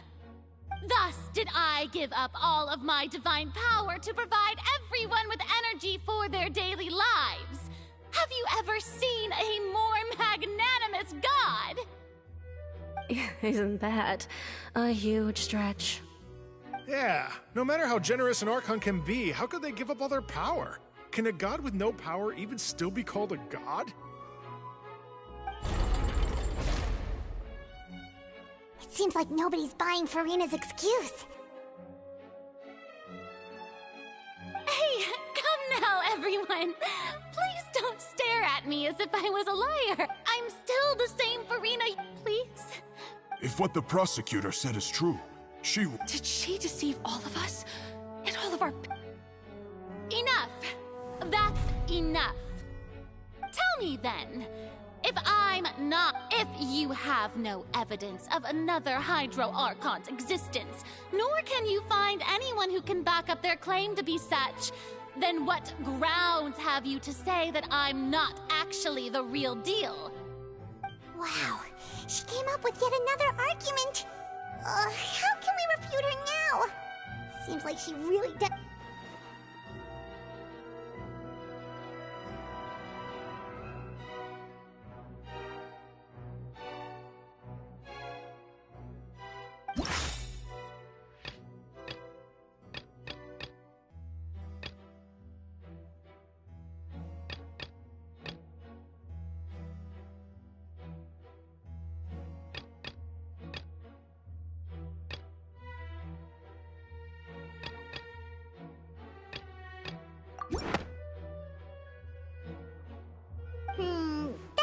didn't sound...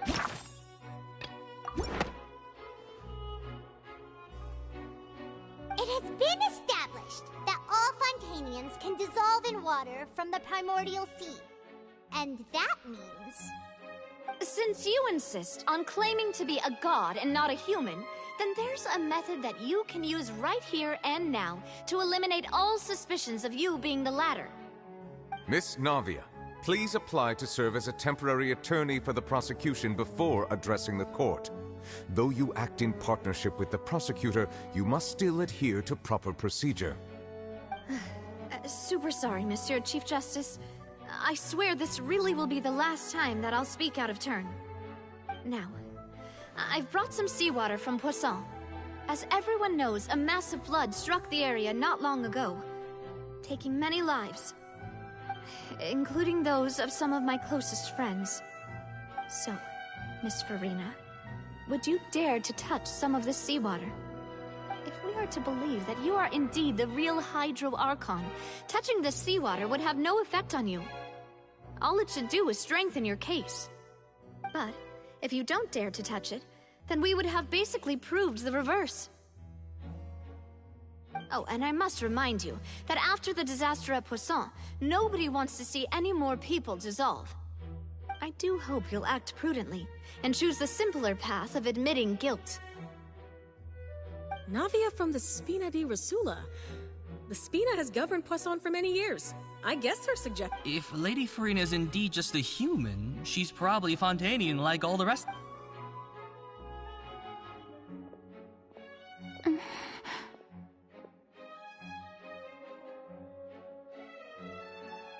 Lady Farina, this test has been unilaterally proposed by the prosecution.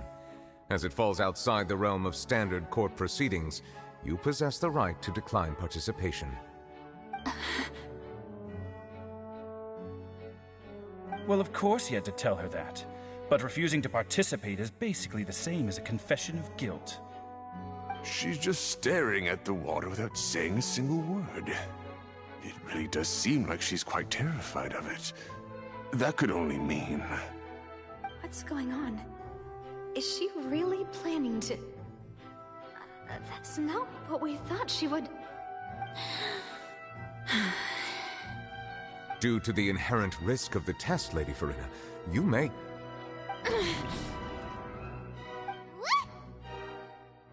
Hey!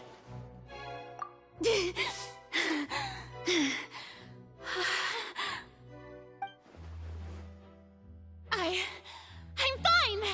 Look at me, everyone! My hand is still here! I haven't been dissolved! Will you believe me now? I really am your Archon! I'm nothing like a normal human who would fall apart as soon as they touch— Miss Siegewien? If you're present, Miss Siegewien, please come forward and attend to the defendant. Siegewien?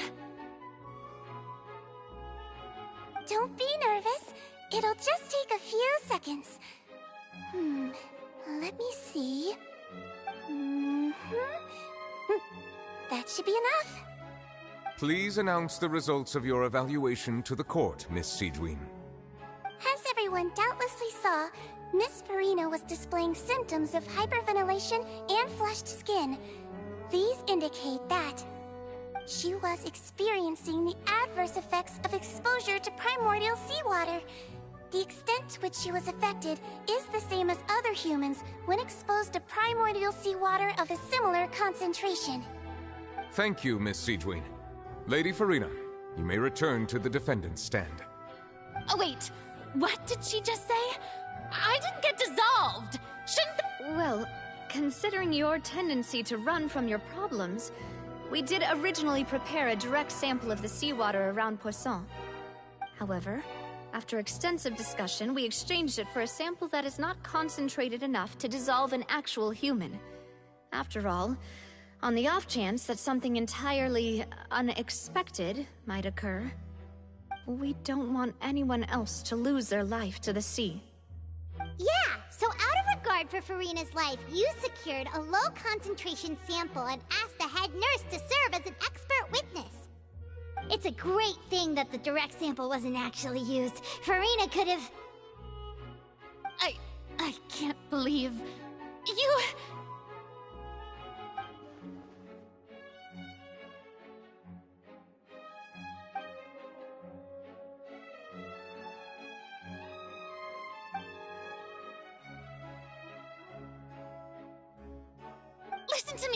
Listen to me, everyone. Please don't give me some... Think about it.